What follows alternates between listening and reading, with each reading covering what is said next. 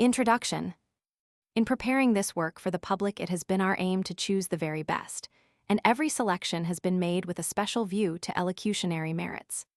The speaker's ideal is composed of carefully selected pieces from the writings of well-known authors, and as a source of supply to the giver of dramatic entertainments, from which they may obtain at once a suitable subject for declamation, recital, dialogue, and drama, this volume is without a peer.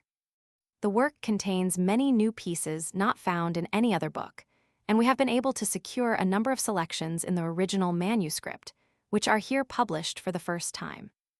Most of the recitations are accompanied by annotations for gesture, by which the amateur, as well as the elocutionist, may be guided in the necessary action, and by a method so extremely simple that the novice who has never had the privilege of instructions in the art of elocution will be enabled to give that indispensable accompaniment, without which there can be neither natural, oratorical, nor dramatical delivery. This important feature has been carefully prepared by one who stands at the head of the profession as an instructor of elocution, and is found in no other speaker. Another of the chief characteristics of this work is the large number of full-page and exquisitely engraved half-toned plates, which have been taken from life and produced at large expense expressly for this book. The speaker's ideal contains every characteristic of a complete book of elocution, and is, strictly speaking, the only speaker ever published. The unprecedented success that has attended the sale of the first editions is proof that our hope to supply a long-felt want has been fully realized, and it is with entire confidence in its merits that we present this work to the public. The publishers. The Gallant 51st. Then came the memorable order from Burnside, which must have thrilled every member of the regiment. Tell Sturgis to send the 51st Pennsylvania to take the bridge. Along the valley's narrow gorge the morning mist outspread, while rifle pit and breastwork strong frowned grimly overhead. The sluggish stream that only served to slake the thirst of kine was soon to see a drearier sight with men drawn up in line. Along the crest a flash of fire breaks red against the sky, along the hillside's narrow slope comes back the quick reply, Ferrero dashes up in haste, his countenance aflame, the 51st must storm the bridge. 'Twas thus the order came. Fix bayonets. Over Hartramp's face a strange smile sent its beam, the red blood flushed, his dusky cheek, his dark eyes all agleam. Sturgis and Cook in vain essayed, and others yet may try, but now the gallant 51st must storm the bridge or die. Bright flashed the sword their leader drew, charge. Like a simoon's blast, the 51st, mid-shot and shell, dashed on the bridge is past. The beaten foe in wild retreat is flying o'er the bridge, huzzah! Huzzah! The 51st has stormed Antietam's bridge. Oh, men of Pennsylvania, along your bloody route lies many a comrade, dull of ear, who may not have heard you shout. But o'er your country's wide domain a paean grand shall burst. A nation's accolade be thine, O gallant 51st. The dead letter. There now, I've read your letter through 3 times. I'll read it once again if you say so. It rests with you. What? Loan you paper, ink, and pen? Why, man, you're weaker than a child. Tomorrow I will gladly write whate'er you wish. Be reconciled, compose yourself, and rest tonight. You think we nuns are good to tend the sick, to count our beads, and pray, but that we do not comprehend how worldly people dread delay in getting word from those they love. Why, sir, you know not what you say, ah. This dark robe too well doth prove the sorrow of that bygone day. No, no, I fully understand what you would say. There's no offense not to forgive. There, take my hand, we now are friends. In confidence the story of a broken life, before the doctor comes I'll tell of how I shunned the cold world's strife and sought a quiet convent cell. Far back in life I loved a man, a generous, noble heart and true, and he loved me as only can, as only gallant natures do. Our days passed by so quietly. Love's dream so rosy-hued had grown that seasons glided by ere we would note that e'en a month had flown.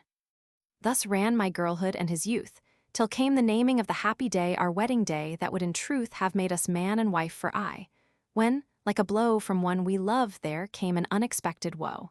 In vain, 'gainst fate, we madly strove. Each cherished hope lay scattered low. A crime had been committed in the village where lived he and I, And mid the first wild, senseless din that marked the people's hue and cry, suspicion on him fell. And so, to 'scape the frenzied, vengeful mob he, innocent, resolved to go away and I to stay and sob. Then, bending low, said he, "This thing will only for a season last. A moment full relief may bring, at most our grief will soon be past.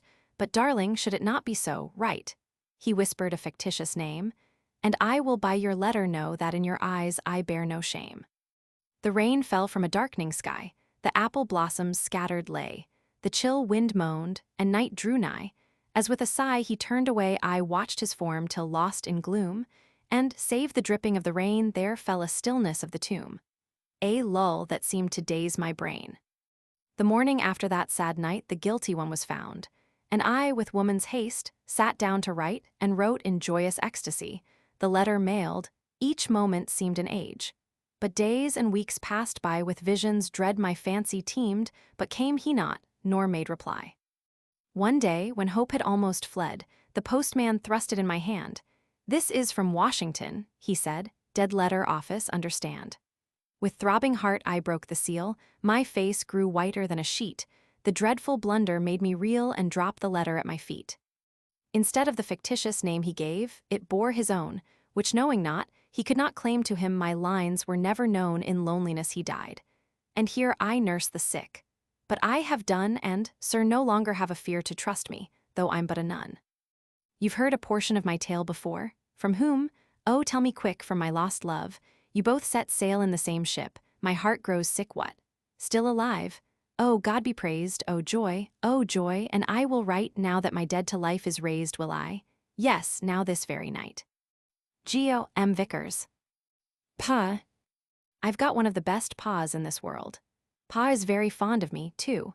In fact, no one ever comes to our house when Pa's home that he don't commence to praise me before he even asks the guest to be seated. Pa's not rich, so we often have to make both ends meet by resorting to novel expedients. And even then, the ends don't stay together worth speaking of. Pa's memory is none of the best. Poor dear man, I've known him to eat 2 soft-boiled eggs while trying to determine whether or not he had seasoned them. The other day Pa brought young Judson, the lawyer, home to dinner. We had codfish and potatoes with warmed-up coffee from breakfast. Ma almost fainted. Judson said he doted on codfish, but then he is a lawyer. Ma trod on my foot, said she in a whisper. Tell your father not to ask him to have more coffee. Pa caught the word coffee. Why, yes, yelled out Pa. Judson, my boy, pass over your cup. I never felt so mortified in my life. There wasn't a single drop in the pot. You must pardon us, stammered Ma. Never mind excuses, interrupted Pa. Pour out the nectar, Matilda. Why? Yes, why? Mother's face was scarlet. It is why have you not had the hole in the bottom of this pot mended? The coffee's all leaked out. Poor Ma, how I pitied her. Last night the Higgins girls called to know if we liked the style of their new silk dresses, such stuck-up mortals. I never saw their father used to mend. Pa's boots owes his fortune to a judicious use of chalk and an old pump, and styles himself a retired milk dealer. Pa happened to be in the parlor when the Higgins girls floated in. Hannah, said Pa, go upstairs and get the silk dress you've just finished. Why, Pa, how you do talk, said I, my heart almost ceasing to beat. Don't be so modest, Hannah, he continued. Show the young ladies how handy you are. Oh, Pa, I cried, trying to get his mind off the dress. Did you ever see such beautiful bonnets? The fates were against me. Ladies, said Pa, that girl is worth her weight in gold. She's just finished trimming over a last season's hat and has just made the handsomest dress out of her ma's old silk frock that ever human eye rested on. The Higgins girls giggled, and I could have sunk through the floor. One day Pa said he would take us to a matinee. It was on a Monday, but Ma said she'd put off the washing, although the washerwoman declared she'd never put up with such tomfoolery again. Pa came home later than usual and almost hurried us to death. At last we arrived at the theater, streaming with perspiration. A grand opera was to be given, and the entrance was crowded. Pa began searching for his tickets. He first dove into one pocket, then into another. Meantime, we were elbowed and jostled by the throng. Strange, groaned Pa, I put them in my vest pocket. Just at that moment Judson and his 2 sisters alighted from a hack. Pa turned white as chalk, then red as a canned lobster. Come, quick, he gasped, this way. We followed him to the corner. What's the matter, dearie? Asked Ma. Why, groaned Pa, Judson's got my tickets. I gave them to him last night, but forgot all about it until he just now jumped out of the hack. So we lost that opera and a good washerwoman, too. Still, Pa's awful nice. Vickers. Dying to win. Fierce blows the gale and cold, loudly the windows rattle. Why, the stars seemed never half so bright. Hark! 'Twas a bell that tolled there again. Must I battle through another dreadful winter night? Better by far to die. Who in this mighty city wastes a thought on such a wretched life? Who heeds my weary sigh? Who sheds a tear in pity? All alone, I wage the bitter strife. Bright gleams yon chandelier, gay sound the reckless voices, and how tempting warm the red grate glows, no. Rather perish here, no my soul rejoices, for I triumph spite of all my woes. Now that I've made my vow, who comes to help me keep it? Are the saints that preach asleep or dead? Ripe is the harvest now, yet comes there none to reap it, not a cent. No home, no crust of bread. Fie upon hearts so cold, not one will deign to aid me, and my own sex turn me off with scorn, sneer at me, call me bold, taunt me, and then upbraid me. Oh, my God, how can I wait till morn? Mother, is that you there? Surely, I must be dreaming. Do not leave me, mother, take me home. Oh, how keen bites the air, yonder the dawn is gleaming. It is I, your child. Oh, mother, come. Sleepy indeed am I, wait till I kneel down. Mother, now I lay me down to sleep, keep off, help. Help, help, I shall die, give me some air, I smother, I am saved. Now let the cold world scoff. Fierce blows the gale and cold, loudly the windows rattle, and the stars are paling out with fright. Oh, 'tis a tale oft told, done is the hard-fought battle, and a weary soul has said good night. Vickers. Little Brown Eyes. Many years ago there lived in a tiny cottage a widow and her 2 children, Frank and Edith. The cottage stood by the roadside, not far from a village, and was almost hidden from view by the pretty roses and vines that clung to its sides. One warm summer afternoon, when Frank was away to the village with his donkey and cart, and the widow was busy sewing in the back part of the cottage, little Edith, who had been weaving a wreath of flowers, lay fast asleep on the front porch, shaded from the rays of the sun by the arbor that covered the door. She lay there with her long golden hair partly hiding her pretty face, with the unfinished wreath still held in her hands, and her little straw hat filled with buds and sprays, upset at her side. Now, the road that passed the cottage was much used by travelers, as it led in both directions to large cities. But on this particular afternoon, not a human being, nor an animal, nor a vehicle of any sort could be seen on its white, gleaming surface. And save the drone of a passing bee, or an occasional chirp from a cricket under the porch, not a sound broke the deep stillness. Even the birds seemed to be dozing, so nap-inspiring was that sultry summer afternoon. An hour later and Edith was still sleeping, when the distant rumble of wheels could be heard. They were yet a long way down the road, although from their peculiar rattle it was evident they belonged to a light wagon, perhaps some farmer returning from market. Presently a cloud of white dust rose above the trees and indicated the point reached by the wagon, but the latter could not yet be seen from the cottage on account of the intervening foliage that skirted the roadside. A few moments later an odd-looking, top-heavy vehicle, drawn by 2 lank horses, emerged into view. Behind the wagon, mounted on a mule, rode a dark-visaged man. When the wagon arrived in front of the house it stopped, and the man on the mule advanced to the garden fence, dismounted, and threw his reins over the gate post. He then opened the gate, and was about to pass to the rear of the cottage when he spied little Edith. The slanting sunbeams had crept so close to her face that it was only a question of a few moments when the bright glare would end her sleep. The man paused and glanced cautiously about him. Then, taking another look at Edith, he stealthily moved on until he reached the back part of the house. The widow sat in a large armchair near the kitchen door, which was open. In her lap lay an old garment that she had been mending. The cool breeze that came through the door from the front of the house blew the pendant honeysuckle against her cheek, but she heeded it not, for she, too, like little Edith, had succumbed to the influence of the sleepy afternoon. The dark-visaged man no sooner took in the situation than he quickly, but quietly, returned to the wagon and said some strange words to a big, stupid-looking fellow who was perched on the front seat of the odd-shaped vehicle, and from whose hands dangled the lines of the lank horses. The fellow stood up, and shading his eyes with his huge, brawny hand, peered toward the house. Then, fastening his lines to a hook in the wagon bow, he jumped lightly to the ground and followed his companion to where little Edith lay sleeping. In the back portion of the wagon sat two persons. One was an old woman with a swarthy, wrinkled face, and the other was a beautiful little girl about 10 years of age. Her hair was not black as was that of the old woman, it was of a rich chestnut hue, and her complexion, although darkened by the sun, was extremely fair. But her eyes, oh, they were the rarest of brown eyes, and as she turned them inquiringly towards the old crone, they seemed like pansies wet with dew, so velvety, so liquid. Without saying a word, she let her long silken lashes drop until her lovely eyes were fixed upon the blankets that lay at her feet.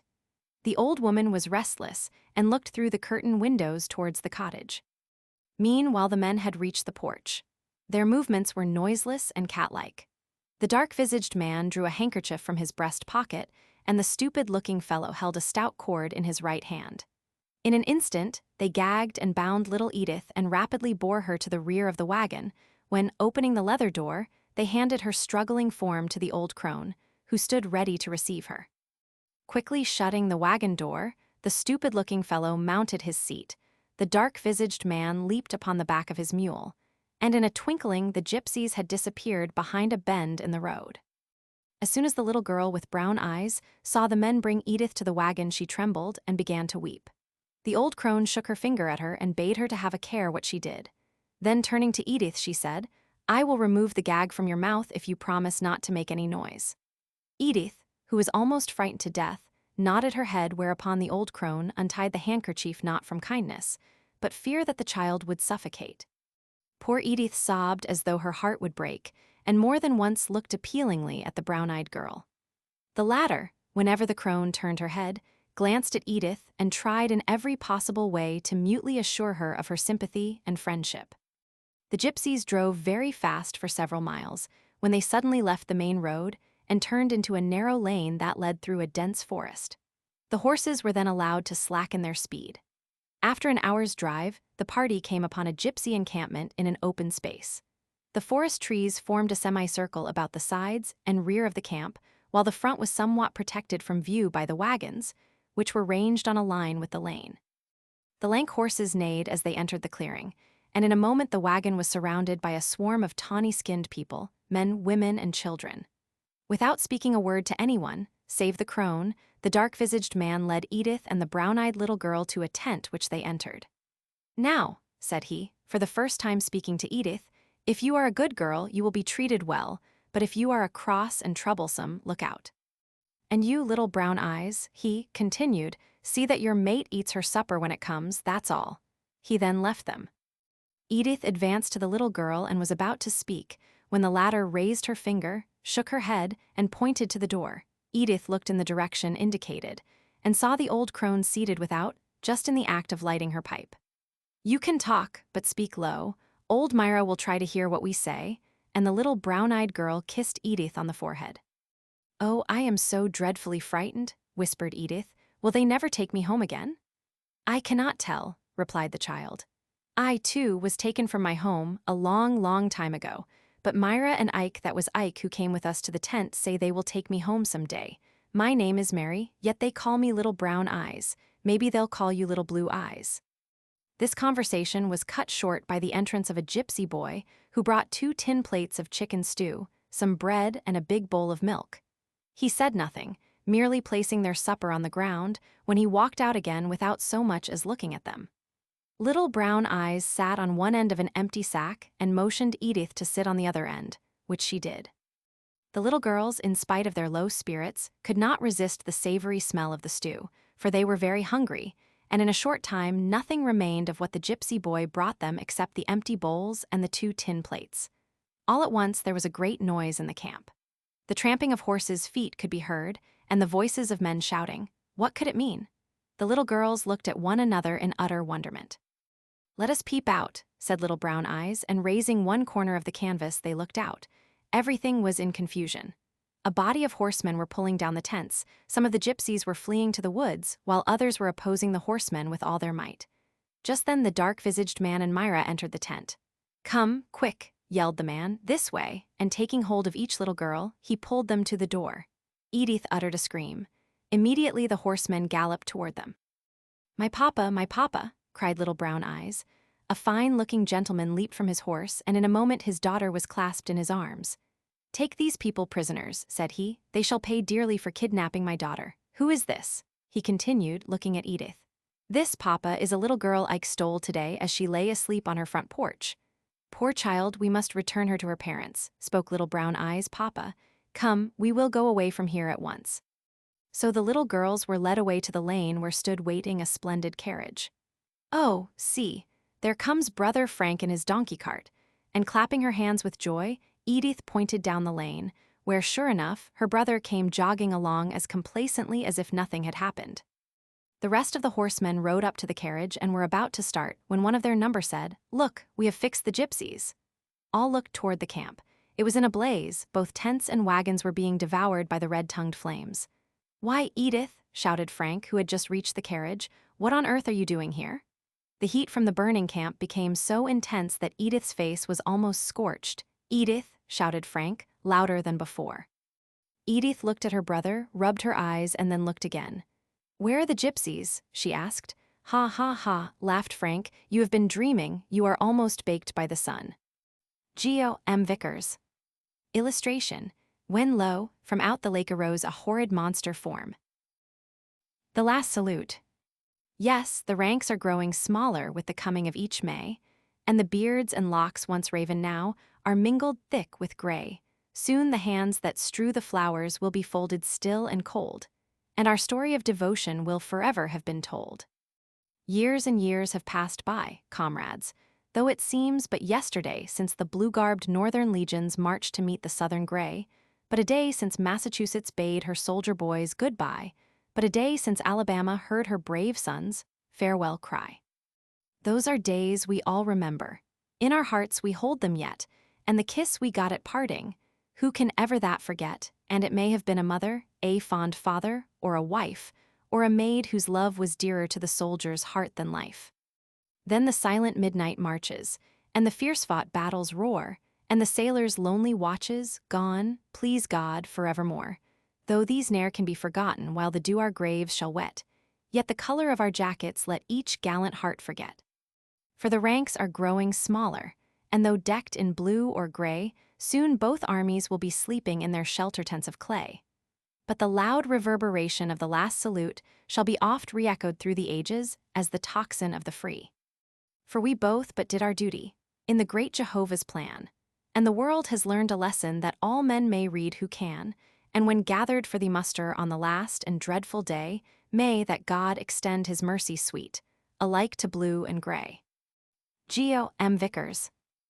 Studying for the contest. Oh dear, if ever I try to learn another piece, I hope to be swallowed by a whale 10 times the size of the one that lunched on Jonah. Here have been 3 weeks trying to get the Flight of the Hottentots by heart, and tomorrow night I am to recite at the contest. But I'm bound that squint-eyed catty screech shall not do me this time. Well, here it goes again, reads from the book without gesture. The swarthy forms steal one by one like shadows past the guard, now soft they creep, now leap, now run from tyrant's base and hard. But hark, what sound is that which comes across the sandy plain? The sentries cry, the roll of drums, alas, their flight is vain. Behold, 1,000 torches flash like meteors into view, while, swift the pagans onward dash, the bold dragoons pursue. See, now the captives reach a stream, a rushing torrent wild, they cannot pass. Oh grief, now for the gestures, with hesitation as though forgetting lines. The swarthy forms steal one by one like shadows past the guard. Confound the gestures, they bother me worse than anything else. Why didn't the fool that wrote the piece say which way they stole, up a hill, down a hill, or across the road? Well, I'll try the next 2 lines. Now soft they creep, now leap, now run from tyrant's base and hard. They must have been acrobats to get over the ground in that shape. I'm desperate, I am. But hark, what sound is that which comes across the sandy plain? No, I mustn't put my finger up like that. Why should a person when alone be required to do it? Am I to warn myself to listen when I have ears? Or, if at all necessary, why not do it effectually and hold up both fingers thus? I'll skip that part. The sentries cry, the roll of drums, alas, their flight is vain. Now this is a puzzler. The sentries cry. Was it a whoop, a yell, a shriek, a halloo but fiddle? Who ever heard a sentry cry, "Why soldiers are brave men and never weep"? That is unquestionably a poetical license. The roll of drums. What on earth were the drums rolled for? It looks to me as though the Hottentots were drummed out of camp. Alas, their flight is vain. I don't believe there was a flight of the Hottentots. What authority is there for the flight? What made them fly anyhow? Well, I must move on. Behold, 1,000 torches flash like meteors into view, while swift the pagans onward dash the bold dragoons pursue. That's better. The principle could not beat that, particularly the behold, and the SWIFT next comes the climax, a long respiration, end. See, the captives pass a stream, a rushing torrent wild, they cannot pass. Now I object to this vague style of literature. The poet is silent as to how they reached it, with their hands thus, or with their feet thus, or on horseback with a woe. Woe, Dobbin, how am I to gesticulate correctly, not knowing the facts? I'll do the poem to suit myself, and if I fail to win the prize, it will be through the stupidity of the judges, so there. Geo. M. Vickers. Crazy Nell. Come, Rosie, come. I heard the voice and looked out on the road that passed my window wide, and saw a woman and a fair-haired child that knelt and picked the daisies at the side. The child ran quickly with its gathered prize, and, laughing, held it high above its head. A light glowed bright within the woman's eyes, and in that light a mother's love I read. She took the little hand, and both passed on. The prattle of the child I still could hear, mixed with the woman's fond, caressing tone, that came in loving words upon my ear. Come, Rosie, come. Years, many years had gone, but yet had left the recollection of that scene, the woman and the fair-haired child that knelt and picked the daisies on the roadside green. I looked. The old familiar road was there. A woman, wan and stooping, stood there too and beckoned slowly, and with vacant stare that fixed itself back where the daisies grew. Come, Rosie, come. I saw no fair-haired child run from the daisies with its gathered prize. Come, Rosie, come.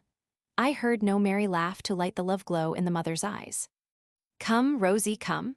She turned, and down the road the plaintive voice grew fainter on my ear, caressing tones not mixed with prattle now, but full of loving words I still could hear. I, wondering, asked a gossip at my door. He told the story all there was to tell. A little mound the village churchyard bore, and this, he said, is only crazy Nell. Joseph Whitton. Illustration. Fly, fly, beloved mistress, the devils of the mountains are upon us. Sir Rupert's wife. You see where the cliffs frown yonder in a line of dingy red. That wild, fierce crag, the highest, is known as Sir Rupert's Head. It's 500 feet and over from the brow to the sea below, and it won its name in the winter 100 years ago. There wasn't a squire in Devon so famous as Roderick Lee. He was lord of the broad, rich acres, good-looking and fancy-free. He came of a race of giants, stood 6 feet 2 in his socks, and once, for a drunken wager, with his fist he had felled an ox. Daredevil Lee was his nickname. He was last of a lawless line who had gone to the deuce full gallop, through women and cards and wine. He wasn't so bad as they were, he was more of a hunting squire, and he freed the name a little from some of the ancient mire. His wasn't an easy country, but he'd take it every inch, and ride as straight as an arrow where the boldest well might flinch. When a lad he had climbed yon headland, climbed it from base to crest, for a short-frocked hussy who wanted the eggs from a seagull's nest. One winter he went to London, he then was about 43. His steward had told the parson he'd lawyers in town to see. 'Twas dull in the place without him, for his mansion was Liberty Hall. There was always a warm, wet welcome for neighbors who chose to call. He was gone for a 12-month nearly, writing to no old friends, but a Devonshire man in London news to the parson sends.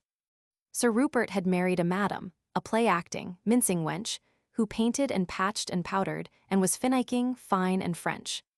She was no more French than I am, but this was about the time that French was the title given to nigh every kind of crime.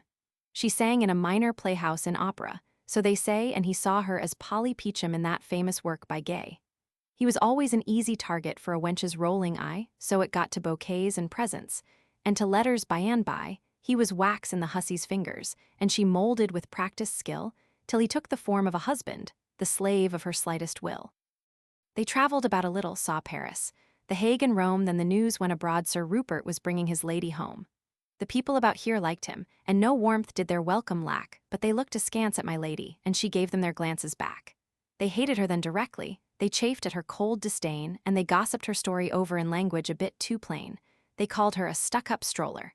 And somehow the scandal grew, till my lady as Polly Peachum the whole of the country knew. Sir Rupert was broken-hearted when he heard of the mocking tone, and he quarrelled with all his comrades until he was left alone at the hall with Polly. For the gentry had cut her dead, but his heart was as true as ever to the woman he had stooped to wed. To him, she was just an angel who had come from the holy skies, that his heart might bask forever in the light of her lustrous eyes. No wine, no cards, and no hunting. He kept at my lady's side. 'Twas a great big boy with a sweetheart, not a man with a year-one bride. She pined in the lonely mansion. She wanted society life, she wanted to play my lady as well as Sir Rupert's wife. Sir Rupert must ask a party not of bumpkins, but folks from the town. He had plenty of friends in London. Would he not ask them down? They came, and the sound of laughter rang through the hall once more, and my lady was proud and happy, but her husband's heart was sore. He had learned from an idle whisper a whisper, not meant for him a secret, that sapped his lifeblood and the strength of each stalwart limb. He reeled when he heard the whisper and guessed at the ghastly truth. 'Twas the tale of a playwoman and a curled and scented youth, a dandy of 26. The son of an old chum, he was one of the guests invited, and one of the first to come. Sir Rupert had been in London a guest of his father's, too, and this young fop, he remembered, had led him his wife to woo. He had raved of this Polly Peachum, and dragged him to hear her sing. He said at the time he knew her 'twas a planned and plotted thing. And now she was always with him. They chatted and laughed away. She was cold and dull with Sir Rupert. With him she was kind and gay. She was weary of playing my lady, and of being Sir Rupert's wife she pined for the tinsel glories of the old bohemian life. She hated the dull decorum, she hated the legal tie. Her cage was a cage, though gilded. Then the tempter whispered, "Fly." One night their chairs were empty, and slowly the news leaked out. 2 horses were gone from the stable. 'Twas a settled thing, no doubt. Sir Rupert was white with horror, but he turned to the gaping crew and cried, "It's a lie, I tell you. Who dares to say it's true?" Then seizing his holster pistols, he mounted his fleetest mare and made straight for the Red Cliff roadway. He guessed they had gone by there, for that was the way to London. From Exmouth the pair would post, and the road they were bound to travel was the road by the rugged coast. If you look you will see it passes right over the headland's brow. Only a century distant, it wasn't as good as now. He dug his spurs in the hunter, and it flew up the fearful steep. 'Twas a wild, fierce night in winter, and the snow lay thick and deep. But the moon through the clouds had broken, and right on the head he spied a horse that had slipped and fallen, and the rider by its side. And over them bent a figure, but whose he could scarcely see. Then he uttered a cry to heaven that his wife unharmed might be. And lashing his steed to fury, it flew through the slippery snow, while the wild waves roared a warning 500 feet below. A slip and both horse and rider would roll to a hideous fate. But Sir Rupert, with set white features, rode to the headland straight. They heard him now, and the woman rose from her knees and moaned, and the man gave a sudden shudder and opened his eyes and groaned. Sir Rupert reined up so fiercely that the mare on the precipice reared, and the woman sprang back with horror, in the jaws of the death she feared. For a moment she seemed to totter, and then with a piercing cry went over that awful headland that seems to touch the sky. For a second no sound was uttered, only the billows roared, while up from its nest a seagull, startled and shrieking, soared. Then, shouting for help, Sir Rupert clutched at the snow-clad turf and glanced with a look of horror down at the boiling surf. And as he lay there peering, right at the farthest edge, something his eyes detected a heap on a narrow ledge. It was 30 feet between them, but he knew 'twas his wretched wife, and he vowed, though his own paid forfeit, he would save her guilty life. He could see there were tiny juttings where his foot might find a hold, and the man he had quite forgotten was worth his weight in gold.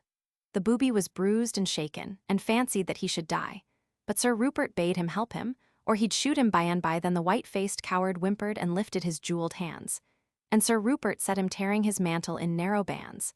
Then the strips were twined together and tied to a rough stone seat, and over went brave Sir Rupert, clinging with hands and feet.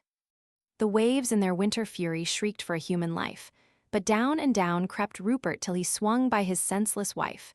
Stooping, he clasped her firmly, one hand on the doubtful rope, pressed his lips on her marble forehead, and whispered her, "Darling Hope." Then, breathing a prayer to heaven to save them both that night, he twirled with his heavy burden up the face of the frowning height.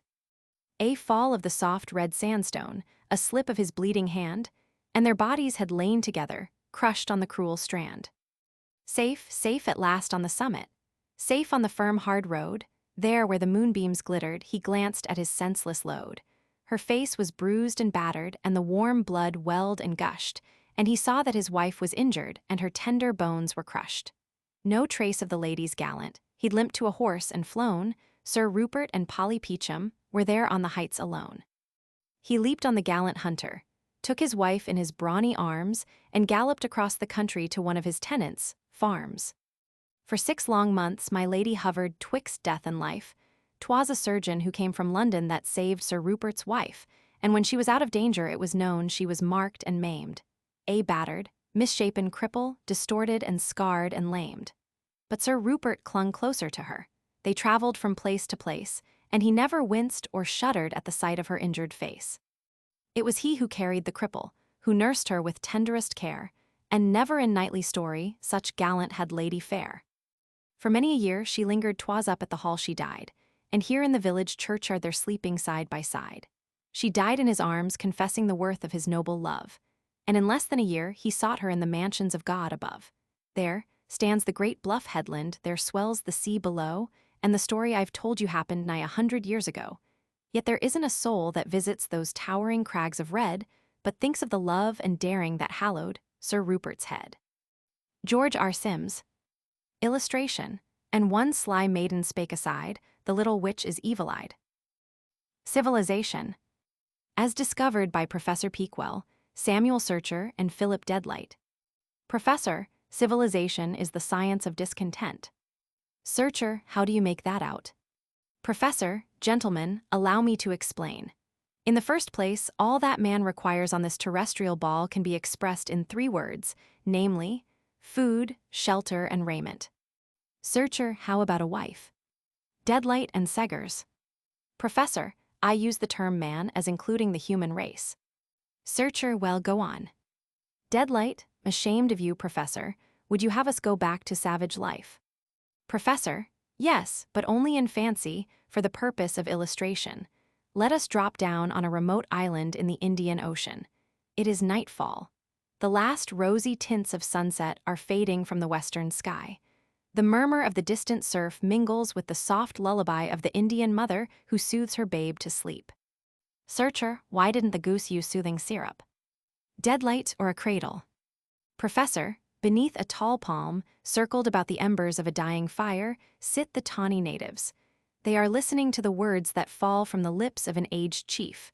With rapture, they hang upon the oft-told legend of the isle. In their hearts they wonder at the old man's wisdom. As he dilates upon their bygone deeds, and their present might, their eyes involuntarily wander toward the rich foliage that gently sways on yonder high hilltop. Now they glance at the bright stars that peep forth from the upper blue, and now at the dim ocean that stretches away on either hand like a desert waste. Contentment almost perfect sits on every brow. Each savage has his spear, his hut of twigs. Thus the great Creator hath set them to fulfill their mission, and yet the spear and hut are the initial steps in the march of civilization. Only luxury lies beyond them. Comparative luxury is the acme of civilization. Searcher, you're a crank. Deadlight, no, he's a philosopher. Think of the blessings of savage life. No creditors to ring your doorbell and make you leap out of your chair with consternation. Searcher, that is a point. Deadlight, then there's no fashion to ruin a man every time the seasons change. Look at that bonnet yonder. I'll wager it cost $30. Searcher, and that dude's coat, to say nothing of his monstrous collar. Professor, hold on. Deadlight, and there's no bank cashier to skip away with your limited balance. Professor, hold on, I say. Civilization is good. It elevates mankind, but the higher our civilization, the greater our wants. Therefore civilization is the science of discontent. Searcher, humph. Deadlight, ahem. Professor, we will now adjourn. Geo. M. Vickers. Getting ready. Characters. Nicholas Neverslip, a modern husband.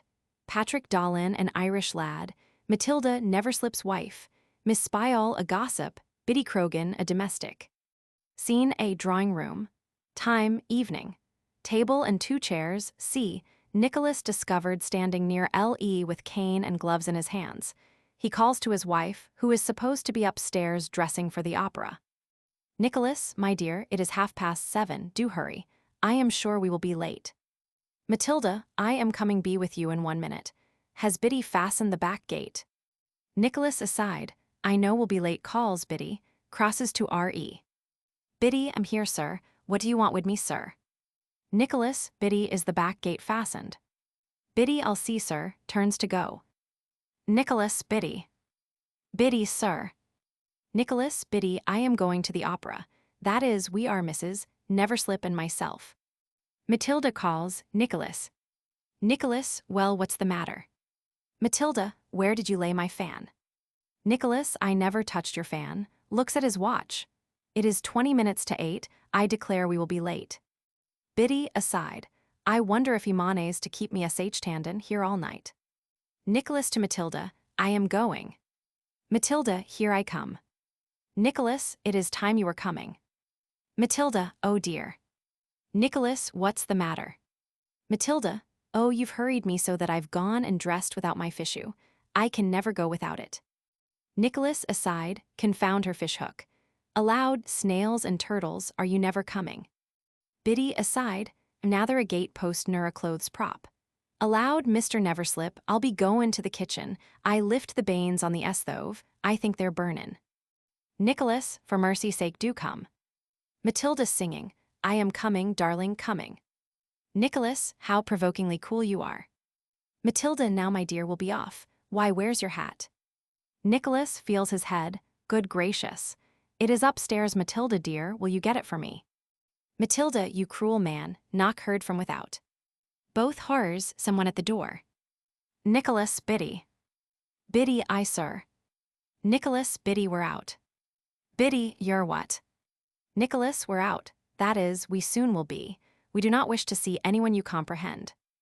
Biddy, angrily, don't want to see anyone I comprehend. Sir, I'm an honest Irish girl, and I never comprehended anybody. Arms akimbo, never. Nicholas, go to the door and say we're out. Biddy, aside, the man is surely out of his head. Matilda, oh my, we'll never get off. Nicholas, my dear, it's all your own fault. Matilda puts handkerchief to eyes. Dear, dear, Nicholas, hark. Miss Spyall from without, take this card too.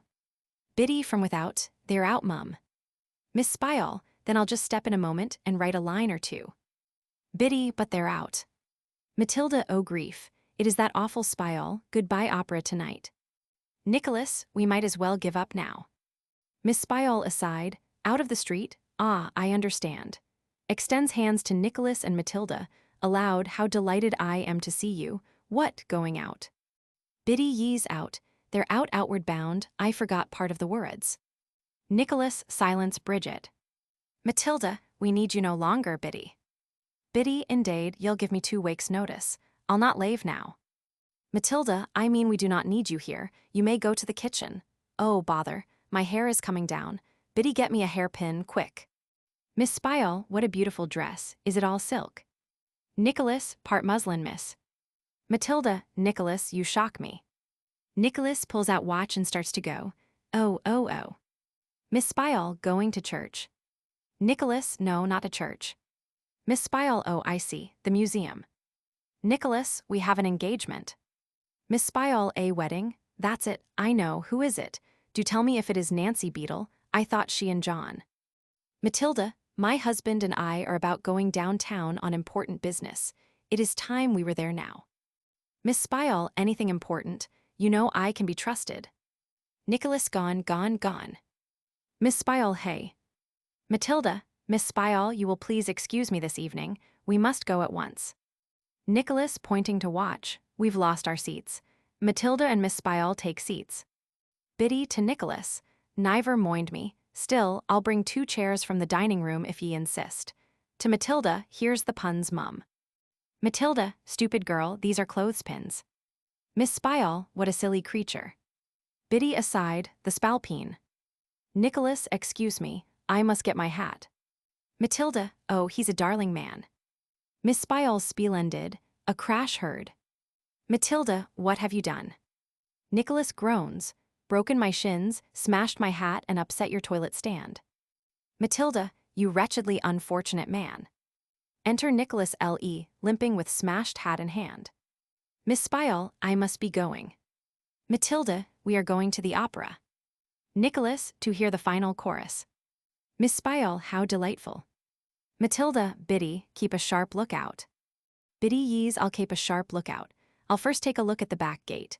Poor Pat's been waitin' at that same gate for a whole hour. Faith, he's estharved with the cold. Starts and listens. Arrah, what's that?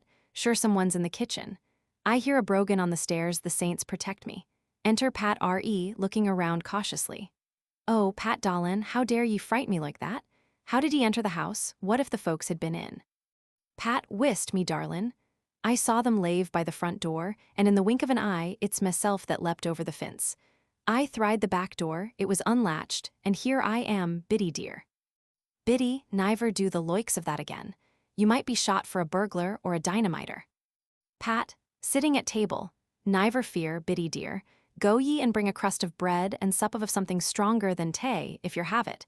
Sure I've room here for a loaf, and I'm thrimblin' wid wakeness. Biddy, I'll see what's lift in the pantry. Be aisy till I come back. Starts to go. Pat, Biddy. Biddy, what, darlint? Pauses. Pat, do we hear anything? Biddy, it's the niver slips. Run for your life. Pat, be aisy. It's me poor heart beatin', and nothin' more. It always bates when I see that face.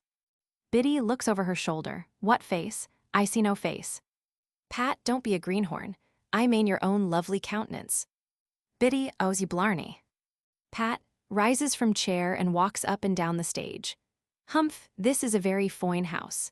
It lacks the comforts of a home, however, for there's not the sign of a pipe or a bacca-bowl about the room. They are evidently Maine people. Enter Biddy R.E. carrying tray, on which are loaf of bread, a knife, a black bottle, and 2 glasses. Look at that now. If that isn't the tip of hospitality, my name, not Patrick Dollin. Biddy places tray on table. Now, Pat, ye must not thrifle over the sup, fills glass from bottle, but drink it at once. It would niver do to have the folks foindy here. Pat takes glass, here's to our wedding day, drinks jumps to his feet and runs about stage holding his throat. I'm pisoned, I'm kilt. Biddy following him about. Sh peak, me darlint Pat. Pat gasping and pointing to bottle. Look at that, what's in the bottle? Biddy, sure I can't read. Hands bottle to Pat. Pat, St. Patrick define me.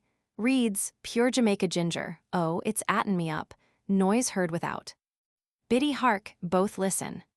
Nicholas from without. We should have taken an umbrella. Hurry in or we shall be drowned with the rain. Pat agitated. Put me away, hide me, cover me up. Biddy, run, no sh top there here. Get under the table. Pat crawls under table. Bad luck to the rain. Biddy, arrah, what shall I do? He's opening the door with the night key. Cape sh till, Pat. Nicholas, walk in Miss Spial. It is only a shower. Miss Spial aside. Refreshments as I live. Aloud, I feel real chilly. If I were home, I'd have a bowl of hot tea or something warm. Biddy, I was thinkin', mum, that ye might be cold. Matilda, what's that, Biddy? Biddy, I thought ye'd need a warm drink and a bite, so I've the bottle and bread handy for yez. Points to bottle. Nicholas takes bottle, Jamaica ginger. Matilda, the idea, bread and ginger. Why, Biddy, you are certainly becoming insane. Miss Spial aside. I thought they were too mean to have cake and wine. I thought it was a pound cake. How disappointed and hungry I feel. Aloud, I wonder if it still rains. Nicholas, be seated, ladies. Biddy, go to the door and see if it has stopped raining. Matilda and Miss Spial take seats at table. I will see if I can find an umbrella for Miss Spial. Pat's head rises slowly from behind table. Miss Spial, does Mr. Neverslip smoke much? Matilda, never at all. Why do you ask? Miss Spial, I thought I detected a strong odor of an old pipe. Pat, aside ye spalpeen, pulls her ear and stoops behind table. Miss Spial, oh, indignantly, don't do that again. I dislike such familiarity. Matilda, astonished, why, what's the matter with you? Miss Spyall, I guess if I were to pull your ear you would know how it feels. There. They turn their backs to each other angrily. Pat peeps from under table and pulls Matilda's ear. Matilda, springing to her feet, "You impudent gossip, how dare you?" Rubs her ear. "If you want exercise, try pedestrianism. I will excuse your presence." Points to door. Miss Spyall, rising and backing off. I am shocked beyond expression. Aside, if I only get out the woman's surely mad. Matilda, my dear, give Miss Spyall the umbrella. She is surely ill and should get home with all possible speed. Miss Spyall, not at all, sir. It is your insolent wife who needs your attention. Nicholas, what is the meaning of such singular language? Picks up bottle, you have not been tampering with this. Biddy, look at me sh splendid shawl, an elegant present that I have just received. Unfolds shawl and advances towards rear of table. Nicholas, some other time, Biddy. We are engaged at present. Miss Spyall aside, the whole family are certainly crazy. Matilda, in no humor to look at shawls, I prefer taking a dissolving view of somebody's back. Looks at Miss Spyall. Biddy holds up shawl with both hands. Pat, get behind the shawl. Pat crawls behind the shawl, screens himself from view, and moves off with Biddy. Biddy, backing towards the door. It shows better at a distance, mum. Nicholas, advancing to Biddy. This must cease. Biddy, don't come too close. Ye'll spoil the effect. Matilda, take the shawl from her. Nicholas, let me have it. Pulls shawl from Biddy, exposing Pat to view. Pat bowing, Yes'll pardon me, but I was always bashful. Nicholas, explain yourself at once. Matilda, look after the teaspoons. Miss Spyall aside, here's a nut to crack, here's a scandal. Biddy crying and holding apron to eyes. I'll tell Yes the truth. Patsy and myself are engaged to be married, and seein' as I was to be lift alone in this big barn of a house, and bane timid, the poor man just happened in to kape me company for a few minutes. Pat, what she says is entirely true, your honors. It's myself that can bring a reference the length of me a rum. Nicholas, enough. Biddy is too good a girl to be guilty of even a wrong thought. Our spoons are safe, and I, all advancing to front, have but one suggestion to make, that in future you entertain him in the kitchen, where you will not be likely to be disturbed by unwelcome visitors. Matilda, if I thought I would be free from unwelcome visitors, looking at Miss Spyall, I'd go to the kitchen too. Pat, the next kitchen we mate in will be the kitchen of Mr. and Mrs. Patrick Dolan. How do we like that? Miss Spyall aside, well, I'm supplied with a lot of fresh news anyhow. All take positions. Nicholas, and as there appears to be a wedding near at hand, we must prepare for it. So we'll say good night and dream of getting ready. G.O.M. Vickers. The Humors of Elocution. Sitting in our library some few weeks ago, we were startled by a resounding knock upon the door, and in answer to our summons, "Come in," a large woman entered, followed by a bouncing girl of 17 or thereabouts. The costumes of both bespoke them to be just from the rural districts. After a courtesy from the woman, followed by a facsimile from the girl, the former said, "We've heard that you was a good hand at learnin', people fur to speak pieces, and Samanthy here has to spout at the next meetin' of our lyceum, and she wants you fur to larn her somethin' funny. You see, all the young folks down our way has gone just cracked over speakin' pieces, and the school ma'am has been coachin' 'em, but Samanthy wants to do better nor the rest, and wants to have it to say that she has took lessons from a reg'lar perfessor, so I thought if you would find her a piece and coach her on it, I wouldn't begrudge $0.25. Even if I has to save it out of my egg money, then if she'll hold on to what she larns, she can go ahead of the hull caboodle of 'em." Seeing in the credulous face of the old woman a rich chance for some fun at her expense, we said, "Is it howled on ye say? And did I howled on till the heart of me was clane broke in twarly, and me wastin' that thin you could clutch me wid your 2 hands?" "Oh, law," exclaimed the old woman, "is elocution so bad on you as that, but you don't seem to look the wuss for it now?" "Seems, madam, nay, it is, I know not seems. Oh, that this too solid flesh would melt, thaw, and resolve itself into a dew." "Oh, I catch your meanin' now. You mean you was thin and then you got fleshy. That's just like my husband's sister's son's wife. You see, she was always sickly, but she was such a shrew." "Oh, yes, 'tis about 20 years since Abel Law, a short, round-favored, merry old soldier of the Revolutionary War, was wedded to a most abominable shrew." "No, marm, you're mistaken. Her husband's name was Timothy Titcomb, and he never was a soldier. But he was just like a rollin' stone. He never made nothin'. Off a rollin' sh-tone vast dare root of all effil, unde set and hens vould catch dare early vorm by chance dare usual vay, also dare early bird vould not got fat on moss over he don't had vorms, ain't it?" The girl, who had been standing at one side with her mouth wide open, here pulled her mother's sleeve and whimpered, "Mom, let's go." "I'm afeard, I think that woman's mad," we turned upon her with. I'm mad, I know I'm mad enough to drive one mad, stark, raving, howling, crazy mad. It is to lose one's child." Samantha subsided and flew behind her mother like a chicken behind an old hen. The old woman laid her hand tenderly on our shoulder and said sympathizingly, "Poor creeter, she's lost a child. I think I'd go crazy too if I lost Samanthy. Poor lamb. Mary half got a leetle lambs already, dos will vas vite like sh now. Und every times dot Mary did vend ood, dot lambs vent ood vid Mary." "Massy sakes," cried the woman, "what do you call yourself, Dutch, Irish, or American? My father and mother are Irish, and I am Irish too. Mon Dieu, madame, vat you please. Is this a dagger which I see before me, its handle toward my hand? Come, let me clutch thee, I have thee not, and yet I see thee still. What light is this which surrounds me and seems to set fire to my brain? What whistle that, yelling so shrilly? Ah, I know now, 'tis the train." The woman then said, "Samanthy, I think it is time we was talkin' the train. I don't think I could trust you to come here alone. Good day, marm, we must be goin'. I would like to send you some of my yarb tea, it's powerful soothin' to the nerves. Be that word our sign of parting. Get thee back into the tempest and the night's Plutonian shore. Leave no black plume as a token of that he thy soul has spoken. Leave my loneliness unbroken."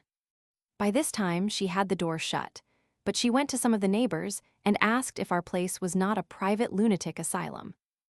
F. Lizzie Pearce. The reason why.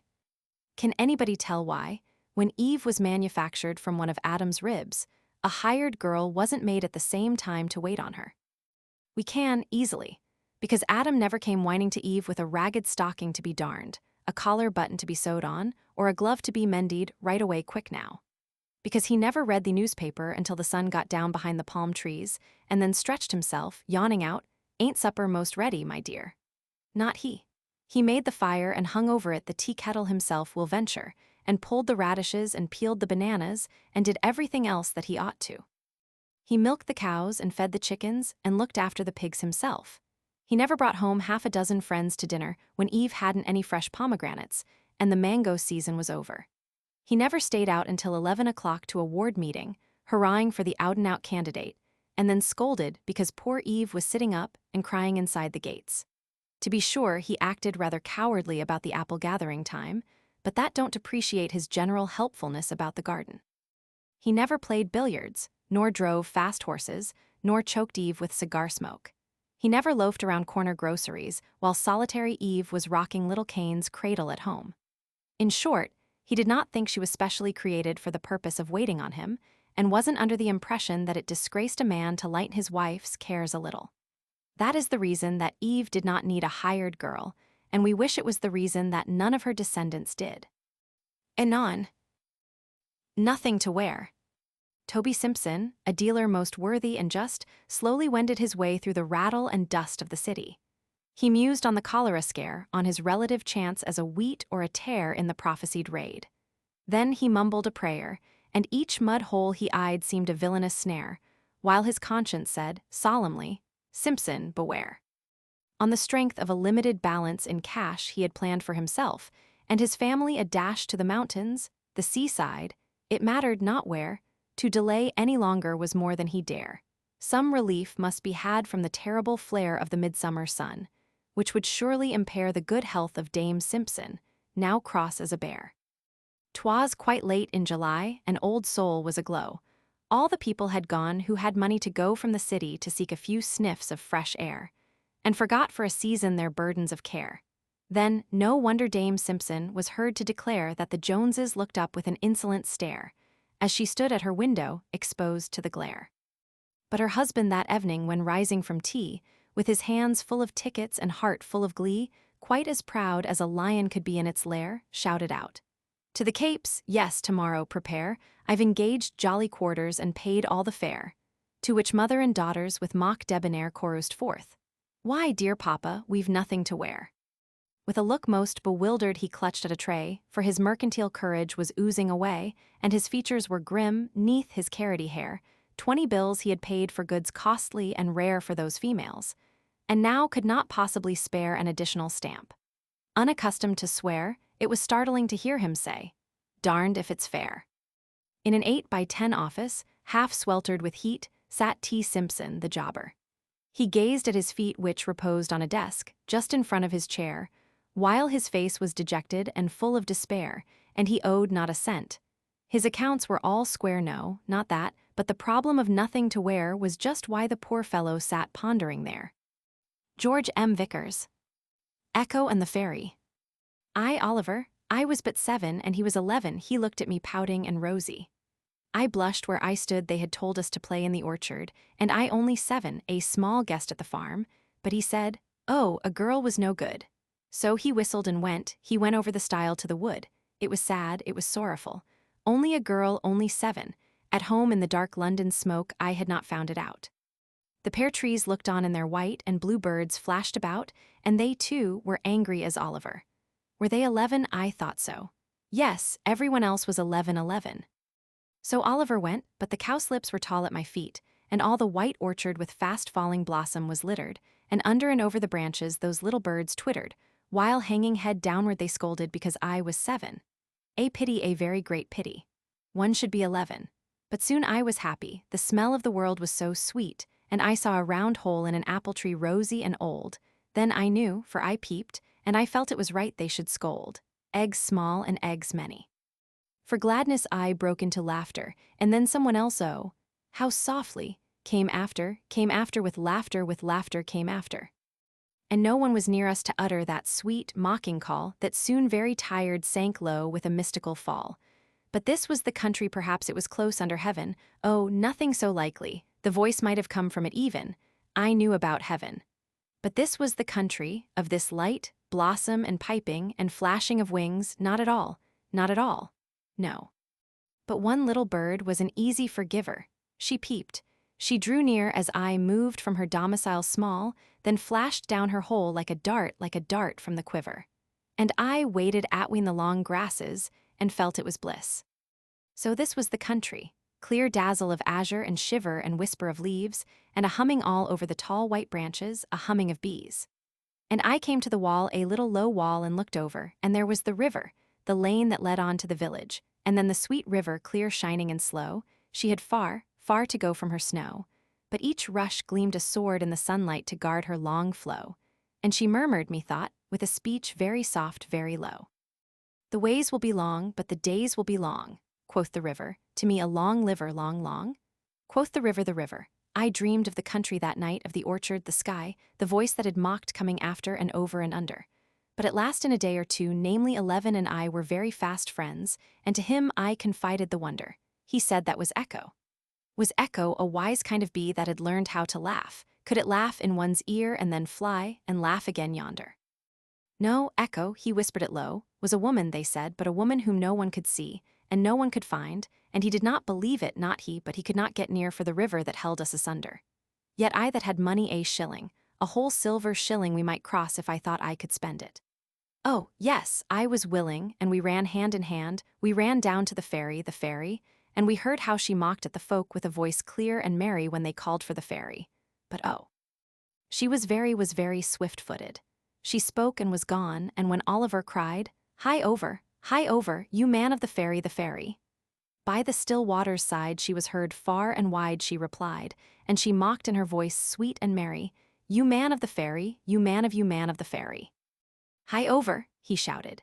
The ferryman came at his calling, across the clear reed-bordered river he ferried us fast. Such a chase! Hand in hand, foot to foot, we ran on. It surpassed all measure her doubling so close, then so far away falling, then gone, and no more. Oh, to see her but once unaware, and the mouth that had mocked, but we might not yet sure she was there, nor behold her wild eyes, and her mystical countenance fair. We sought in the wood, and we found the wood-wren in her stead in the field, and we found but the cuckoo that talked overhead by the brook. And we found the reed-sparrow, deep-nested in brown, not echo, fair echo, for echo, sweet echo, was flown. So we came to the place where the dead people wait till God call. The church was among them, gray moss over roof, over wall, very silent, so low. And we stood on a green, grassy mound and looked in at the window, for Echo, perhaps, in her round might have come in to hide there. But no, every oak-carven seat was empty. We saw the great Bible old, old, very old. And the parson's great prayer book beside it. We heard the slow beat of the pendulum swing in the tower. We saw the clear gold of a sunbeam float down to the aisle, and then waver and play on the low chancel step and the railing. And Oliver said, "Look, Katie, look, Katie." When Lettice came here to be wed, she stood where that sunbeam drops down, and all white was her gown, and she stepped upon flowers they strewed for her. Then quoth small 7, "Shall I wear a white gown and have flowers to walk upon ever?" All doubtful. "It takes a long time to grow up," quoth 11. "You're so little, you know, and the church is so old, it can never last on till you're tall." And in whispers, because it was old and holy and fraught with strange meaning, half felt but not told, full of old parsons' prayers, who were dead of old days of old folk, neither heard nor beheld, but about us in whispers we spoke. Then we went from it softly, and ran hand in hand to the strand, while bleating of flocks and birds piping made sweeter the land, and Echo came back e'en as Oliver drew to the ferry. "O Katie, O Katie, come on then, for see the round sun all red lying low by the tree, by the tree, by the tree." Aye, she mocked him again with her voice sweet and merry. High over, you man of the ferry, the ferry. You man of the ferry, you man of the ferry. I hear it was here that we woke her. The echo of old, all life of that day seems an echo, and many times told. Shall I cross by the ferry tomorrow and come in my white to that little low church? And will Oliver meet me anon? Will it all seem an echo from childhood passed over passed on? Will the grave parson bless us? Hark, hark, in the dim failing light I hear her. As then the child's voice clear and high, sweet and merry, now she mocks the man's tone with high over the ferry, and Katie. And Katie, art out with the glowworms tonight, my Katie? My Katie! For gladness I break into laughter and tears. Then it all comes again as from faraway years. Again, someone else, oh, how softly. With laughter comes after, with laughter comes after. Jean and Jello. Roderick Lee. This is a wild, lone valley, and the road that threads it through is the loneliest road I know of. And I've traveled not a few, those hills on the left so barren, and yon towering, rocky ridge. Look down on a sluggish river that is spanned by a moss-grown bridge, and nigh to the bridge like a sentry. A tall, gray chimney stands, mid the wreck that time has buried, neath the tangled weeds and sands. In this valley 3 ruins moulder that were once 3 happy homes, and where once fond voices mingled, now the sly fox fearless roams, then these locks were thick and glossy, that are now so sparse and gray. Then I'd clamber these rocks as willing by night as I would by day, but if a royal scepter, if the world were promised mine to cross again this valley, I would shudder and decline. Roderick Lee was a miller, and as grist was hard to find down in his old New Hampshire, he had little or naught to grind. So, with his young wife blooming and his brown-eyed daughter Nell, together with 2 young farmers, he came to this place to dwell. And many's the mile of prairie, and many's the forest drear, that lay twixt the far-off Merrimack and the stream that ripples here. Yet with a heart as buoyant and as brave as it was true, young Lay, mid the cheers at parting, bade his native town adieu. Then came the weeks of toiling, aye, months, ere the scorching plain was crossed, and his eyes were greeted by the distant mountain chain. But the white-topped, dusty wagons at last made their final stand, and he knelt to breathe thanksgiving with his little pilgrim band. Stay, even now in fancy, I can see their forms once more. I can see their peaceful faces and the look of hope they wore poor Kate and Nell and Edith, young Harry, Mag and Joe. Neath that oak I see them kneeling, though 'tis 30 years ago, and long ere the hazy autumn had mellowed another year, our huts were built in the clearing, and our corn hung ripe in the ear. Joe was a model husband, as fair Edith. His wife, well knew, and Mag and her raw-boned Harry lived as loving couples do. But as their homes were childless, very natural-like it fell that these kind and worthy people thought the world of little Nell. Many a time they kept her whole days, 'gainst her mother's will, first in the hut by the river, then in the hut by the hill. Once in the chill November, when the slender moon hung low, and the barren hill-tops yonder were clad in a gauze of snow, Kate, with a gleam of mischief in her bright and twinkling eye, started across the river to the hut of Joe, hard by, and Roderick sat by the window, watching her out of sight, dreamily watching the shadows of that chill November night. Ere it had seemed a moment, she again stood by his chair. She had called at their neighbor's cabin, but Nellie had not been there. Roderick, slowly rising, took his rifle from the rack, for the road was wild and lonely and led through a forest tract. Over the ruts and boulders, chatting, they strode along till the voice of raw-boned Harry was heard in a merry song. "Singing for Nell's amusement," said the wife as she hurried on. "Pity," she added, musing, "that they have no child of their own." Soon, with a hearty greeting, they were met at the cabin door. "And where is your little daughter?" asked Mag as she scanned the moor. "Question your good man, Harry, for I'll venture that he can tell," said Kate, then smiling added, "We must stop lending little Nell." Mag, with a playful gesture, drew the bedroom screen aside. "See," she exclaimed, "she's not here. Now I hope you're satisfied." "Come, Maggie, come, don't trifle, for the hour is growing late. I know that the child is hiding. Would you have us longer wait?" Thus queried Kate, half pleading, when a look akin to fear stole over the face of Harry as he said, "She is not here."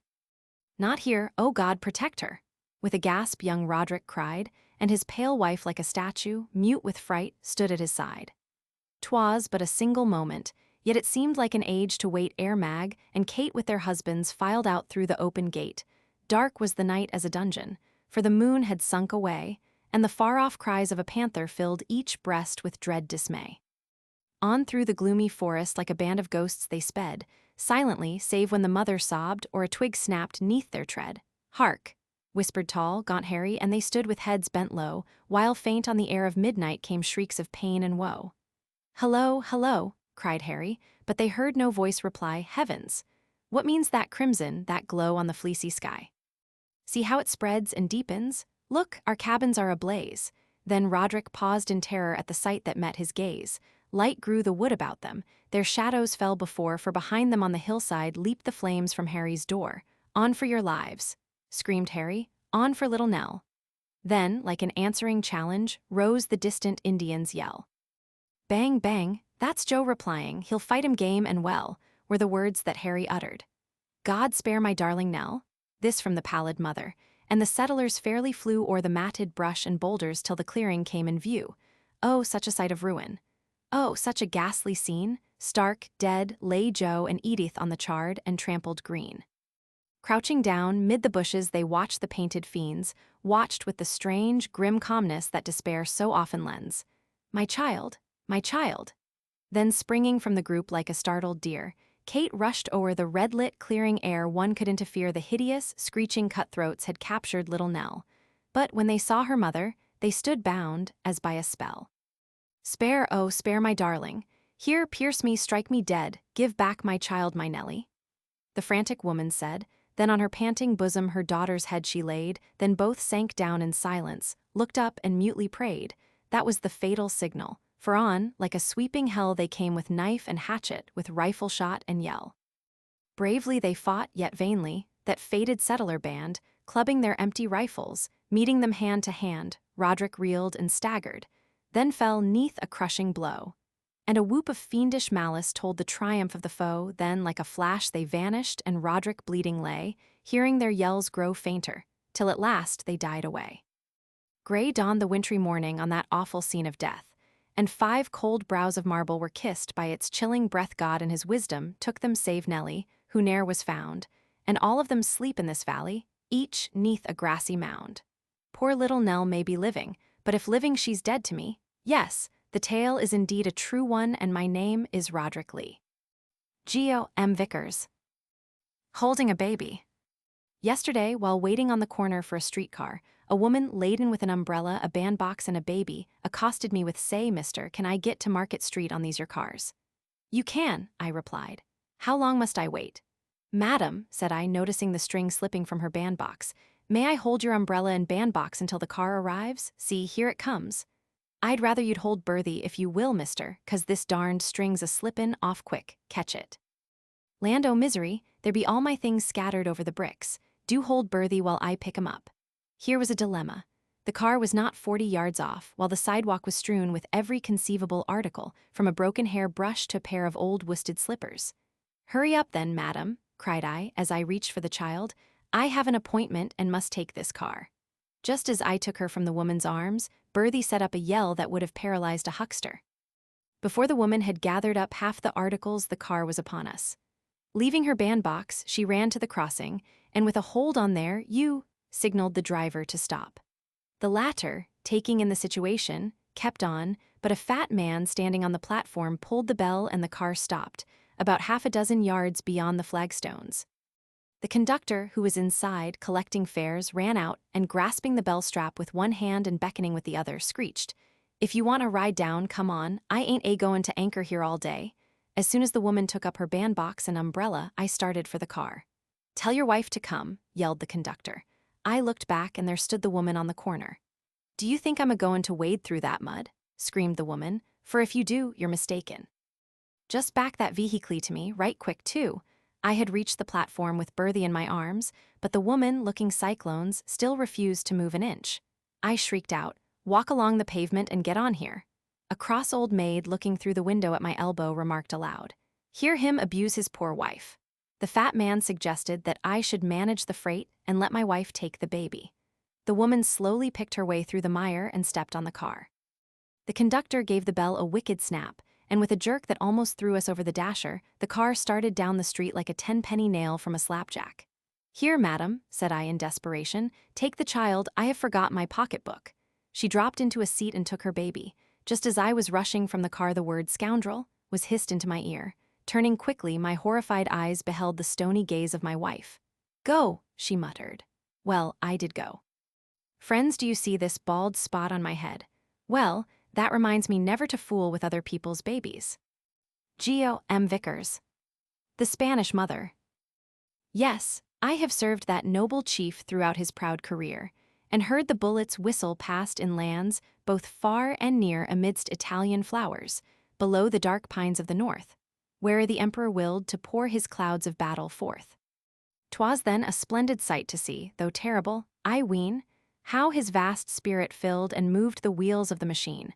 Wide-sounding leagues of sentient steel, and fires that lived to kill, were but the echo of his voice, the body of his will. But now my heart is darkened with the shadows that rise and fall between the sunlight and the ground to sadden and appall. The woeful things both seen and done we heeded little then, but they return, like ghosts, to shake the sleep of aged men. The German and the Englishman were each an open foe, and open hatred hurled us back from Russia's blinding snow intenser far.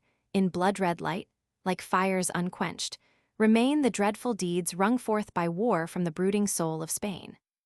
I saw a village in the hills, as silent as a dream, not stirring but the summer sound of a merry mountain stream.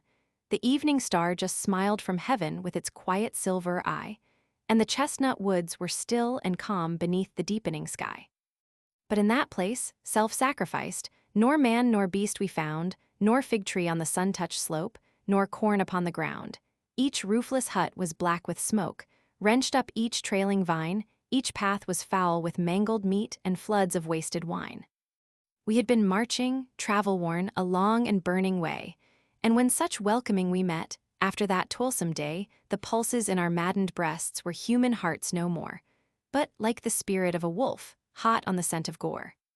We lighted on one dying man, they slew him where he lay, his wife, close clinging from the corpse they tore and wrenched away. They thundered in her widowed ears, with frowns and curses grim, "Food, woman, food and wine, or else we tear thee limb from limb." The woman, shaking off his blood, rose, raven-haired and tall, and our stern glances quailed before one sterner far than all. "Both food and wine," she said. I meant them for the dead, but ye are living still, and so let them be yours instead." The food was brought, the wine was brought out of a secret place, but each one paused aghast, and looked into his neighbor's face, her haughty step and settled brow, and chill indifferent mien, suited so strangely with the gloom and grimness of the scene. She glided here, she glided there before our wondering eyes, nor anger showed, nor shame, nor fear, nor sorrow, nor surprise. At every step, from soul to soul, a nameless horror ran, and made us pale and silent as that silent murdered man. She sat, and calmly soothed her child into a slumber sweet. Calmly the bright blood on the floor crawled red around our feet. On placid fruits and bread lay soft the shadows of the wine, and we like marble statues glared a chill, unmoving line. All white, all cold, and moments thus flew by without a breath, a company of living things where all was still but death. My hair rose up from roots of ice as their unnerved eyes stood and watched the only thing that stirred the rippling of the blood. That woman's voice was heard at length, it broke the solemn spell, and human fear, displacing awe, upon our spirits fell. Ho, slayers of the sinuless! Ho, tramplers of the weak, what? Shrink ye from the ghastly meats and life-bought wine ye seek. Feed and begone. I wish to weep, I bring you out my store, devour it, waste it all, and then pass and be seen no more. Poison, is that your craven fear? She snatched the goblet up and raised it to her queen-like head, as if to drain the cup. But our fierce leader grasped her wrist. No, woman, no, he said. A mother's heart of love is deep, give it your child instead. She only smiled a bitter smile. Frenchman, I do not shrink as pledge of my fidelity, behold the infant drink. He fixed on hers his broad black eye, scanning her inmost soul, but her chill fingers trembled not as she returned the bowl. And we with lightsome hardihood, dismissing idle care, sat down to eat and drink and laugh over our dainty fare. The laugh was loud around the board, the jesting wild and light. But I was fevered with the march, and drank no wine that night. I just had filled a single cup, when through my very brains stung, sharper than a serpent's tooth, an infant's cry of pain. Through all that heat of revelry, through all that boisterous cheer, to every heart its feeble moan pierced, like a frozen spear. "I," shrieked the woman, darting up, "I pray you trust again a widow's hospitality in our unyielding Spain. Helpless and hopeless, by the light of God himself I swore to treat you as you treated him that body on the floor. Yon secret place I filled, to feel that if ye did not spare, the treasure of a dread revenge was ready hidden there. A mother's love is deep, no doubt, ye did not phrase it ill, but in your hunger ye forgot that hate is deeper still. The Spanish woman speaks for Spain, for her butchered love, the wife, to tell you that an hour is all my vintage leaves of life. I cannot paint the many forms of wild despair put on, nor count the crowded brave who sleep beneath a single stone. I can but tell you how, before that horrid hour went by, I saw the murderess beneath the self-avengers die. But though upon her wrenched limbs they leaped like beasts of prey, and with fierce hands like madmen, tore the quivering life away, triumphant hate and joyous scorn, without a trace of pain, burned to the last, like sullen stars, in that haughty eye of Spain. And often now it breaks my rest, the tumult vague and wild, drifting, like storm-tossed clouds, around the mother and her child, while she, distinct in raiment white, stands silently the while, and sheds through torn and bleeding hair the same unchanging smile. Sir Francis Hastings Doyle. And engineers ride on a piano. Bill Jones is my fireman. We have run together on Old 36 for more than 20 years. One night when we were off duty, said Bill, "Jim, let's take in a show." "Where?" I replied, at the same time scanning the billboard at the end of the depot. "See," cried Bill, Mons, de Froglim, the great French piano virtuoso. "That's enough, Bill," said I, "we'll go," and we did. He was a Frenchman, looked like an animated switch signal. I am an old engineer, and have often whistled through the wind, but that virtuoso. Well, as soon as he sat down on the stool I knew by the way he handled himself that he understood the machine he was running. He tapped the keys away up one end, just as if they were gauges, and he wanted to see if he had water enough. Then he looked up as if he wanted to know how much steam he was carrying, and the next moment he pulled open the throttle and sailed out on the main line as if he was a half an hour late. You could hear her thunder over culverts and bridges, and getting faster and faster, until the fellow rocked about in his seat like a cradle. Somehow I thought it was Old 36, pulling a passenger train and getting out of the way of a special. The fellow worked his keys on the middle division like lightning, and then he flew along the north end of the line until the drivers went around like a buzzsaw, and I got excited. About the time I was fixing to tell him to cut her off a little, he kicked the dampers under the machine wide open, pulled the throttle away back in the tender, and Jerusalem jumpers, how he did run. I couldn't stand it any longer, and yelled to him that she was pounding on the left side, and if he wasn't careful he'd drop his ashpan. But he didn't hear me. No one heard me. Everything was flying and whizzing. Telegraph poles on the side of the track looked like a row of cornstalks, the trees appeared to be a mud bank, and all the time the exhaust of the old machine sounded like the hum of a bumblebee. I tried to yell out, but my tongue wouldn't move. He went around the curves like a bullet, slipped an eccentric, blew out his soft plug, went down grades 50 feet to the mile, and not a confounded brake set. She went by the meeting point at 1.5 miles a minute and calling for more steam. My hair stood up like a cat's tail, because I knew the game was up. Sure enough, dead ahead of us was the headlight of the special. In A days, I heard the crash as they struck, and I saw cars shivered into atoms, people mashed and mangled, and bleeding, and gasping for water. I heard another crash as the French professor struck the deep keys away down on the lower end of the Southern Division, and then I came to my senses. There he was, at a dead standstill, with the door of the firebox of the machine open, wiping the perspiration off his face, and bowing at the people before him. If I live to be 1,000 years old, I'll never forget the ride that Frenchman gave me on a piano. The World's Hero. Recited by F. Lizzie Peirce at the annual reunion of the Independent Literary Society, August 8, 1885.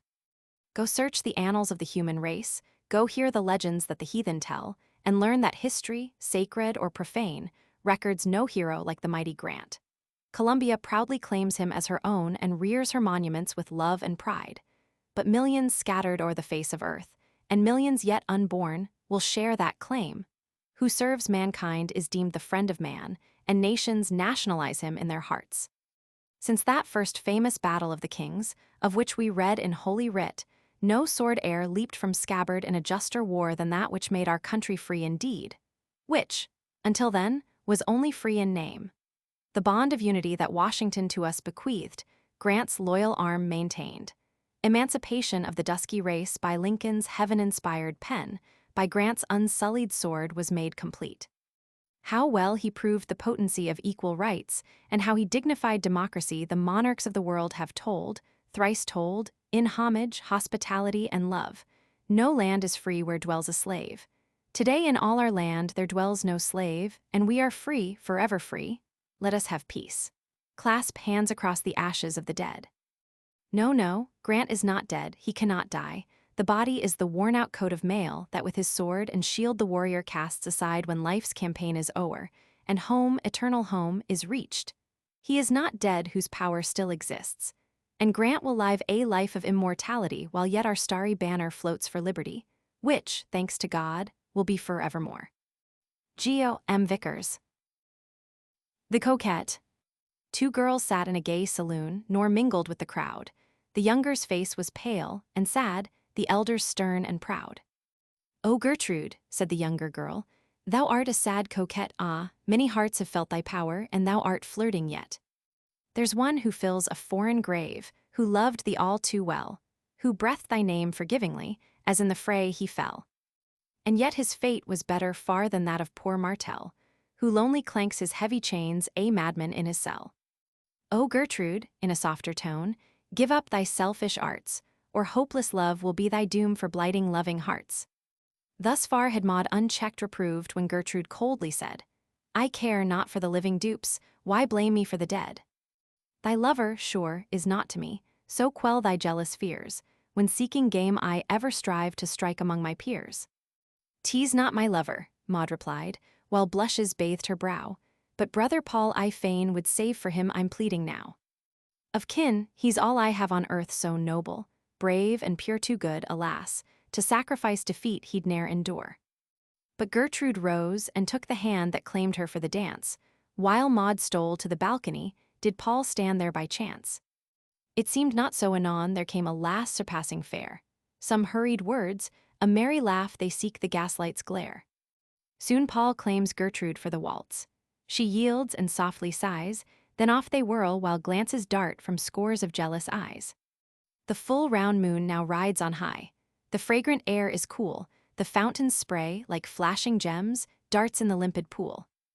A rustic seat girts round an oak, and Paul leads Gertrude there, she by his side. He takes her hand, so small, so soft and fair. In accents low he thus began, "O Gertrude, till tonight true happiness I never knew, and may it ne'er take flight. Say, may I tell my tale, and hope to gain a smile from thee? approving words to ease a heart that is no longer free. I'm lonely now, for Sister Maud is soon to be a bride. Then wonder not because I seek a refuge at thy side. She murmured half inaudibly, Dear Paul, I long to hear, thou'lt get a smile for every smile, a tear for every tear. Enough, kind Gertrude, listen then. For years I've roamed afar, I've sailed beneath the southern cross, I've lost the northern star. But now I once more breathe the air of home, I'll never stray. I only need a loving wife, why tremble, Gertrude, say. But soon I'll tell thee all I may. Say, wilt thou share my joy? God willing, this night, 2 weeks hence, I marry Kate Lear. Poor Gertrude heard no more that eve, nor saw she Paul again, the rose tints faded from her cheeks. At last she loved in vain. Her wasted form the churchyard holds. Ah, never this forget, a woman's love is woman's life, e'en though a gay coquette. G.O.M. Vickers. Experience with a refractory cow. We used to keep a cow when we lived in the country, and sich a cow, law sakes. Why, she used to come to be milked as reglar as clockwork. She'd knock at the gate with her horns, just as sensible as any other human critter. Her name was Rose. I never knowed how she got that name, for she was black as a kittle. Well, one day Rose got sick and wouldn't eat nothing, poor thing, and a day or so arter she died. I rally do believe I cried when that poor critter was gone. Well, we went for a little spell without a cow, but I told Mr. Scruggins it wouldn't do, no way nor no how, and he gin in. Whenever I said must Mr. Scruggins knowed, I meant it. Well, a few days arter, he come home with the finest cow and young calf you ever seed. He gin $30 for her and the calf, and 2 levies to a man to help bring her home. Well, they drove her into the backyard, and Mr. Scruggins told me to come out and see her, and I did, and I went up to her just as I used to did to Rose, and when I said, poor Sukey, would you believe it? The nasty brute kicked me right in the forepart of my back. Her foot catched into my brand new dress, 2 cost 2 levies a yard, and she took a levy's worth right out as clean as the back of my hand. I screeched right out, and Mr. Scruggins cotched me just as I was dropping, and he carried me to the door, and I went in and sot down. I felt kind o' faintish, I was so abominable skeered. Mr. Scruggins said he would larn her better manners, so he picked up the poker and went out, but I had hardly began to get a leetle strengthened up afore and rushed my dear husband a-flourishing the poker, and that vicious cow arter him like all mad. Mr. Scruggins jumped into the room, and afore he had time to turn round and shut the door, that desperate brute was in, too. Mr. Scruggins got up on the dining-room table, and I run into the parlor. I thought I'd be safe there, but I was scared so bad that I forgot to shut the door, and, sakes alive. After hooking over the dining-room table and rolling Mr. Scruggins off, in she walked into the parlor, shaking her head as much as to say, I'll give you a touch now. I jumped on a chair, but thinking that warn't high enough, I got one foot on the brass knob of the Franklin stove and put the other on the mantelpiece. You ought to ha seen that cow in our parlor. She looked all round as if she was mazed. At last she looked in the looking-glass and thought she seed another cow exhibiting anger like herself. She shook her head and pawed the carpet, and so did her reflection, and would you believe it? That awful brute went right into my looking-glass. Then I boo-hooed right out. All this while I was getting agonized. The brass knob on the stove got so hot that I had to sit on the narrow mantelpiece and hold on to nothing. I didn't move for fear I'd slip off. Mr. Scruggins came round to the front door, but it was locked, and then he come to the window and opened it. I jumped down and run for the window, and hadn't more'n got my head out afore I heard that critter coming after me. Gracious! But I was in a hurry, more haste, less speed always, for the more I tried to climb quick the longer it took, and just as I got ready to jump down, that brute of a cow cotched me in the back and turned me over and over out of the window. Well, when I got right side up, I looked at the window, and there stood that cow, with her head between the white and red curtains, and another piece of my dress dangling on her horns. Well, my husband and me was just starting for the little alley that runs alongside of the house, when the cow give a bawl, and out of the window she come, whisking her tail, which had cotched fire on the Franklin stove, and it served her right.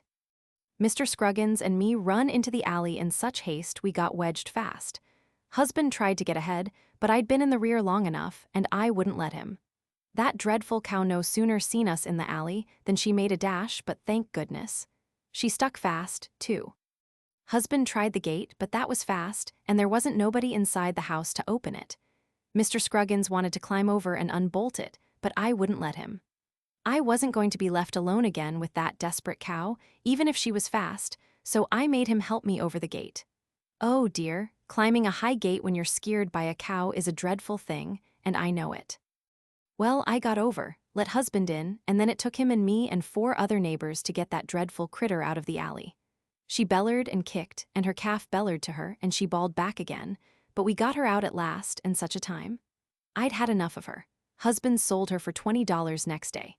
It cost him 75 cents to get her to market, and when he tried to pass off one of the $5 bills he got, it turned out to be a counterfeit. Mr. Scruggins said to his dying day that he believed the brother of the man that sold him the cow bought it back again. I believe it helped to worry my poor husband into his grave.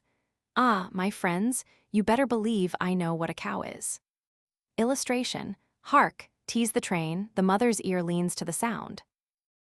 Mary, Queen of Scots. First honor at commencement of the M.T. Vernon Institute of Elocution and Languages, 1885. I looked far back into other years, and lo, in bright array I saw, as in a dream, the forms of ages passed away. It was a stately convent, with its old and lofty walls and gardens with their broad green walks where soft the footstep falls, and o'er the antique dial stone the creeping shadow passed, and all around the noonday sun a drowsy radiance cast. No sound of busy life was heard, save from the cloister dim, the tinkling of the silver bell or the sisters' holy hymn. And their 5 noble maidens sat beneath the orchard trees, in that first budding spring of youth when all its prospects please, and little recked they when they sang or knelt at vesper prayers. That Scotland knew no prouder names, held none more dear than theirs, and little even the loveliest thought before the holy shrine of royal blood and high descent from the ancient Stuart line. Calmly her happy days flew on, uncounted in their flight, and as they flew, they left behind a long-continuing light. The scene was changed. It was the court, the gay court of Bourbon, and 'neath 1,000 silver lamps 1,000 courtiers throng, and proudly kindles Henry's eye well pleased, I ween, to see the land assemble all its wealth of grace and chivalry, but fairer far than all the rest who bask on fortune's tide, effulgent in the light of youth, is she, the new-made bride. The homage of 1,000 hearts, the fond, deep love of one, the hopes that dance around a life whose charms are but begun, they lighten up her chestnut eye, they mantle o'er her cheek, they sparkle on her open brow, and high-souled joy bespeak, ah! Who shall blame, if scarce that day, through all its brilliant hours, she thought of that quiet convent's calm, its sunshine and its flowers? The scene was changed. It was a bark that slowly held its way, and o'er its lee the coast of France in the light of evening lay, and on its deck a lady sat, who gazed with tearful eyes upon the fast-receding hills that dim and distant rise. No marvel that the lady wept, there was no land on earth she loved like that dear land, although she owed it not her birth. It was her mother's land, the land of childhood and of friends. It was the land where she had found for all her griefs amends, the land where her dead husband slept, the land where she had known the tranquil convent's hushed repose, and the splendors of a throne. No marvel that the lady wept, it was the land of France, the chosen home of chivalry, the garden of romance. The past was bright, like those fair hills so far beyond her bark. The future, like the gathering night, was ominous and dark. One gaze again, one long, last gaze, adieu, fair France, to thee. The breeze comes forth, she is alone on the unconscious sea. The scene was changed. It was an eve of raw and surly mood, and in a turret chamber high of ancient Holyrood sat Mary, listening to the rain, and sighing with the winds that seemed to suit the stormy state of men's uncertain minds. The touch of care had blanched her cheek. Her smile was sadder now. The weight of royalty had pressed too heavy on her brow, and traitors to her counsels came, and rebels to the field. The Stuart scepter well she swayed, but the sword she could not wield. She thought of all her blighted hopes, the dreams of youth's brief day, and summoned Rizzio with his lute, and bade the minstrel play the songs she loved in early years, the songs of gay Nevar. The songs, perchance, that erst were sung by gallant Chatler, they half beguiled her of her cares, they soothed her into smiles, they won her thoughts from bigot zeal and fierce domestic broils. But hark! The tramp of armed men. The Douglas battle cry, they come, and lo, the scowl of Ruthven's hollow eye. And swords are drawn, and daggers gleam, and tears and words are vain, the ruffian's steel is in his heart, the faithful Rizzio's slain. Then Mary dashed aside the tears that trickling fell. Now for my father's arm, she said. My woman's heart, farewell. The scene was changed. It was a lake with one small lonely isle, and there within the prison walls of its baronial pile, stern men stood menacing their queen, till she should stoop to sign the traitorous scroll that snatched the crown from her ancestral line. My lords, the captive said, were I but once more free, with 10 good knights on yonder shore, to aid my cause and me, that parchment would I scatter wide to every breeze that blows, and once more reign a Stuart queen o'er my remorseless foes. A red spot burned upon her cheek, streamed her rich tresses down. She wrote the words, she stood erect, a queen without a crown. The scene was changed. A royal host a royal banner bore, and the faithful of the land stood round their smiling queen once more. She stayed her steed upon a hill, she saw them marching by, she heard their shouts, she read success in every flashing eye. The tumult of the strife begins, it roars, it dies away, and Mary's troops and banners now, and courtiers where are they, scattered and strown and flying far, defenseless and undone, alas. To think what she has lost, and all that guilt has won? Away, away. Thy gallant steed must act no laggard's part, yet vain his speed, for thou dost bear the arrow in thy heart. The scene was changed. Beside the block a sullen headsman stood, and gleamed the broadaxe in his hand, that soon must drip with blood. With slow and steady step there came a lady through the hall, and breathless silence chained the lips and touched the hearts of all. I knew that queenly form again, though blighted was its bloom, I saw that grief had decked it out an offering for the tomb. I knew the eye, though faint its light, that once so brightly shone. I knew the voice, though feeble now, that thrilled with every tone. I knew the ringlets, almost gray, once threads of living gold. I knew that bounding grace of step, that symmetry of mold. Even now I see her far away, in that calm convent aisle, I hear her chant her vesper hymn, I mark her holy smile, even now I see her bursting forth. Upon the bridal morn a new star in the firmament, to light and glory born, alas. The change, she placed her foot upon a triple throne, and on the scaffold now she stands beside the block alone. The little dog that licks her hand, the last of all the crowd that sunned themselves beneath her glance, and round her footsteps bowed. Her neck is bared, the blow is struck, the soul has passed away. The bright, the beautiful, is now a bleeding piece of clay. The dog is moaning piteously, and, as it gurgles o'er, laps the warm blood that trickling runs unheeded to the floor. The blood of beauty, wealth and power, the heart blood of a queen, the noblest of the Stuart race, the fairest earth has seen lapped by a dog. Go, think of it, in silence and alone, then weigh against a grain of sand the glories of a throne. H.G. Bell. The Yankee still ahead. A Yankee, visiting London and passing along one of the principal thoroughfares of trade and travel, stopped to look at some beautiful specimens of writing paper exposed for sale in a shop window. He gazed long and earnestly at the gorgeous display, when presently he turned and encountered the proprietor of the establishment standing at the door. The Yankee politely said, "Will ye tell me what ye do with them, nice bits of paper?" "Yes, we keep them to tie up gapeseed in," was the snappish response. "Oh, ye do ye?" said Jonathan, with a sly twinkle in his eye as he walked on. Passing down the street a short distance, our indignant Yankee accosted another merchant, to whom he said, "Mister, can ye tell me what that feller does for a livin', what keeps them nice bits o' paper in his winder?" "Yes, sir, he writes letters for persons who desire his assistance." "Do ye think he'd write a letter for me if I'd pay him for it?" "Certainly he would, and be glad of the chance." Our bright-eyed hero thanked him and turned abruptly away, walking briskly in the direction from which he came. The shop was soon reached, and fortunately, the same individual stood on the doorstep.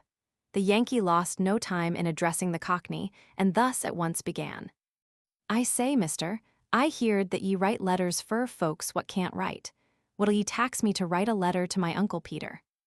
"I will charge you 5 shillings, he said, in such a changed tone of voice that the Yankee had to look again to see that he had not mistaken the person. "Will ye write just what I tell ye to, and spell all the words right?" "To be sure I will." "And if ye don't, I won't pay ye. Will ye agree to that?" "As I understand my business thoroughly, of course I will agree to that." "Wall then ye may commence." The scribe arranged his paper, ink, and pen, and pronounced himself ready. "My dear Uncle Peter, ready fur more?" "Yes." "Arrived here in London last week. Have ye got that Dion?" "Yes, go on." "Thought I'd take a stroll through the woods. Got that Dion and spelt right." "Yes, go on, and do not bother me so." I pay ye 5 shillings by and by, don't I? Yes, but you have no need to detain me so if you do. Well, I walked and walked and walked and walked and walked and... What's the use of saying it over so many times? None o' your business, I pay ye 5 shillings, and walked and walked and walked.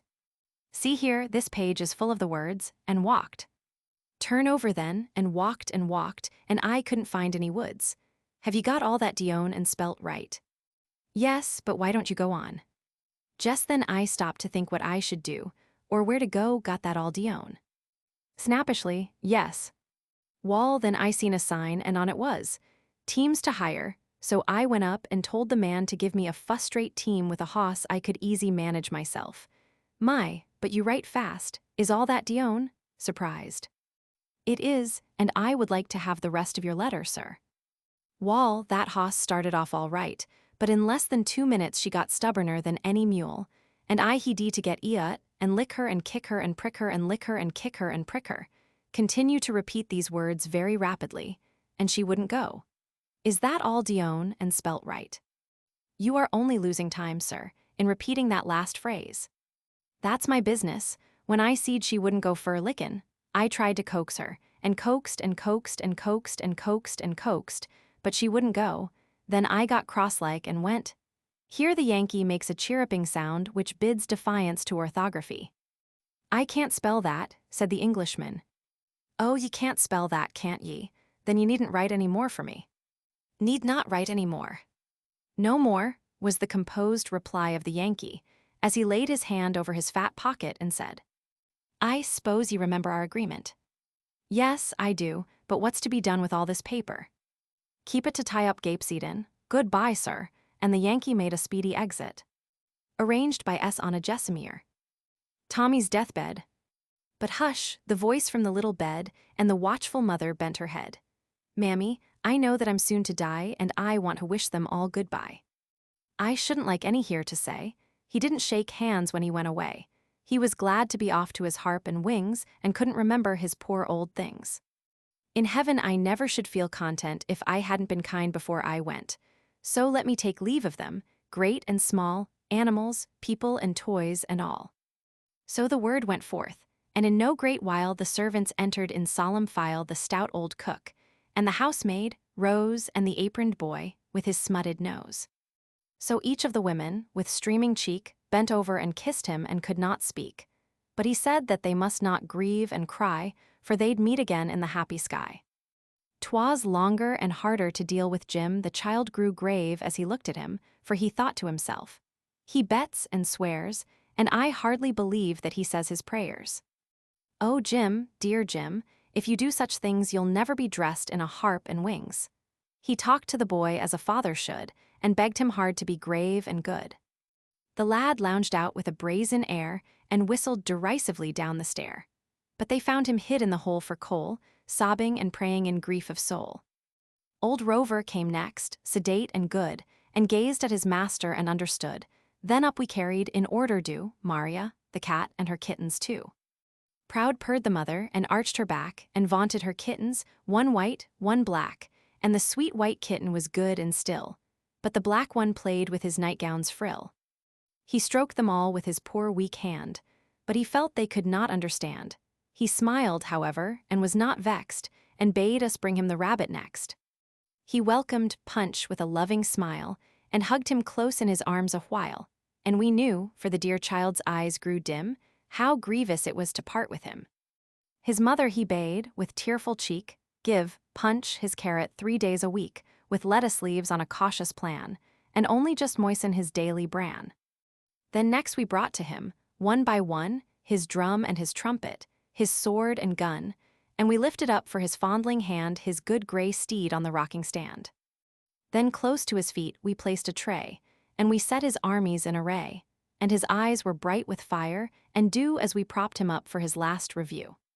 His ark came next, and pair by pair passed beasts of the earth and fowls of the air.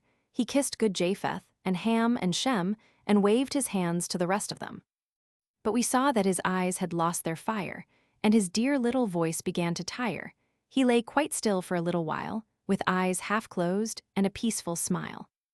Then mammy, he said, and never stirred, and his mother bent for the whispered word. Give him his carrot each second day, our Tommy murmured and passed away. Going to market. Oh dear, these are dull times. What is a body to do? Bills cannot be collected, the season for business is over, and prospects for relief look decidedly blue. How can a woman buy a Saturday's marketing for 8 persons with only $5? The idea is preposterous. I could cry my eyes out with perplexity, but what's the use? Moses Flint is a good husband. He dotes on me, I know, yet he has no more idea of the cost of a shoulder of mutton than a Kickapoo Indian has of a sewing machine. Well, there's no use of standing here talking about it. It must be done, but how? Oh, my poor head. 1 pound of butter, 50 cents. Observe 16 ounces of butter for 8 persons, just 2 ounces apiece, to last until Monday morning. Why, Moses himself eats 2 ounces at a meal? The thought distracts me. Butter, 50, potatoes, 25, onions, 15, he will have onions on Sunday, won't eat 'em through the week, says they interfere with his business, but it makes no difference the day he spends with me. I wonder if my nostrils are better adapted to smell onions than those of his customers. Men are strange mortals. Anyhow, my Moses will get shaved and polish his boots to go to the lodge, but let me ask him to go with me to the dressmaker's or to the Muggins, and he won't even put on a clean collar. The lodge must be a very particular place. Cabbage for slaw, 10, there is $1 gone already. A pair of chickens, $1.50, rabbits would be cheaper, but he insists on chickens. It provokes me so. Last Sunday every blessed one wanted a drumstick. Of course 2 fowls have but 4 drumsticks, therefore, as intimated before, only 4 got the 4, which left the other 4 to envy the lucky 4 who got the 4 drumsticks, and to content themselves with breasts and wings. For my part, I got only a neck and a gizzard. Well, I'll do the best I can, but I'll manage to squeeze out enough for 2 yards of that cherry-colored ribbon at Jones. Dinner or no dinner, or my name isn't Sarah Flint. Geo M. Vickers. The Merry Sunflower. With a little ingenuity, and with 6 musical voices, this piece may be made a very pleasing and attractive feature in an evening's entertainment. Procure a piece of sheeting at least 6 feet in length by 5 in width. Fasten the lower lengthwise edge to the floor of the stage, and the upper edge, by means of cords or other fastenings, to the ceiling. Cut 3 holes about the height of a person's face in standing and of the shape and size of the face, and 3 others at kneeling height. Then around these holes paint or paste on paper to represent the petals of immense sunflowers with stalks attached. The singers' faces occupy the holes, and the words are sung to the air of The Little Brown Jug. St. Voice. Oh, I'm a namesake of the sun, prized and loved by every 1D voice. Quite tall and stately here, am I, Oscar Wilde for me would sigh. Chorus. Oh, proud the rose and pink may be, still they're not compared with me. We look down on all the rest. Thus of flowers we are the bestie voice. Yes, you're a beauty, so am I sitting on my throne so high, th voice. Rich black and yellow, gold and brown, who's not heard of my renown? Chorus th voice. Mr. Soul he flirts with me, tries his best my face to see, th voice. Here listening to the warbler's song rock I all the summer long. Chorus. Musical dialogue with tableau. Characters. The guard, gentlemen. The angel of order, the angel of literature, the angel of music, ladies, the angel of love, the angel of the word of God. 2 ragged children, a small boy, a little girl. A chorus of Sunday school scholars. Preparations, a large Gothic chair raised 1 step or more from the floor of the pulpit for a throne. A crown made of pasteboard and covered with gold paper will answer, placed on the top of the chair. A scepter is needed. The ladies taking the parts should be dressed in white. They may each wear a long flowing veil of illusion or other light material, with star on the forehead. The veil should not cover the face, but fall back over the shoulders. The guard should wear a Knight Templar or other suitable uniform, and should take charge of and guard the throne before order presents herself. The angel of order comes up the aisle, with a bell or some emblem of order in her hand, and ascending the pulpit advances towards the throne and addresses the guard as follows. I am the angel of order. Order is heaven's first law, a glorious law, seen in those beauteous isles of light that come and go, as circling months fulfill their high behest. nor less on earth discerned mid rocks snow-clad or wastes of herbless sand. Throughout all climes, beneath all varying skies, fixing for e'en the smallest flower that blooms its place of growth. I am the child of beauty and wisdom. My attendants are comfort, neatness, and activity. I come to be the angel of the Sunday school. Let me occupy this throne and issue my decrees, and confusion will be unknown. Officers, teachers, and scholars shall be under my control. All the regulations essential to a proper conducting of the school shall be enforced. Punctuality in attendance, propriety in behavior, attention to instruction, and obedience to rules shall be insisted upon. I will have a place for everything, and everything shall be in its place. Guard replies, Angel of order, I welcome thee. What thou hast said is true. What would this universe be without thy mighty presence? Were thy power abolished but for a moment, the war of elements, the wreck of matter, and the crush of worlds would be the immediate and inevitable result. Thou art needed everywhere, and we must have thee in our school, but thou canst not be the supreme angel of the school. Stand here upon the right of the throne, conducts her to the right of the throne. The angel of literature comes up the aisle with books, papers, and tracts in her hand, ascending the pulpit, advances toward the throne, and addresses the guard as follows. I am the angel of literature. The written thoughts and emotions of men constitute my domain. The pen and the press are the instruments of my progress and are mightier than the sword. I, too, am an applicant for this throne. Give me authority, and I will supply the school with books and papers, with leaves and tracts. Of these there shall be no lack. The library shall be replenished from time to time with entertaining, instructive, and religious volumes, well-bound and beautiful. And all will be glad for my presence and rejoice in my power. Advances toward the throne. Guard replies, Angel of literature, I greet thee also with pleasure. Thy sphere is a noble one, and thy mission worthy. The mind must be stored with knowledge and stimulated with truth. It is thine to impart information and administer culture to aid in the education of our race. We give thee a place in our school, but cannot crown thee as its ruling angel. Stand here upon the left, leads her to the left of the throne. The angel of music comes up the aisle starting from the vestibule of the church, having in her hand a harp or other instrument and a roll of music, singing. Solo by Angel of Music. There are little children singing round the throne. In that heavenly land, they are singing round the bright eternal throne, the great white throne of God. Chorus by the school. We shall meet them in their bright eternal home. We will sing with them around the great white throne. We will sing of him who died, of our Savior crucified, round the great white throne of God. From the New Silver Song, by permission of W. Whitney. The Angel of Music advances toward the guard and addresses him as follows. I am the angel of music. Melody and harmony are my children. I open my mouth in song, and my voice trembles with sweet sounds. I touch the keys of the instrument, and the air is full of delightful strains. I give strength to the weak, encourage the wavering, cheer the sick, and assist in the triumph of the dying. I make heaven jubilant with anthems of praise. My voice is heard on earth in the lullabies of the nursery, in the songs of childhood, in the hymns of the sanctuary, and in the ballads of the nation. My power is felt by the refined and the savage. Let me be the ruling angel of the Sunday school. I will furnish each department with an organ. I will teach all to sing. The tunes and the time shall be perfect, and no discord shall be heard amid the blended notes. Books of music shall be in abundance, and all hearts shall thrill with gladness. Chorus by the school. We love to sing together, we love to sing together.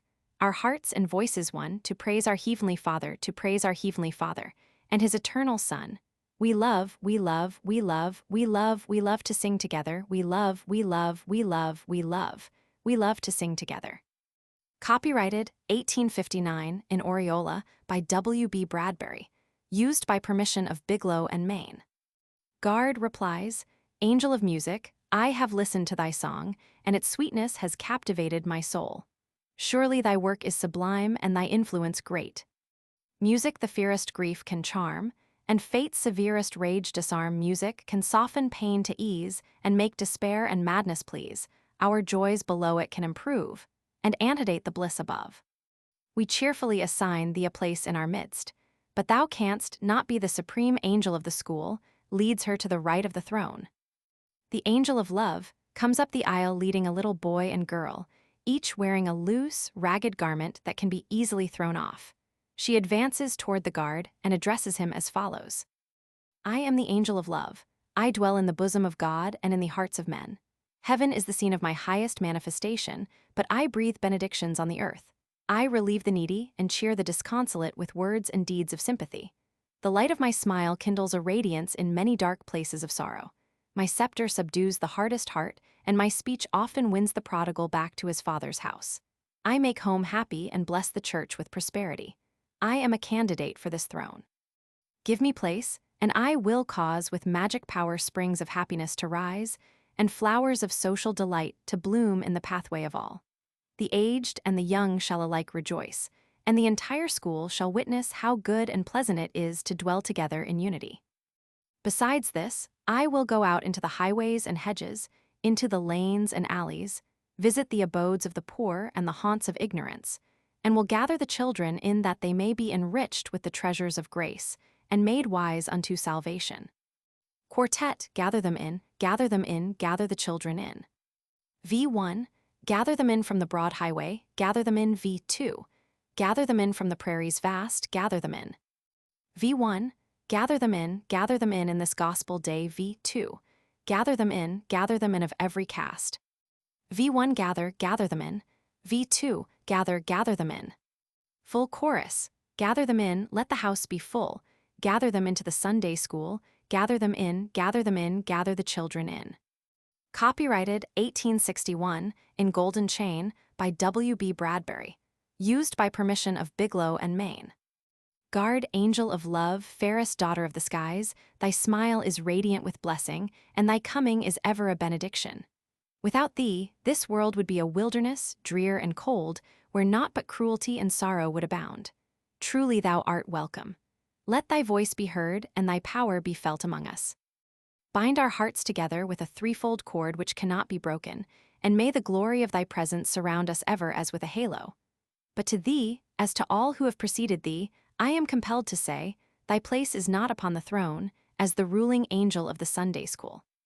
Guard leads her to the left, beside the angel of literature. The boy and girl, during the singing having thrown off their ragged garments, take their places one on each side of her. The angel of the word of God comes up the aisle, carrying a Bible in her arms, and advancing toward the guard, addresses him as follows. I am the angel of the word of God. Order is indispensable, literature is needed, music is to be desired, love must ever abide. Each has her place and her work, but higher than all, and the inspirer of all, is the Bible. I come as the lamp of truth to a benighted world, the bearer of intelligence from the throne of God, a revelation to men of duty and destiny. I come as the chart and compass to guide men safely over the sea of life to the desired haven. My mission is to instruct both adults and children in the way of holiness that leads to heaven.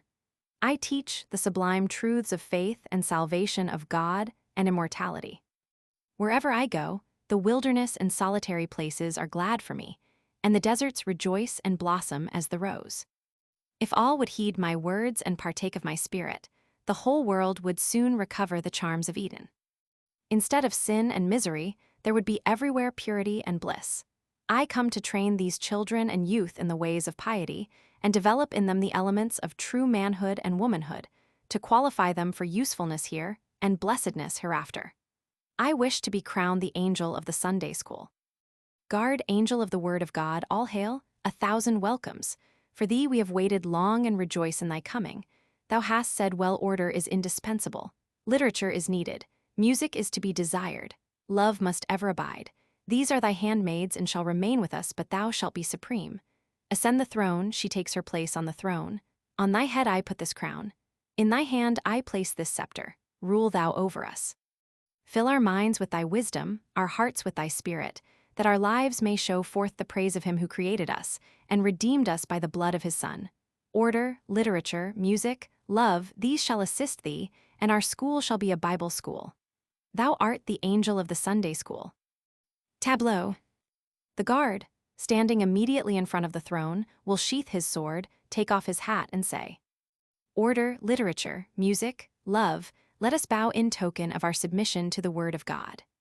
They all kneel, and the angel of the word of God holds the Bible out on her hand, while the school rises and sings. Full chorus, the Bible, more precious than gold, the hopes and the glories its pages unfold. It speaks of a Savior and tells of his love. It shows us the way to the mansions above. Chorus, hallelujah, amen. Hallelujah, amen, hallelujah, hallelujah, hallelujah, amen.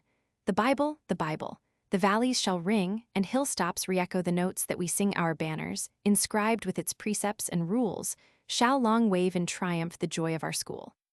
Chorus, hallelujah, amen. Hallelujah, amen, hallelujah, hallelujah, hallelujah, amen.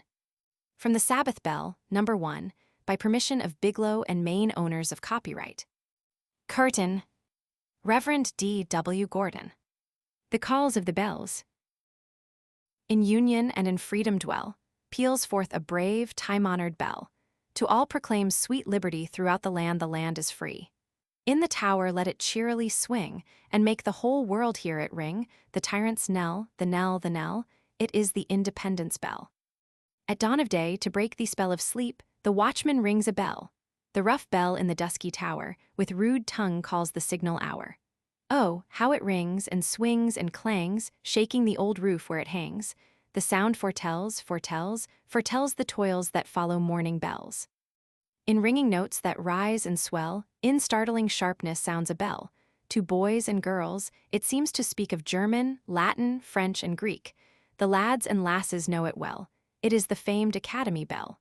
Read well, think well, learn well, do well, in haste exclaims the scholar's bell. In stout hands, jangling as it fell, near a white apron rang a bell. Its tones are sounds that all may know, it gives the languid pulse a glow. It tinkles, jingles, rings and sings, and talks of sweet and savory things, the roast, the broil, and on the shell. It is the dinner bell, sweet bell. A great white sheet in silence fell, followed by the tinkling of a bell. How wide and white the snowlit scene, wrapped in warm furs 2 lovers lean, bringing their beating hearts so near, responsive throbbings they might hear, and the fond story that love tells. But for the bells, sleigh bells, sleigh bells. Sweet music comes from hill and dell, a charm of sound from a sweet bell. In softest harmony, the tones ring in the sweetest honeymoons. May no harsh speech come from the lips to shade the fair moon with eclipse. Its melody in love tones tells of bride and groom and wedding bells.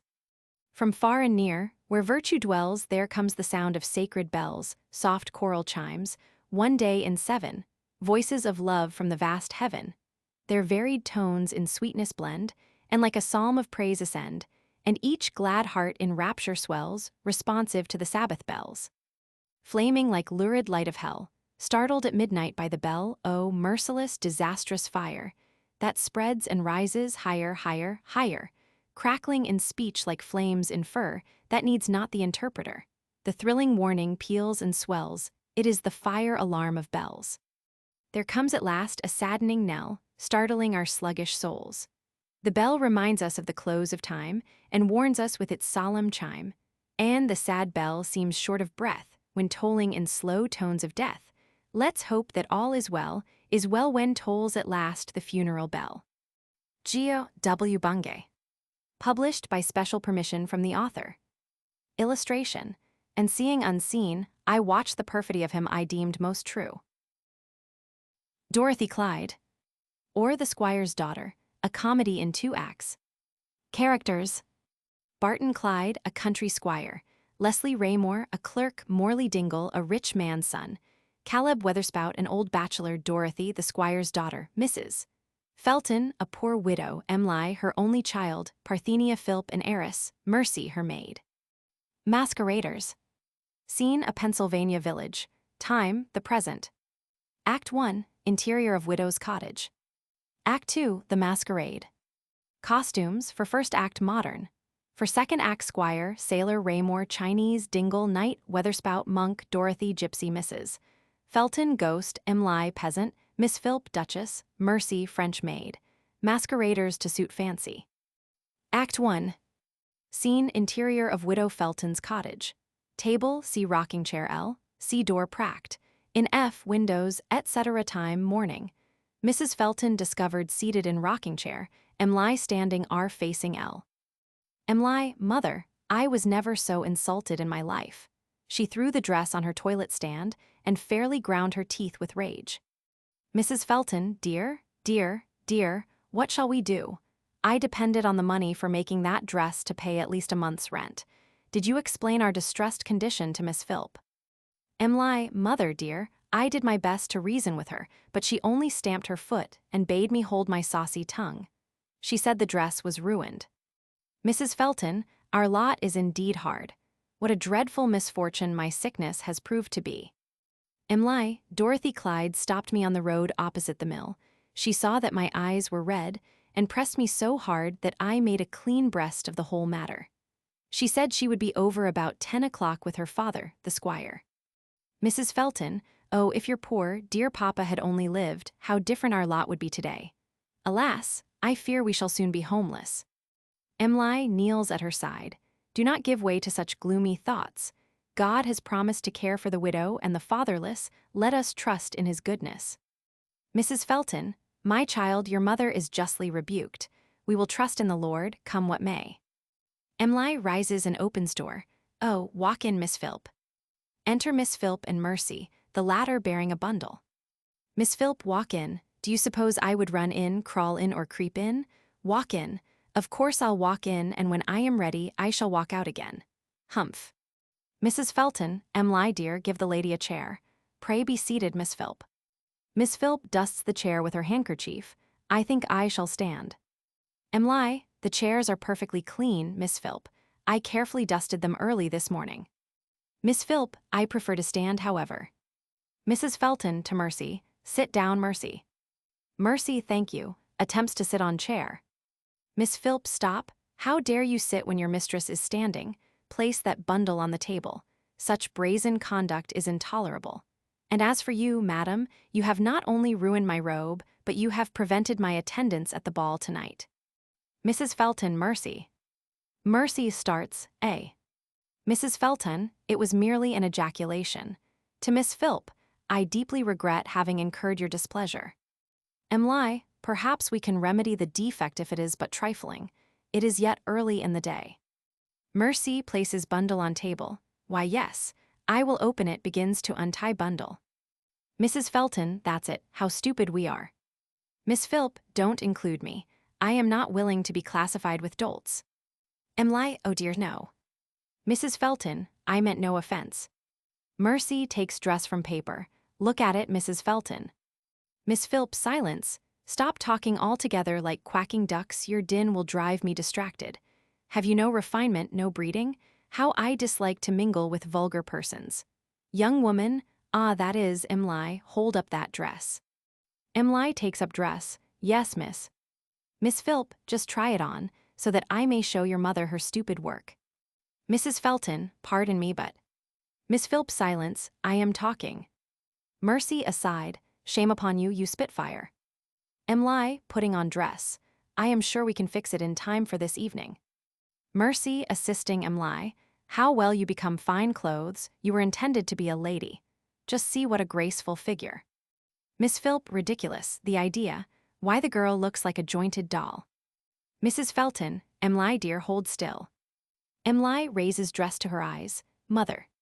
Miss Philp, here, don't wipe your eyes on that dress, if you please.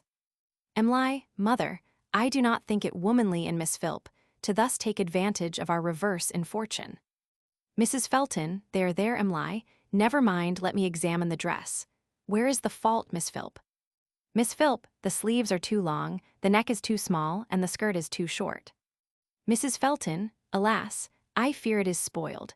My mind has been so burdened with trouble that I am beside myself. Mercy, it fits Emily to perfection. Emily, how can we ever pay you for the material? What shall we do? Miss Philp, madam, what is your bill for making this dress? Mrs. Felton, I sent you the bill. Miss Philp, ah, yes, I recollect. Draws bill from pocket and reads, to making dress, $12. Well, it is of no use to me. You may keep it, take the dress, and receipt the bill. Mrs. Felton, but our rent, if we do not pay something today, we may be turned out into the world, homeless. Miss Philp, I am not a charity visitor. You should study economy. Ahem, Mercy, follow me. Mrs. Felton, my child, they embrace and stand weeping. Enter Squire and Dorothy. They pause and observe Mrs. Felton and Emily. Squire aside, this is indeed a tableau. Aloud, ladies. Mrs. Felton, start, O Emily. Dorothy taking their hands, why are you weeping? Papa will fix things all right, do not worry. Squire, Mrs. Felton, your husband was a man whom I esteemed highly. He at one time rendered me a valuable service, and it is but common gratitude that I now befriend his family. Here is a check for double the amount of all arrears of rent due on your cottage. Hands her check. Accept it as a loan until you are able to return it. Mrs. Felton, I could not think of it. Squire, you must. Dorothy, take it for my sake. Do not refuse, take it and welcome. Mrs. Felton, oh, what kindness. Emily kisses Dorothy on forehead. My own dear Dorothy. Squire, now for a little talk on another subject. Be seated. All take chairs. Mrs. Felton, you are aware that I am agent for the Dingle estate, of which your cottage is a part. I have long acted in that capacity as a matter of courtesy to my old friend, Caspar Dingle. I shall look after his property no longer. Mrs. Felton, no doubt it is a great annoyance to you. Squire, not at all. Listen. I am rich, and my friend Dingle, in order to augment his already immense estate, desires his son Morley to become the husband of my daughter. Dorothy, confused. Oh, Papa, how can you talk of that horrid young man? You know I detest his very name. Squire, my dear child, if you will allow me to talk, I can easily show you the necessity of taking these ladies into our confidence. Dorothy, pardon me, Papa, dear. Although I have never met Mr. Morley Dingle, yet from your description of his interview with you, I am sure he is very rude and ill-bred. Squire, true. Now in order that he may have a pretext for visiting our village, he will in future collect his rents in person. He will be here today, perhaps may now be on his way to your cottage. Mrs. Felton, oh horrors Emily. Squire, you have my check. Mrs. Felton, true, kind sir. I had for the moment forgotten it. Squire, Morley Dingle knows that my daughter has a generous nature and abhors meanness in any guise. Therefore, he would act his best were he introduced to her. I prefer Dorothy should see him in his ordinary character. Dorothy, and how can I, Papa? Squire, he will call here for the rent. He knows Mrs. Felton is largely indebted. Ladies, my plan is this. You and I will take a walk in the grove back of the cottage. Dorothy will remain and represent herself to be Emily. She can promise the rent within a week, plead for time, anything, so that his manliness may be thoroughly tested. Dorothy, no, Papa. Squire, take off your hat, throw an old shawl over your shoulders, points through window. See, there he comes, let us be off. Emily aside, I wish I could stay and peep. Mrs. Felton, I hope he will not be cross to the dear child. Squire, come quick. Dorothy, hurriedly searching, what can I get? Picks up apron, this will do, removes hat, I hear his footstep on the gravel walk. Listens. Gracious, how my heart beats. I wish Papa was here. Well, he can't eat me anyhow. Opens door. Dingle, surveying Dorothy through eyeglasses. Ah, I presume you are the daughter of the Dorothy, yes, sir, I am the daughter. Dingle, is it possible? Dorothy, sir, will you be seated? Dingle aside, what airs these poor creatures assume? Aloud, miss, takes card from case, this will probably explain both who I am and the nature of my business. Dorothy takes card and reads aloud. Morley Dingle, Dingleton, Dingle Township, Pennsylvania. Aside, Dingle, Dong, Dingle, aloud, I am not prepared to pay you anything today, Mr. Dingle. There has been very little money earned in this house since the last payment was made. Dingle sits on a chair and puts feet on table. You must settle with me before I leave this village, or give up the house, pulls book from pocket. Let me see. Yes, here it is Felton March, April, May, June $12 a month, just $48. What do you take me for? Dorothy aside, how I would like to tell you. Aloud. Oh, sir, if you but knew the sufferings of the poor I am sure your sympathy would guide your action. Dingle, not a bit of it. The laws of this state protect the defenseless landlord more effectively than any other government on the globe except Ireland. I'm proud that I am a Pennsylvanian. Dorothy, surely, sir, you would not invoke the law to distress a poor widow and her child. Dingle, John Felton signed a lease giving me the right to sell all his effects for any arrears of rent due upon this house. Dorothy, does not the law exempt a certain amount of household chattels? Dingle, John Felton waived the benefit of the exemption law. Dorothy, but he is dead. Dingle, young woman, his family must suffer the consequences of his act. Dorothy, indignantly, this is unjust, it is contrary to the letter and spirit of the law. Dingle, looking through eyeglass, you talk like a member of the bar, that is, a country member, a squire. Dorothy, the exemption law was enacted as a merciful barrier against the sweeping tide of adversity, a lifeboat for helpless castaways. How then dare any man's hand thwart the law and defeat its purpose? To waive that law repeals it. Is this an absolute monarchy? Dingle, this government is run upon a solid cash basis. If you have cash, you can smile at waivers. The remedy, young woman, is cash. That's my prescription for landlord's warrants. It's a powerful antidote. Taps his pocket and laughs. Dorothy, you shock me, sir. You fill me with alarm. Would you strip us of these poor household necessities? Dingle, I am a benefactor to women. If I see they have no possibility of keeping house, I resort to heroic measures, I sell 'em out. What's the result? They get situations, get plenty to eat and comfortable quarters. Dorothy and the little children.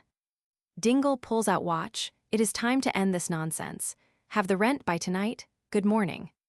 Dorothy sits in chair. So that's the suitor for my heart and hand. Hugh. 0. Squire pointing with cane. There he goes. Look at him. See how pompously he struts. Observe the elevation of his nose. All look towards window. Take care, down he goes. Dorothy, poor fellow, I wonder if he is hurt. Emily, his hat is completely demolished. Mrs. Felton, rather a bad fall. Squire, off he starts again. There goes the strut, up goes the nose, the lesson is lost. To Mrs. Felton, Madam, now that we have arranged for the masquerade, banish your sorrows, forget the trials of the day and the pleasures of the evening. Your daughter knows her part well. She will personate Dorothy in her conversation with Dingle until all unmask. Dorothy, and my voice will convince him that I am his delinquent tenant. Emily, Dorothy, dear, do you really think Miss Philp will not recognize this dress? Dorothy, she will be too eager to be seen by Morley Dingle, Esquire, to even waste a thought on the toilet of anyone save her precious self. Weatherspout from without. This way, Leslie, this way. I've not forgotten the art of climbing rail fences, even if I am 75. Squire, my old friend Weatherspout, as I live. 0. Weatherspout pausing on the threshold. I beg pardon. Squire, come in, my long-tried friend. Weatherspout. The door was open, and it seemed natural to walk right in, so Leslie, and turning to door, why, I thought he came in. We have just helped ourselves to a draught of your delicious spring water. Emily goes to door, come in, Leslie. Leslie, pardon my intrusion, ladies. I assure you I had no idea you were engaged. Mrs. Felton, you are welcome. Dorothy, no apology is necessary. Emily. Weatherspout, ladies, Mr. Raymore has been in my employment for a number of years, in fact, since his boyhood. I have every confidence in his honor and integrity. Squire, we all know Leslie, and everyone is acquainted with you, Mr. Weatherspout. And it is exceedingly gratifying to hear of the cordial relations which exist between two such worthy men, but you were about to say. Weatherspout, I was about to remark that I have come here solely for the purpose of attending the masquerade ball tonight. Leslie, Mr. Weatherspout has stated the fact.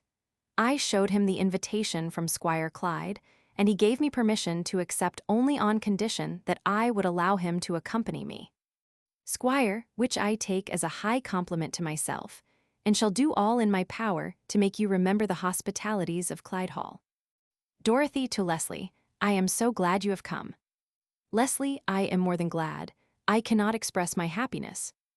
Dorothy, and Papa wrote his consent, were you not surprised? Leslie, no, Dorothy, love. Your father is sensible, and judges a man by his personal worth rather than by the weight of his purse. Dorothy, you have told no one. Leslie, only my employer. Dorothy, you rogue, no wonder he came with you. Squire, yes, that is so, we had better go to the mansion. Mrs. Felton, we will depart. Recollect, Emly, until we unmask you are Dorothy Clyde, that is, to Morley Dingle. Good day, ladies. All exit except Mrs. Felton and Emly. Mrs. Felton, Emly, my child, God is good. Something seems to tell me that there are better days in store for us. Emly, let us hope, mother. Takes her hand, my heart, too, seems lighter. Mrs. Felton, we will hope. End of the first act. Act 2. Scene interior of Clyde Hall. Seats arranged at wings, door pracked, in flat, through which flowers are visible. Emly and Dingle discovered standing, see both are masked. Dingle, by yonder fair moon whose radiance is reflected in 1,000 dewy gems. By the glorious splendors of this summer night, I adjure you to remove that mask. Emly, Sir Knight, if eloquence could tempt me to reveal my face before the proper time, then your words would win your wish. I am not what you think I am. Knights woo not poor peasant maids, and I am poor and humble too. Dingle, the wealth of those bright eyes would make one rich though he were a beggar. Emly, flattery from friends is at best embarrassing. From strangers it is wholly out of place. Dingle, aside, there's no humbleness in that remark. Aloud, I crave your forgiveness. I am the last man in the world who would do an ungallant act. Emly, aside, you are among the latest who did. Aloud, are you always mindful of a woman's feelings? Do you treat them all with gentle courtesy? Dingle, aside, there's a little sarcasm in that. I wonder what she means. Aloud, certainly, I would scorn, loathe, abhor a man who could forget his duty in that regard. Emly, even though she owed him money. Dingle, aside, what is she driving at? Aloud, Miss Clyde, you are severe. Emly, if anyone designated me as Miss Clyde, they erred. Once more I repeat that I am not Dorothy Clyde. Dingle laughs. We will not discuss that point. I have danced with you twice tonight, and I have danced with no one else.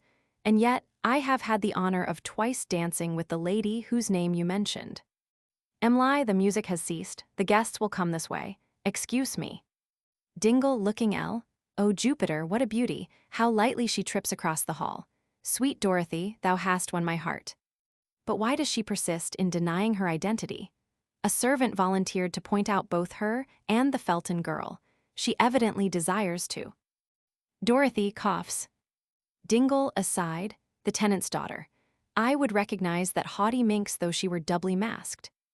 Dorothy, pardon me, sir. I would inquire the way to the banquet room. Dingle, aside, it will never do to let her recognize my voice. I will assume a falsetto tone. Aloud, you had better find a servant, Miss Gypsy Queen. I am not posted in the commissary department. Dorothy, I perceive that all knights are not Quixotes in gallantry. Thanks, however, for your suggestion. Dingle, sarcastic bow. Don't mention it, fair fortune-teller. Dorothy, if you knew me, you would try to be more courteous. Thus have you unmasked your nature, though your face is still unseen. Dingle, the saucy beggar. Well, in some natures poverty serves to intensify pride. I will seek the squire. Exits R. Enter Weatherspout and Miss Philp, door F. She leans upon his arm. Weatherspout, the night is lovely. Years and years ago it was my delight to wander forth beneath the moon's soft rays. Miss Philp, years and years ago. There, you talk like a sexagenarian. I will wager you what you will that you are under 25. That I know your name. Weatherspout, in a few minutes the guests will assemble and unmask. If you guess my name, I will anticipate that ceremony. Can you not detect the tremor of age in my voice? Miss Philp, aside, the servant volunteered to tell me this man's name. He is merely assuming the ancient quaver. His form is as straight as a pin oak. Aloud, my eyes are not deceived, Mr. Morley Dingle. Weatherspout, not knowing the party for whom you take me, I am unable to rate the value of your compliment. Miss Philp, aside, it is Dingle, sure. Aloud, then, holy monk, be my father confessor, and learn that Mr. Morley Dingle is a perfect Adonis, a gentleman of rare attainments. One whose name any woman would be proud to that is include among her list of friends. Weatherspout, or red upon her teaspoons, I comprehend. Miss Philp, of course I speak from hearsay only. I have not the pleasure of a personal acquaintance with the gentleman, although I think I have enjoyed his company this evening. Weatherspout, my child, you are mistaken. I am not Dingle. I am glad for your sake that you are deceived. You will also be satisfied when you have reflected upon the matter. Miss Philp angrily, do you know to whom you are talking? Weatherspout, candidly, I do not. Miss Philp aside, I see, he fears I will penetrate his disguise. Aloud, oh, you are deep, very deep. Weatherspout, offering his arm, permit me to escort you to the drawing-room. Miss Philp takes his arm. What a dreamy, soul-inspiring night. Weatherspout yawning, very. Squire from without. I will tell you. Step this way. Enter Squire and Leslie R., each holding mask in hand, knowing that Dingle was anxious to identify my daughter, and that Miss Philp was dying to meet Dingle. I instructed a trusty servant to mislead them by making certain remarks within their hearing. The thing has worked like a charm, and the most ludicrous blunders have resulted. Leslie, I thought that Dorothy was unusually interested in the movements of certain couples. So the little rogue is a party to your conspiracy. Squire, the motive justifies the means. I desire to reclaim an arrogant young man and a silly woman. Both are difficult cases, yet I hope to succeed. Leslie, someone is calling hark. Mercy without, quick, quick, Squire, quick. Enters L running, oh, oh, oh. Squire, speak, girl, what is amiss? Mercy, oh, sir, you wouldn't joke if you knew the trouble. It may end in bloodshed. Squire, who's joking? Mercy, you asked me a conundrum. Squire, never. Mercy, you asked me what is amiss. Every girl knows what amiss is. Leslie, the girl is mixed. Dingle without, you shall apologize or fight. Enter L. Ah, here are gentlemen who will see fair play. Come on, sir, come on. Weatherspout, silence, give me a chance to explain. Dingle, drawing sword, retract, sir, eat your words. Flourishes sword, feast upon them, swallow them. Weatherspout, gentlemen, hear him. His tongue would madden an auctioneer with envy. Dingle, ha, more insults, hold me back, makes a pass at Weatherspout. Let me dissect him. Squire, remember where you are. Leslie, do nothing rash, sir. Weatherspout, release him.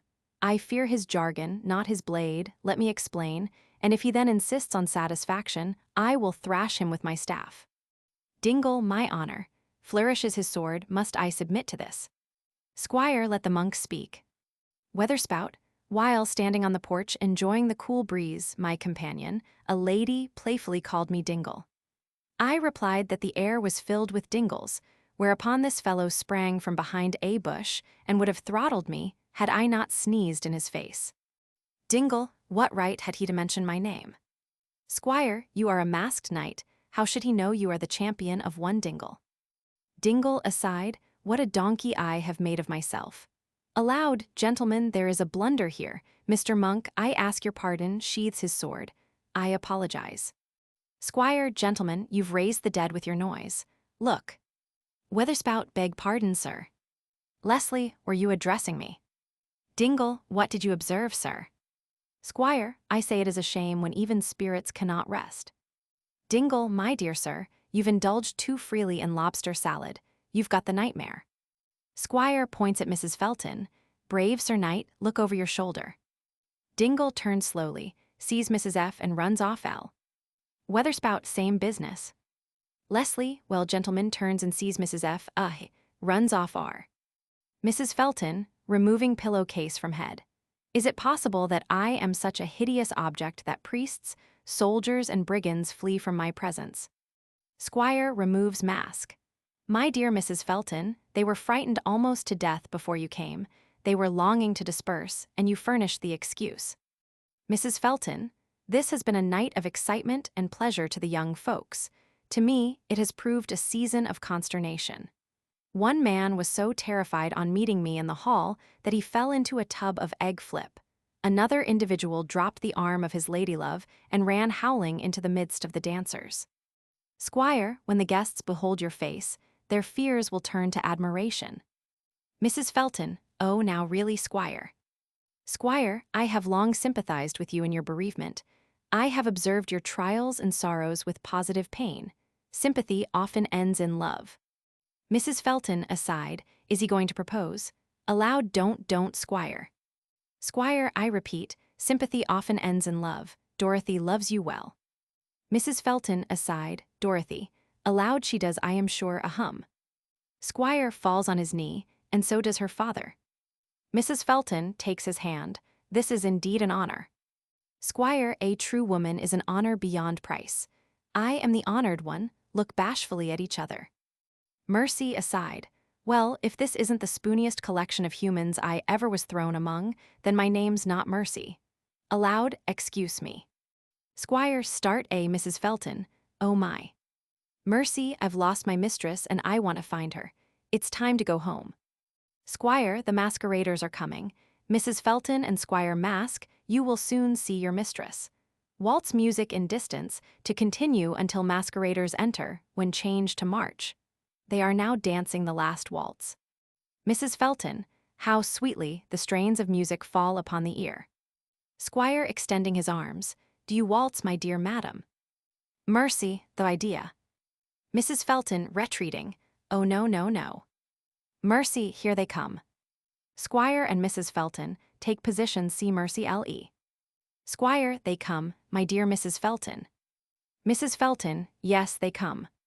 Squire, my dear madam, let them come. Enter Dingle and Emily, Leslie and Dorothy, Weatherspout and Miss Philp, 2 L.E. followed by masqueraders. All countermarch to music, and take final positions as follows.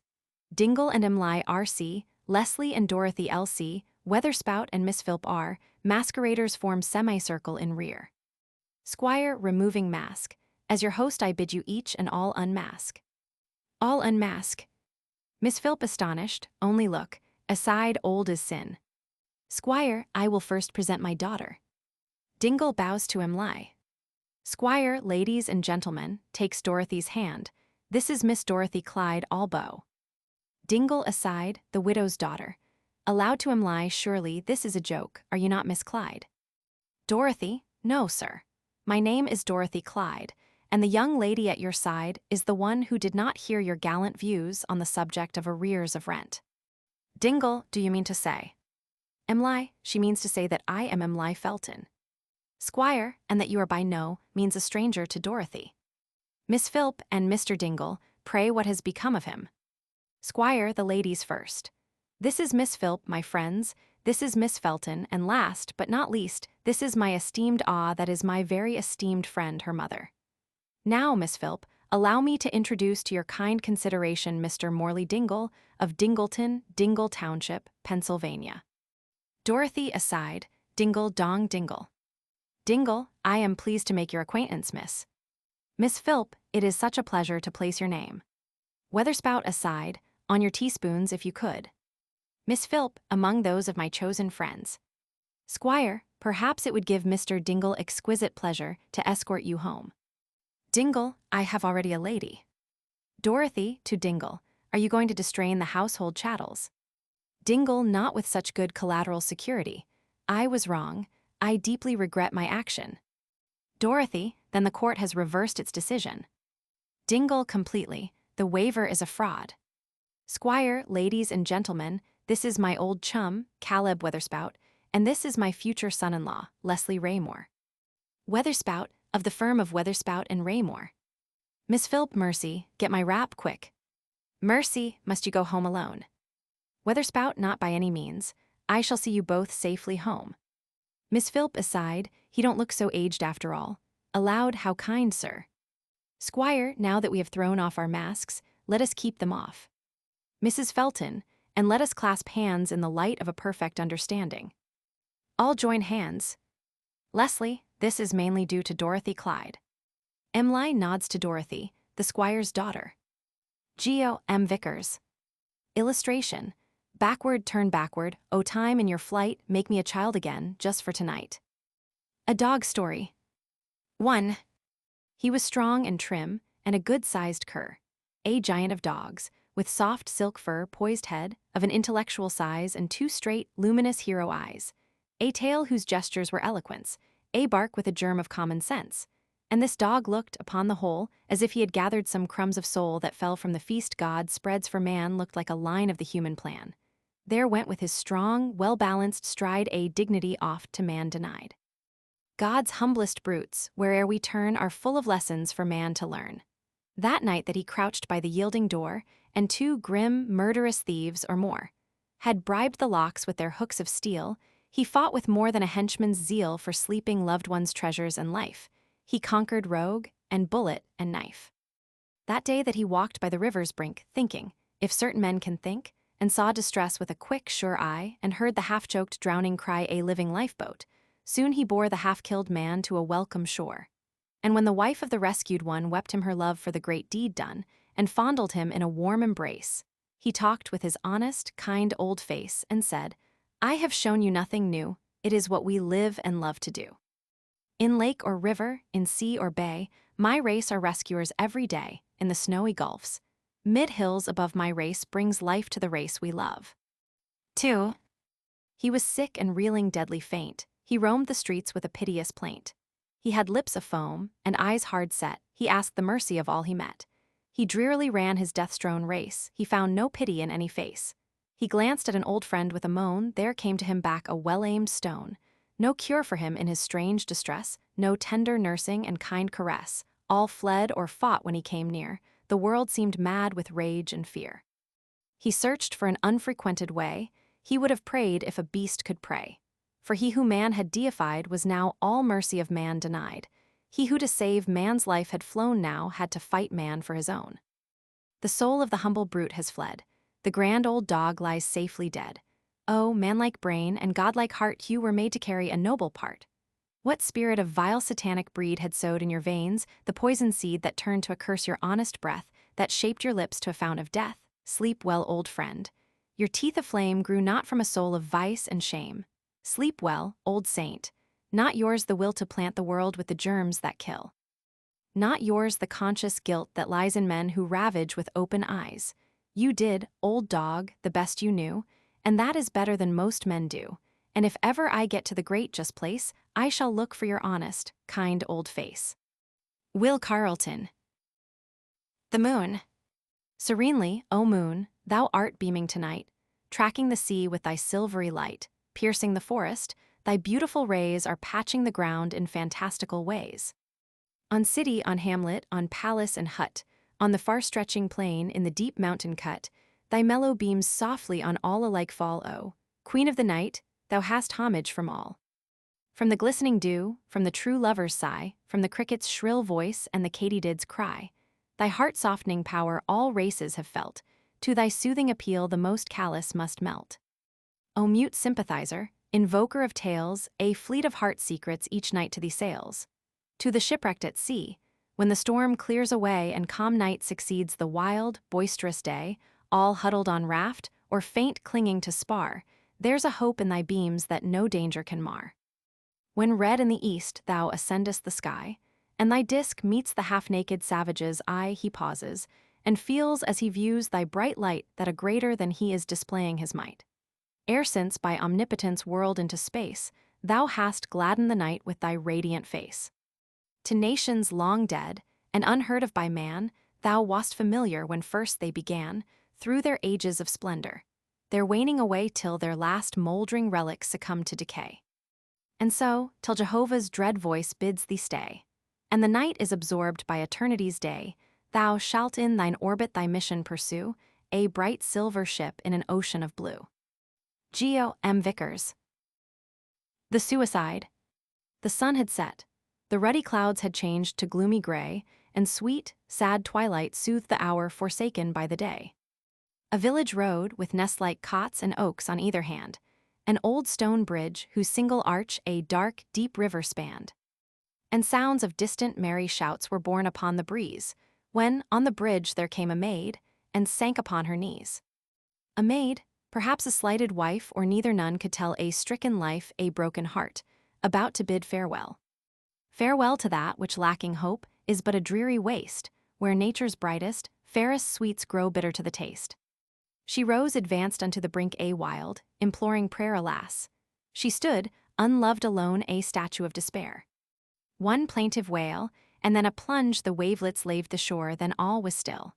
The river flowed as smoothly as before. Vickers.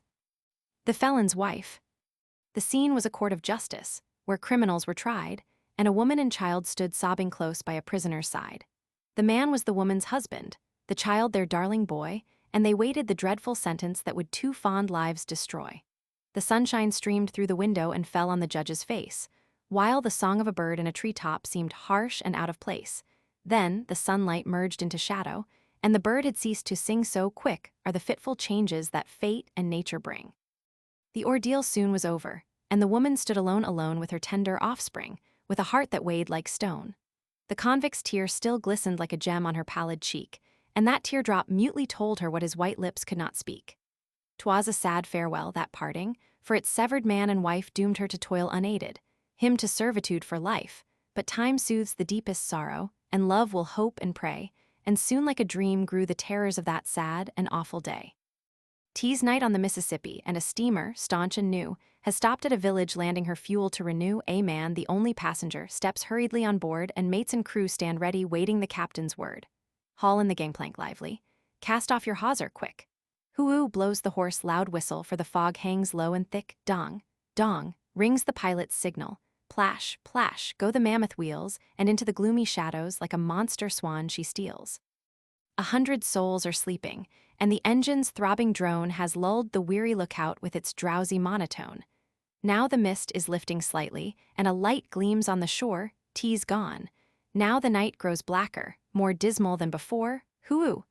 Goes the whistle hoarsely, but the steamer plows along, for the pilot knows his bearings, and he softly hums a song.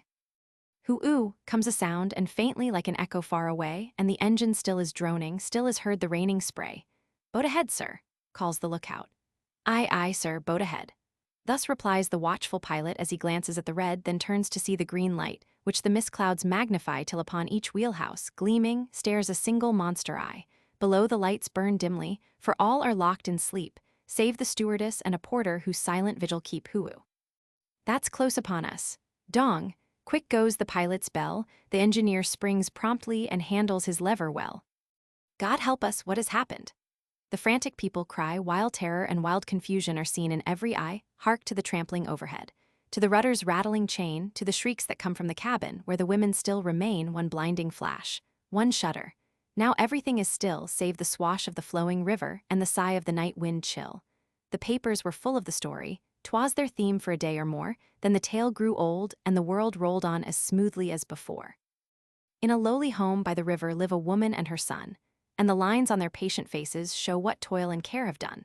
They stand with a priest and surgeon near the bed of a dying man, and hark to his broken whispers, while his ashen face they scan. His life had been worse than wasted, and his soul was black with sin, and a seething hell of sorrow was raging his breast within. Yet I'd make one reparation, and his trembling voice sinks low. I would do one thing of honor, though, the last before I go. From the wreck of the smoldering steamer fate bore me bleeding here, that my awful retribution to these victims might appear, I swear. And his voice grows louder. If you search that satchel there, you will find some strange confessions, and the proofs of truth they bear. On the wall hangs a bag all blistered, which the woman hastes to reach, for she of all his hearers knows the purport of his speech. This proves my husband's innocence. Thank God for what you've said. And she turns to the lonely passenger, only to find him dead. Softly the sunbeams golden steel by a prison bar, lighting an empty dungeon whose iron door stands ajar, and the same sun lights a cottage with a warm and cheery glow, where 3 fond hearts united with rapture overflow. "Oh, husband," the woman whispers, "I knew that you told me true," and he smiles and gently answers, "Let us our vows renew. Come, boy, kiss your new-found mother, whom we'll love to the end of life, for we've bid farewell forever to the grief-dried felon's wife." G.O.M. Vickers. Little Christel. Fraulein, the young schoolmistress, to her pupils said one day, "Next week, at Pfingster holiday, King Ludwig rides this way, and you will be wise, my little ones, to work with a will at your tasks, that so you may answer fearlessly whatever question he asks. It would be a shame too dreadful if the king should have it to tell, that Hansel missed in his figures, and Peterkin could not spell." "Oh ho, that never shall happen," cried Hansel, and Peterkin too. "We'll show King Ludwig when he comes what the boys in this school can do."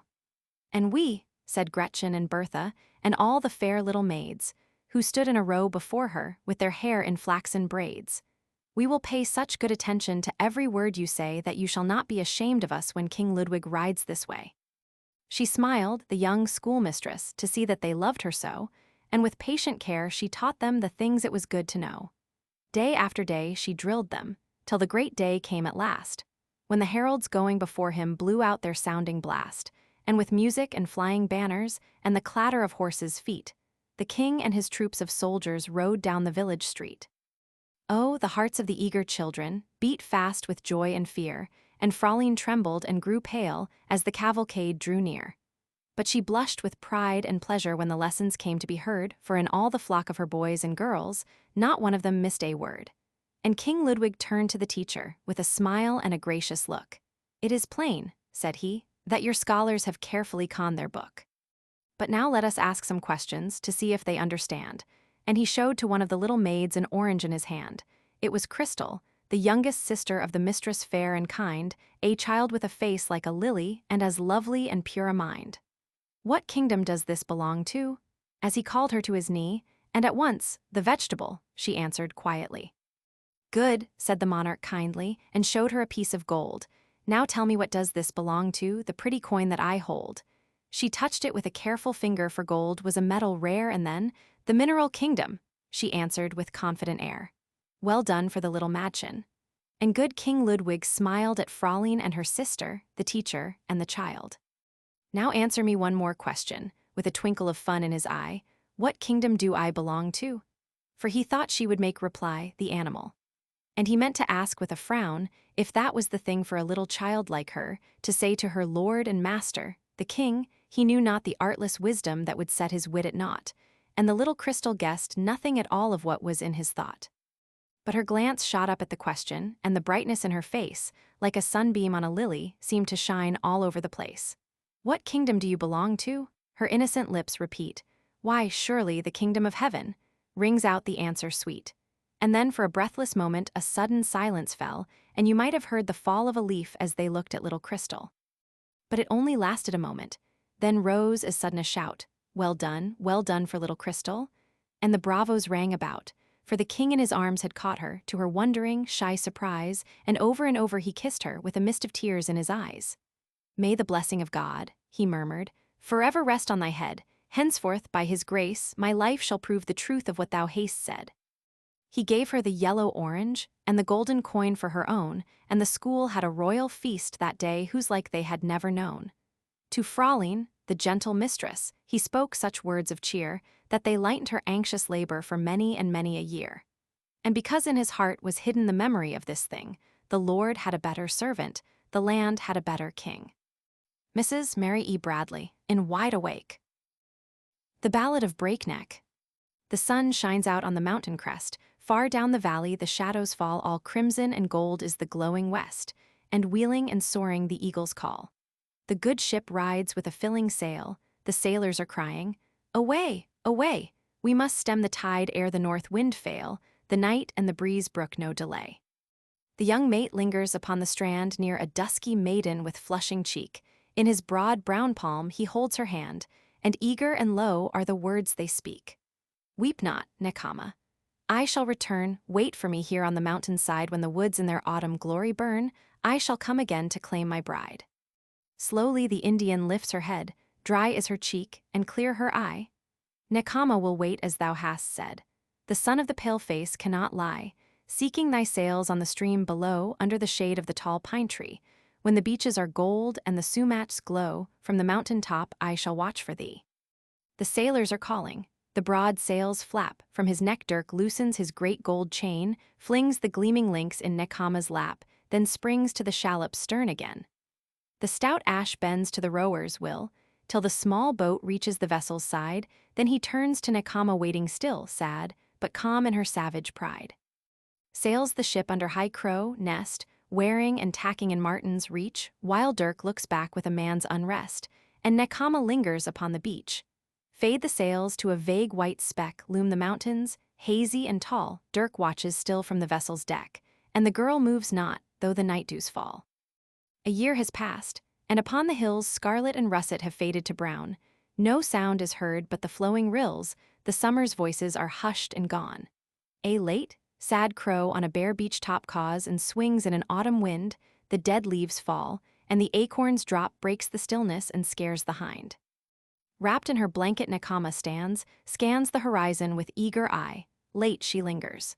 She clasps her hands, and a sadness dims her wide dark eye, Is it a mist o'er the distant shore? Look how the maiden's dusky face glows and brightens. A moment more, and the white speck changes and grows apace. He comes, he comes. From the wigwams near gather the braves and the squaws again. The men are decked with arrow and spear, and the women of wampum and feathers vain. Flecked is the river with light canoes, laden with gifts for the welcome guest. The spoils of the chase let him freely choose. Close to the ship are the frail barks pressed. Brown and still as a bronze relief, shyly Necama keeps her place behind her father, the Mohawk chief, who, plumed and tall, with painted face, grasping a spear in his nervous hand, looking in vain one face to see turns and utters his proud demand. Dirk Branson comes not. Where lingers he? Dirk stays in Holland, the sailors say. He has wedded a dame of wealth and state. He sails no more for many a day. God send us all like happy fate. Dark grows the brow of the angered sire. Can the white man lie like a Huron knave? The eyes of the maiden burn like fire, but her mien is steady, her words are brave. From her bosom she drags the great gold chain, dashed at the captain's feet it lies. Take back to the traitor his gift again, Necama has learned how a pale face lies. Proudly she steps to her light canoe, bends her paddle at every stroke. The graceful bark o'er the waters flew, nor wist they a woman's heart had broke. Up the mountain Necama hies, stands in the pine trees' shade again, scans the scene with her wide wild eyes, moans like a creature in mortal pain. The dark clouds crowd round the mountain peak, cause the crow on the bough o'erhead the great limbs bend and the branches creak. Ah, why do I live? He is false, she said. A shriek is heard through the gathering storm. A rushing figure darkens the air. Out from the cliff springs a slender form, and the maiden's grief lies buried there. Towers the gray crag grim and high, drips the blood from its rugged side. Loud and shrill is the eagle's call or the muttering wash of the angry tide. But Storm King nods to Old Crow nest, where the pine trees nod, and the horse crows call, though the Mohawk sleeps 'neath that rocky crest, while the leaves on his ruined castles fall. Today on the Hudson sailing by, under the shadow of Breakneck Hill, we tell the legend, and heave a sigh, where Necama's memory lingers still. Harper's Magazine. Maiden Song. Long ago and long ago and long ago still, there dwelt 3 merry maidens upon a distant hill. One was tall Megan, and one was dainty May, but one was fair Margaret, more fair than I can say, long ago and long ago. When Megan plucked the thorny rose, and when May pulled the briar, half the birds would swoop to see, half the beasts draw nigher, half the fishes of the stream would dart up to admire. But when Margaret plucked a flag flower, or poppy, hot aflame, all the beasts and all the birds and all the fishes came to her hand more soft than snow. Strawberry leaves and maydew in brisk morning air, strawberry leaves and maydew make maidens fair. I go for strawberry leaves, Megan said one day. Fair Margaret can bide at home, but you come with me, May, up the hill and down the hill, along the winding way you and I are used to go. So these 2 fair sisters went with Innocent Will up the hill and down again, and round the homestead hill. While the fairest sat at home, Margaret like a queen, like a blush rose, like the moon in her heavenly sheen, fragrant breathed as milky cow or field of blossoming bean, graceful as an ivy bough, born to cling and lean, thus she sat to sew and sing. When she raised her lustrous eyes, a beast peeped at the door. When she downward cast her eyes, a fish gasped on the floor. When she turned away her eyes, a bird perched on the sill, warbling out its heart of love, warbling, warbling still with pathetic pleadings low. Lightfoot May with Megan sought the choicest spot, clothed with thyme, alternate grass. Then, while day waxed hot, sat at ease to play and rest, a gracious rest and play, the loveliest maidens near or far when Margaret was away, who sat at home to sing and sew. Sunglow flushed their comely cheeks, windplay tossed their hair, creeping things among the grass stroked them here and there. Megan piped a merry note. A fitful, wayward lay, while shrill as bird on topmost twig piped merry May, honey smoothed the double flow.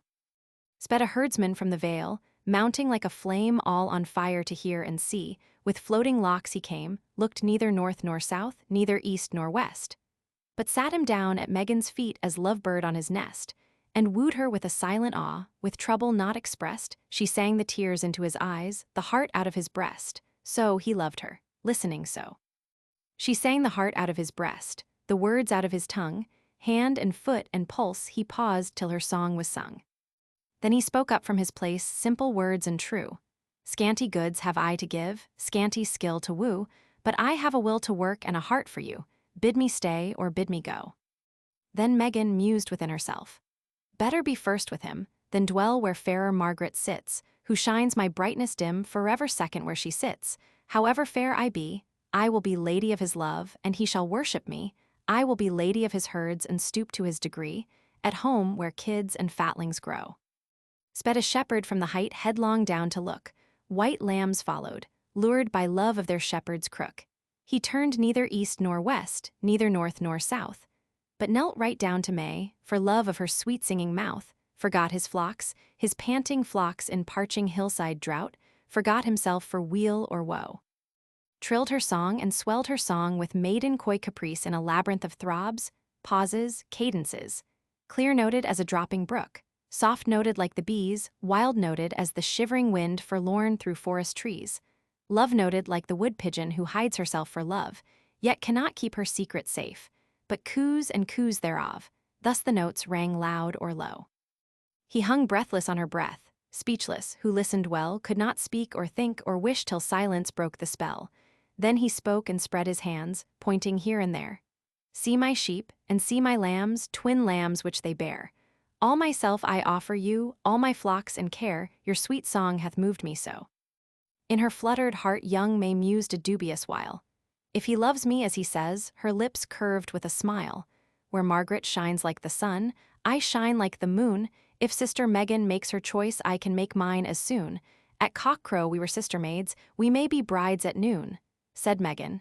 Yes. May said not no.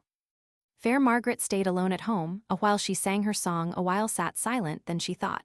My sisters loiter long. That sultry noon had waned away, shadows had waxed great. Surely, she thought within herself, my sisters loiter late. She rose and peered out at the door with patient heart to wait, and heard a distant nightingale complaining of its mate. Then down the garden slope she walked, down to the garden gate, leaned on the rail and waited so. The slope was lightened by her eyes like summer lightning fair. Like rising of the haloed moon, lightened her glimmering hair. While her face lightened like the sun whose dawn is rosy white. Thus crowned with maiden majesty she peered into the night, looked up the hill and down the hill, to left hand and to right, flashing like fireflies to and fro.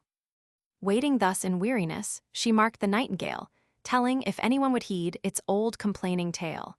Then lifted she her voice and sang, answering the bird. Then lifted she her voice and sang, such notes were never heard from any bird when springs in blow. The king of all that country, coursing far, coursing near, curbed his amber-bitted steed, coursed Amin to hear all his princes in his train, squire and knight, and peer, with his crown upon his head, his scepter in his hand. Down he fell at Margaret's knees, lord, king of all that land, to her highness bending low. Every beast and bird, and fish came mustering to the sound, every man and every maid from miles of country round. Megan on her herdsman's arm, with her shepherd, May, flocks and herds trooped at their heels along the hillside way, no foot too feeble for the ascent, not any head too gray, some were swift and none were slow. So Margaret sang her sisters home in their marriage mirth, sang free birds out of the sky, beasts along the earth, sang up fishes of the deep all-breathing things that move, sang from far and sang from near to her lovely love, sang together friend and foe. Sang a golden-bearded king straightway to her feet, sang him silent where he knelt in eager anguish sweet. But when the clear voice died away, when longest echoes died, he stood up like a royal man and claimed her for his bride. So 3 maids were wooed, and one in a brief Maytide, long ago and long ago.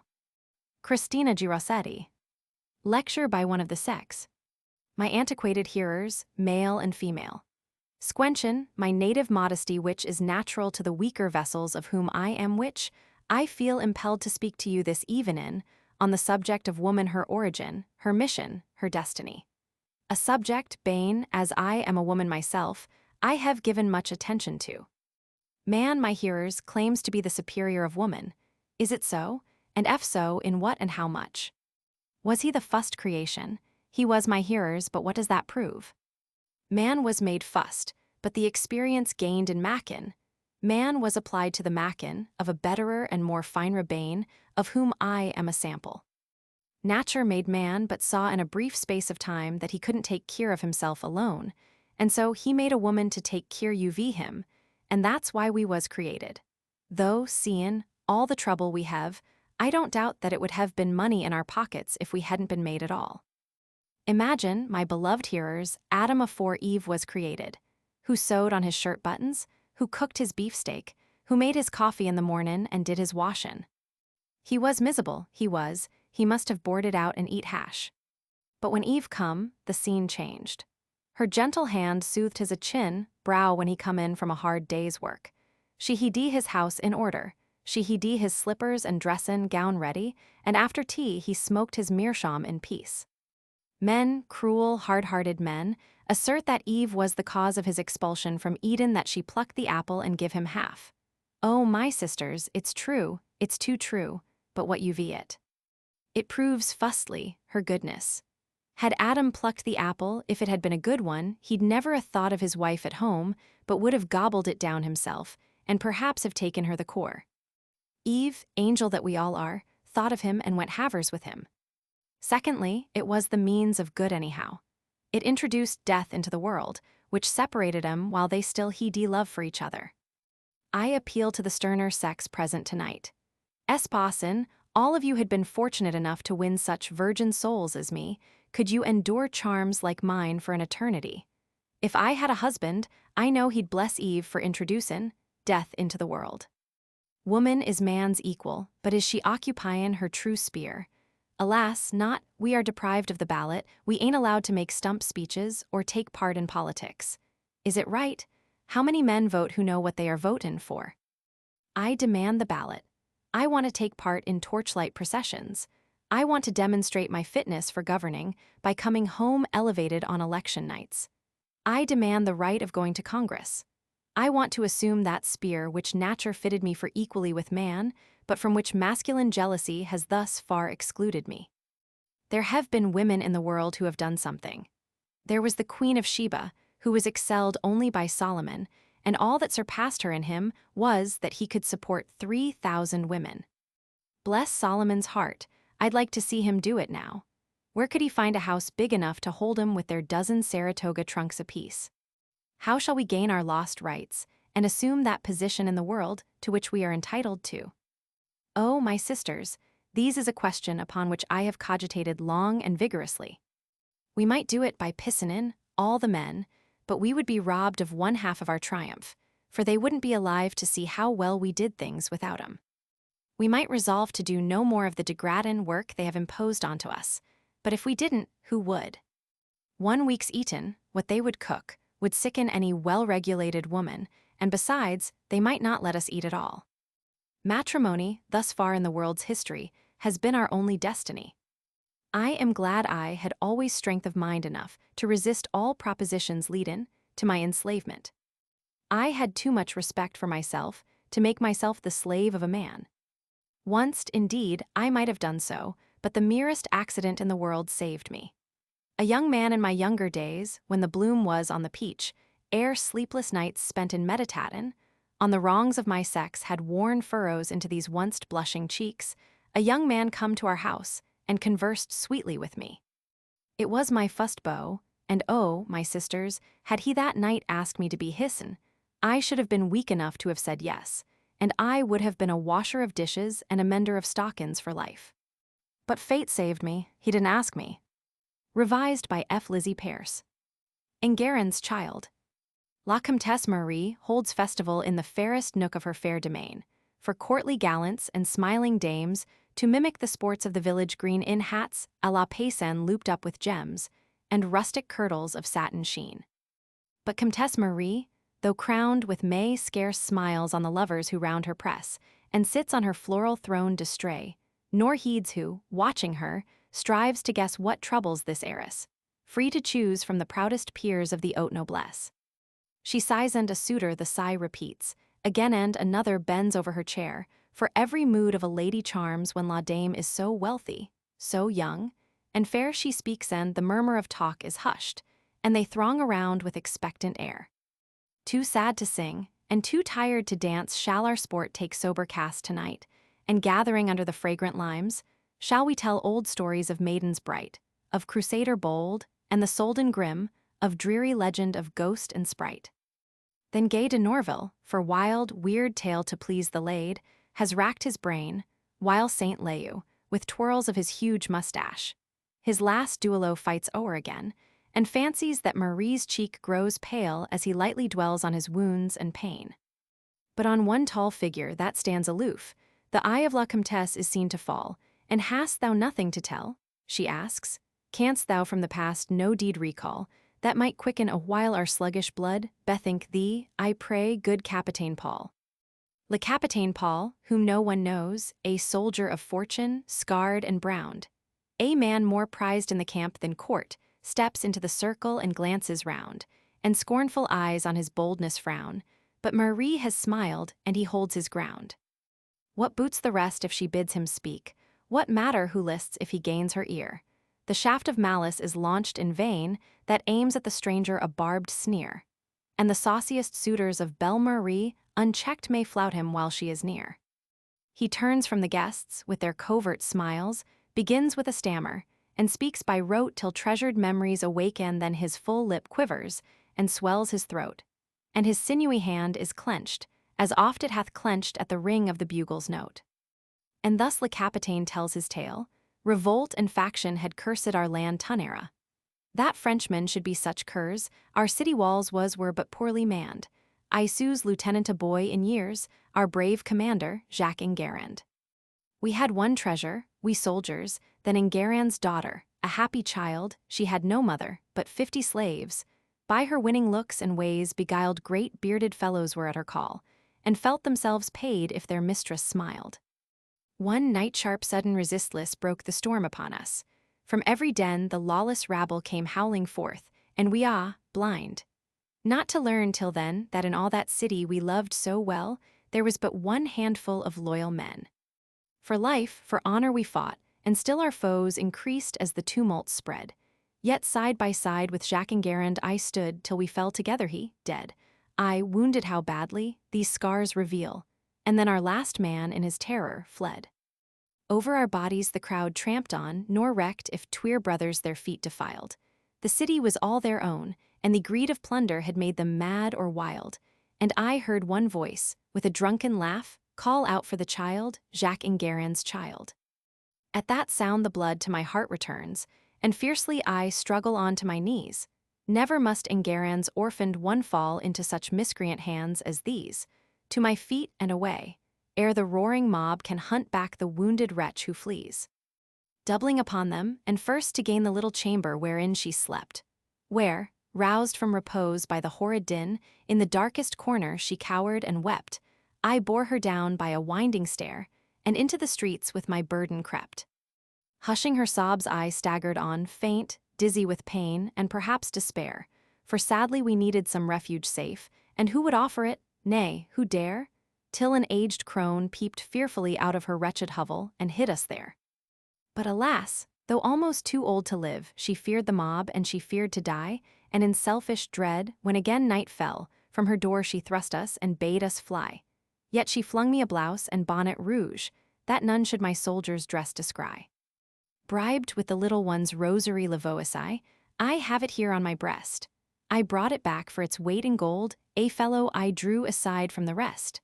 Let us slip by while he kept the guard, and like hunted deer for the woods we pressed. Scarce half a league from the city walls, lo, swooping down like a fiery blast armed to the teeth, and hot with wrath rank after rank spurring quickly past the avengers came of Jacques Enguerrand, and I felt that his child was safe at last. She knew their leader, she shrieked his name, he halted, I told you what garb I wore, they thought me a rebel. The little one with oaths and blows from my arms they tore, and left me for dead on the cold hard earth. But the child was safe and my tale is o'er. But your payment? A dozen voices ask, and Le Capitaine smiles in his deep disdain. Pardon, mesdames, for a deed of love no soldier his palm with gold would stain, only this boon did I ever crave, one look at her angel face again. Quimport, she is rich and happy, and I, he pauses, La Comtesse has left her throne, once more on his breast a fair head lies, once more round his neck are white arms thrown, and sweet lips murmur, moan brave, Moan brave, let my poor love for the past atone. The play is ended, the guests depart, la comtesse was none so fair after all. But many an eye looks back with regret on the broad domain, and the princely hall, that in Garand's child with her hand bestows on the scarred and sun-burned Capitaine Paul. Tidbits. The King's Kiss. A king rode forth one summer morn, his vast domain to see, through fields of wheat and fields of corn, rode on his majesty. Quoth he, a mighty king am I, whate'er I say must be, for none there lives that dare deny a favor asked by me. The king, in search of rest and shade, dismounted in a dell, where, drawing water, stood a maid beside a mossy well. With courtly bow the thirsty king the proffered draught received, and as he drank, a gallant thing his royal mind conceived. Fair girl, said he, those lips of thine were surely made to kiss, and fain I press them close to mine, refuse me not that bliss. No, no, the blushing lass replied, no kiss you'll get from me, for I'm a true and promised bride to one who's far at sea. I am the king, the monarch said, must I be disobeyed?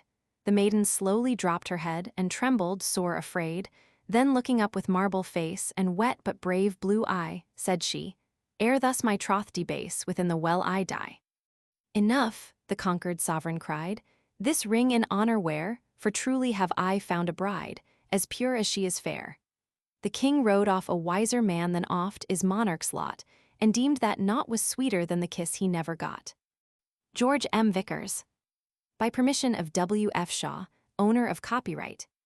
Contrasts in Shakespeare. Oration delivered at the commencement of the M.T. Vernon Institute of Elocution and Languages, June, 1886.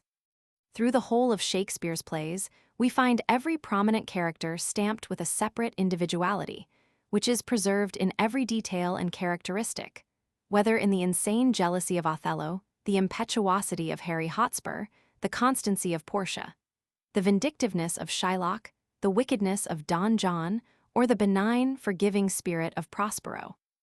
There is a silvery vein of wit threading his plays, gleaming and flashing like a sparkling brook in the sunshine.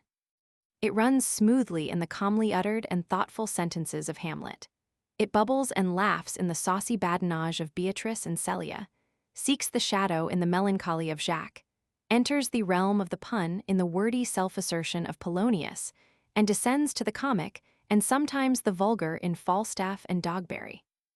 In the character of Hamlet, we find a keen sense of humor, overcast by the ever-present suspicion of his father's foul end and a vague distrust of those around him. A certain sarcasm lurks in the depths and imparts an incisiveness to every well-turned sentence. He says to Guildenstern, "Hamlet, will you play upon this pipe?" Guildenstern replies, "Gild, my lord, I cannot." "Ham, I pray you." "Gild, believe me, I cannot." "Ham, I do beseech you." "Gild, I know no touch of it, my lord." "Ham, 'tis as easy as lying. Govern these ventages with your finger and thumb, give it breath with your mouth, and it will discourse most excellent music. Look you, these are the stops." "Gild, but these cannot I command to any utterance of harmony. I have not the skill." "Ham, why, look you now, how unworthy a thing you make of me. You would play upon me, you would seem to know my stops, you would pluck out the heart of my mystery, you would sound me from my lowest note to the top of my compass. And there is much music, excellent voice in this little organ, yet cannot you make it speak. Blood, do you think I am easier to be played on than a pipe? Call me what instrument you will, though you can fret me, you cannot play upon me." Hamlet deals largely in simile and metaphor, no finer instance occurring than in the passage where he is called upon to account for the body of Polonius. Rosencrantz, repelling his insinuations, asks, "Rose, take you me for a sponge, my lord?"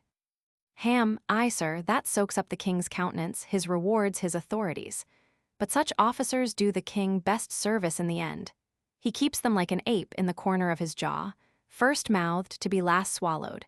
When he needs what you have gleaned, it is but squeezing you, and sponge, you shall be dry again." With a feeling of relief, we turn to merry, heart-whole Beatrice, and we glory in the ease with which she puts to rout the valiant soldier Benedick. With what exquisite nonchalance she remarks, "Beat, I wonder that you will still be talking. Signor Benedick, nobody marks you." She throws down the gauntlet of defiance to Cupid in the words, "Beat, I had rather hear my dog bark at a crow than a man swear he loves me. And she retains her woman's right to the last word in her parting shot. Beat, you always end with a jade's trick, I know you of old. Her merry derision of Don Pedro is shown in her reply to his gallant offer. Don P, will you have me my lady? Beat, no, my lord, unless I could have another for working days. Your grace is too costly to wear every day. Of the same bright, refreshing character is Celia, but Beatrice is more brusque, while Celia has a tender vein of womanliness which tones her raillery, while her sprightliness is more strongly thrown out in the early scenes of the play by its contrast with the constantly recurring melancholy of Rosalind. This antithesis is clearly observable in the following. Cel, why cousin, why Rosalind? Cupid have mercy, not a word. Rose, not one to throw at a dog. Cel, no, thy words are too precious to cast away upon curs. Throw some of them at me. Come, lame me with reasons. Rose, then were two cousins laid up, when the one should be lamed with reasons and the other mad without any. Cel, but is this all for your father? Rose, no, some of it is for my child's father. Oh, how full of briars is this working-day world. Cel, are but burrs, cousin, thrown upon thee in holiday foolery.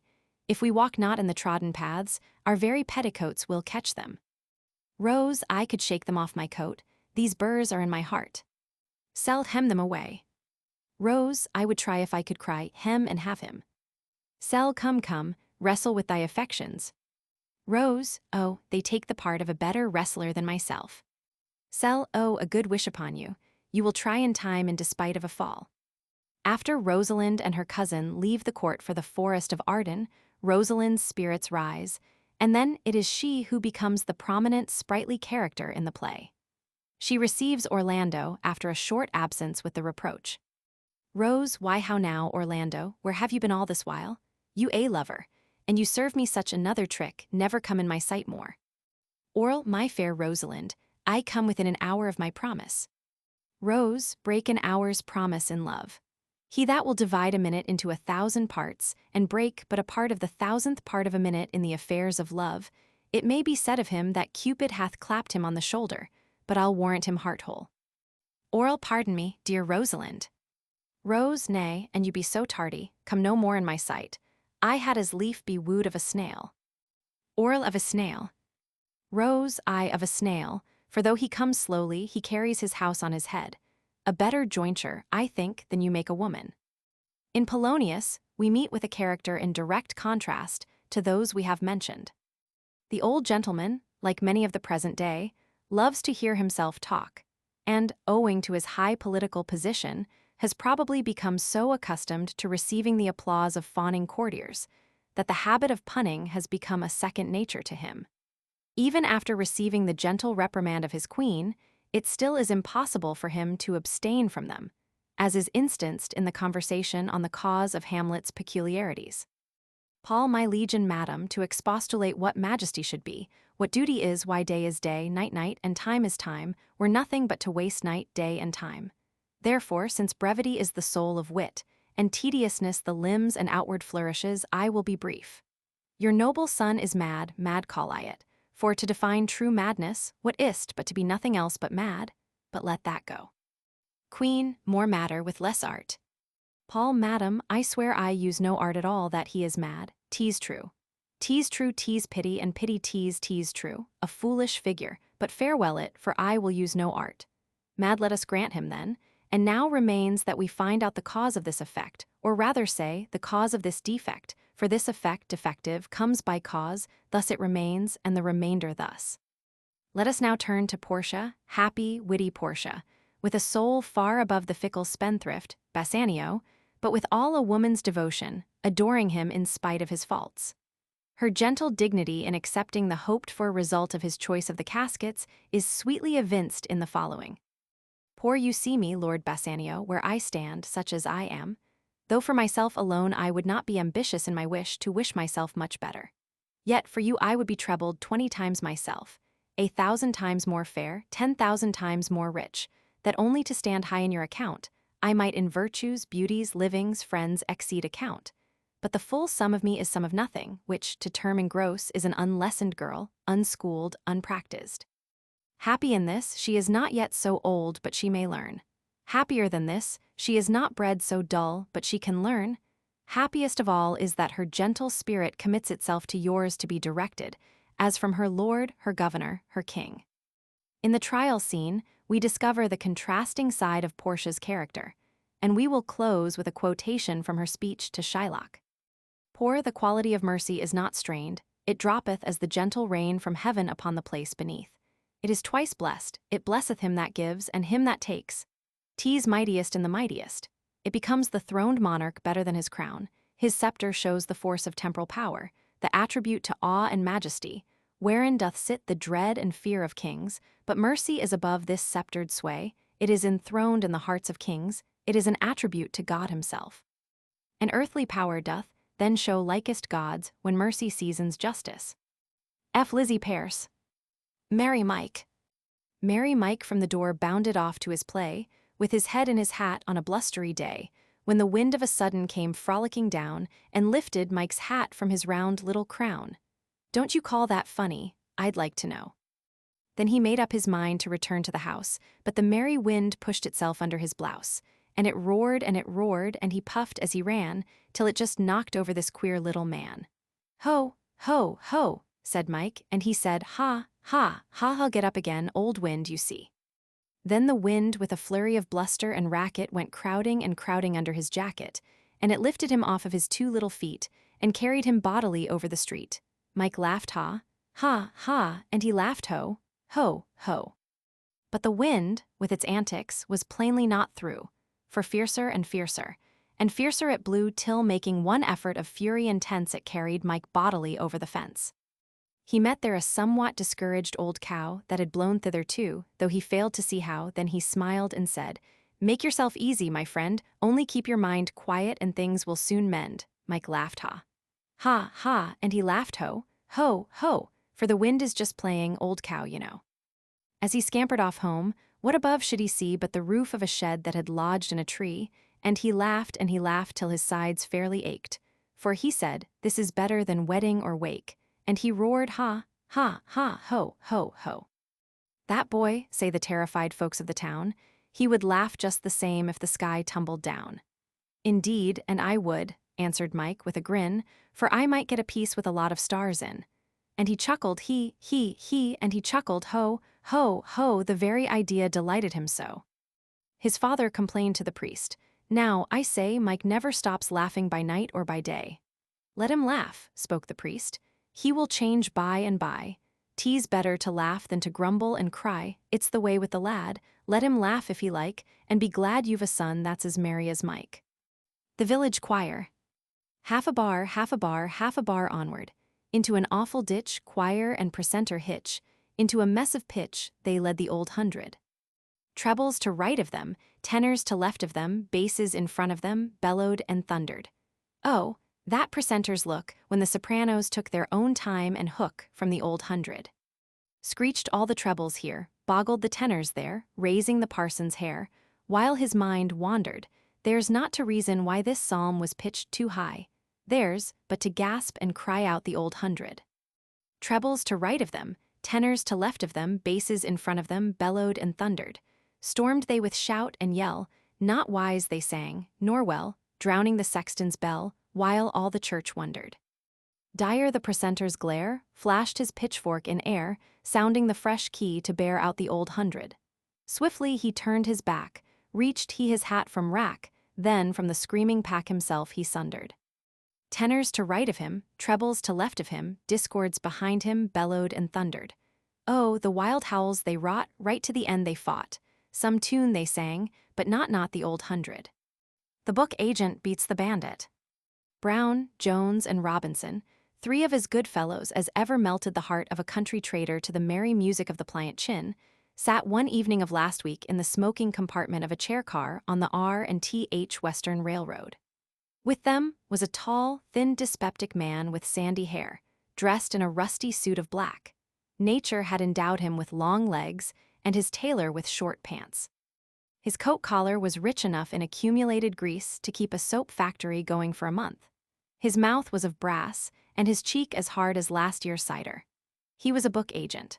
Already had he gobbled up the drummers for a Life of Christ and pocket encyclopedia of 215 numbers, when suddenly a real Jesse James-like train bandit opened the door and stood, pistol in hand, before the quartet. Brown's soul sank down into the heels of his boots.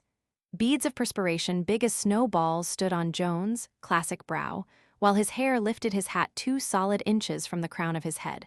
Robinson murmured the first verse of Ever of Thee I'm Fondly Dreaming, and thought he was praying. But the book agent bounded from his seat with a "How do, stranger? Delighted to see you.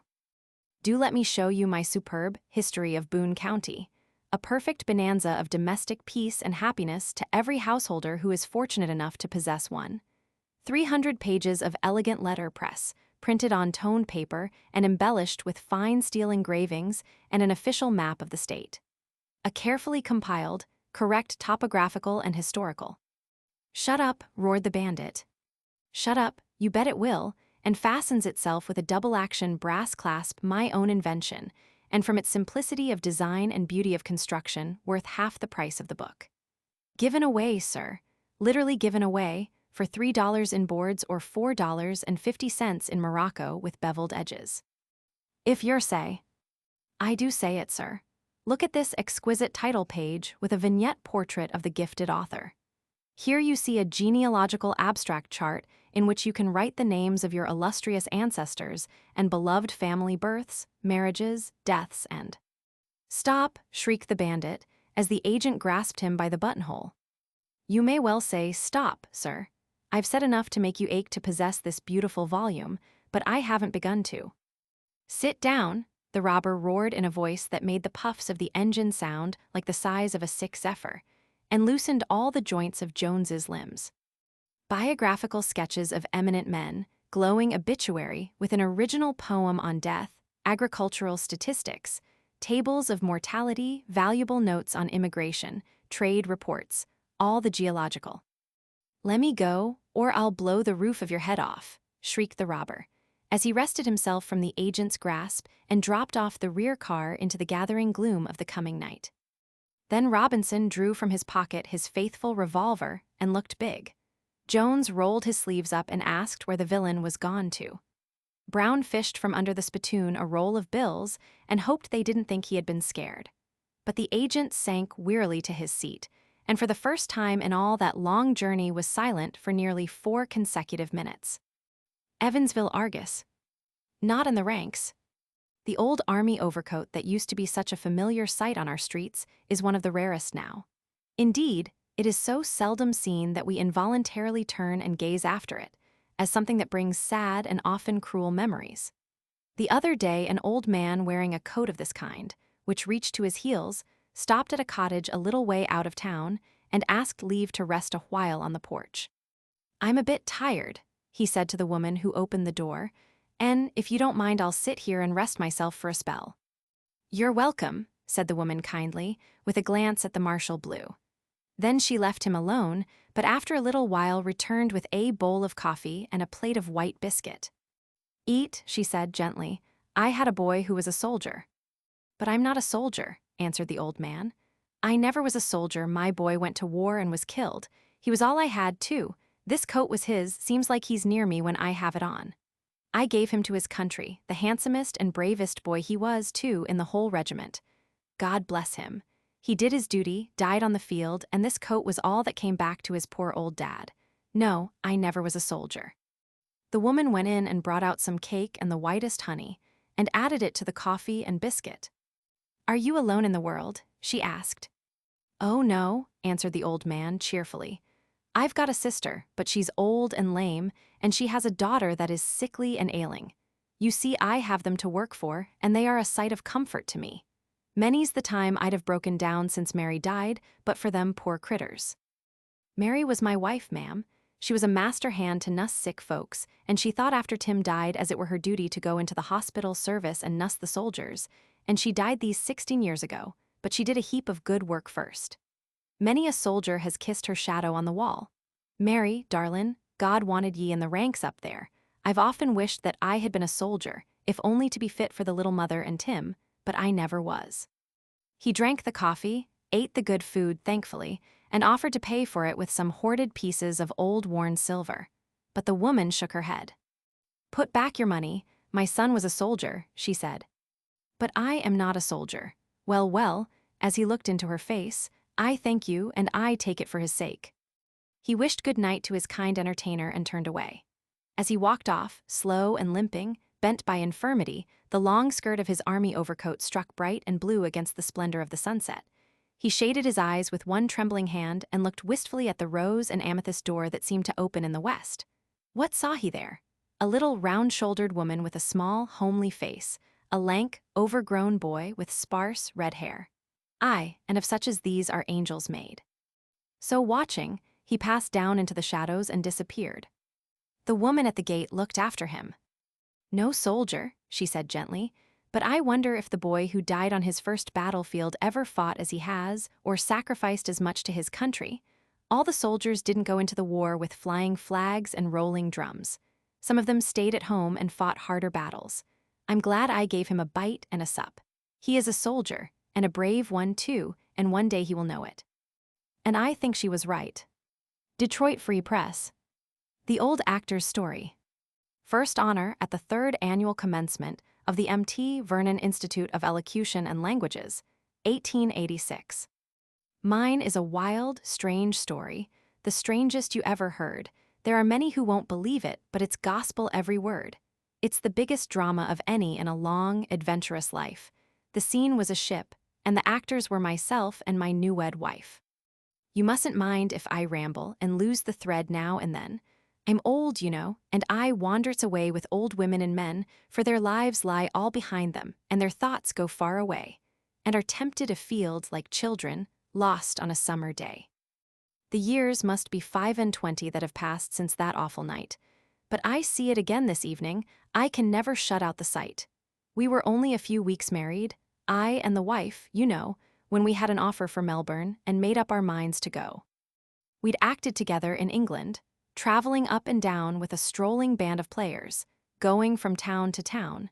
We played the lovers together, we were leading lady and gent, and at last we played in earnest, and straight to the church we went. The parson gave us his blessing, and I gave Nellie the ring and swore that I'd love and cherish and endow her with everything. How we smiled at that part of the service when I said, "I thee endow."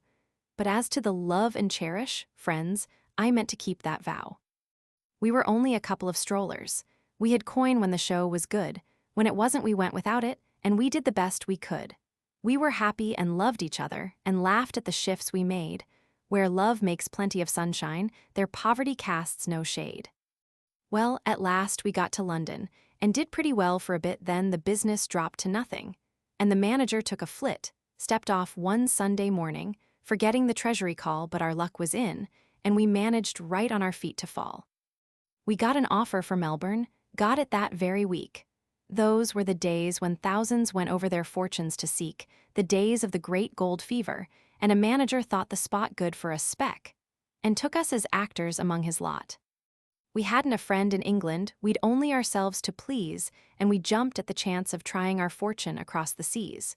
We went on a sailing vessel, and the journey was long and rough.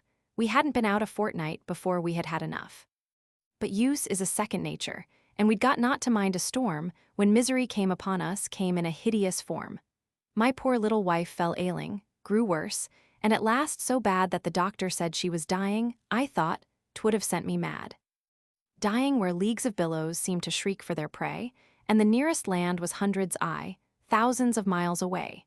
She raved one night in a fever, and the next lay still as death, so still-eyed to bend and listen for the faintest sign of breath. She seemed in a sleep, and sleeping, with a smile on her thin, wan face, she passed away one morning, while I prayed to the throne of grace. I knelt in the little cabin, and prayer after prayer I said, till the surgeon came and told me it was useless, my wife was dead. Dead, I wouldn't believe it. They forced me away that night, for I raved in my wild despairing. The shock sent me mad outright. I was shut in the farthest cabin, and I beat my head on the side, and all day long in my madness, "They've murdered her," I cried. They locked me away from my fellows, put me in cruel chains. It seems I had seized a weapon to beat out the surgeon's brains. I cried in my wild, mad fury, that he was a devil sent to gloat o'er the frenzied anguish with which my heart was rent. I spent that night with the irons heavy upon my wrists, and my wife lay dead quite near me.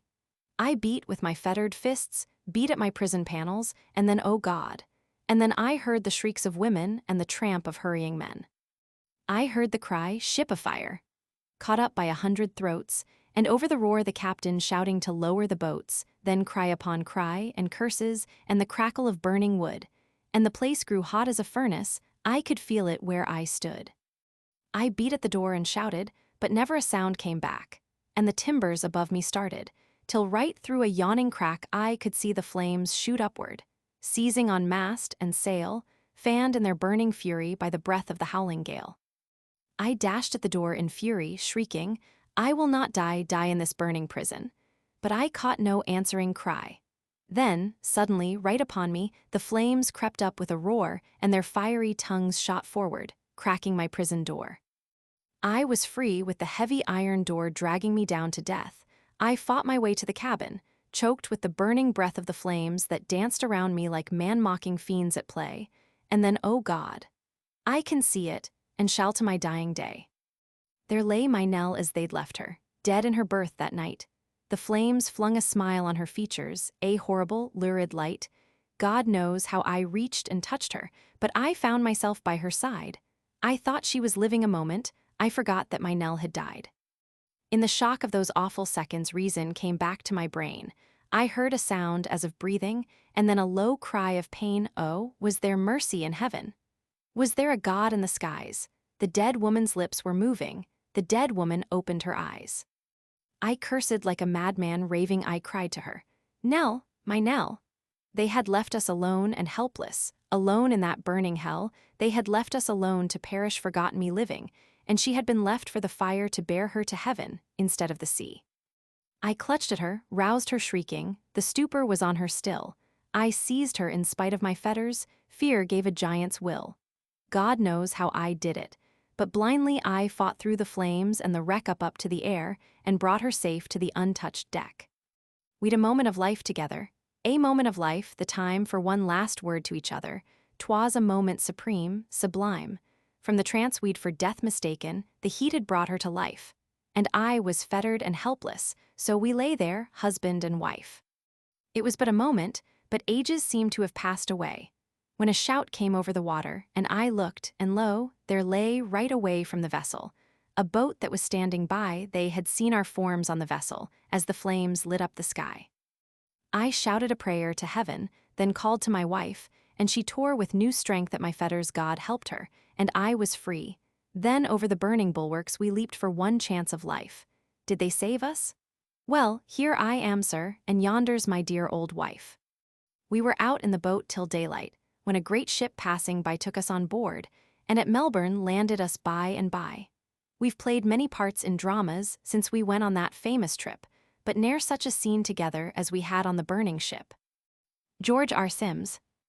Gestures H, O, H, F, H, S, W, H, B, H, L, V, Ho, left H, L, H, S, W, H, F, B, P, H, F, H, O, H, F, H, L, left H, L, B, D, F, left H, L, V, H, O, hand to head B, H, O, H, L, bend in listening attitude D, O, turn to P, A, O, clasp hands, left H, L, B, C, L, S, B, C, L, D, H, L, S, B, A, O, B, H, O, S, B, A, O, B, V, H, F, B, H, O, B, D, F, H, O, B, H, O, D, O, P, D, O, hand to head listening, A, O, D, O, B, C, L, D, B, par, D, O, A, O, D, O, S, B, A, O, B, D, O, look to left, left H, O, A, O, H, O, B, par, H, O to left, point to self, ind, H, O, left H, O. Ben Hassan's dream. I stood alone beside a mighty sea. The waves in awful majesty swept in and crashed upon the strand. Far out beyond the snowy crested line of breakers rode a ship, and as she rose and fell her tall mast seemed to trace a message on the sky. "Oh, ship, oh, restless waste."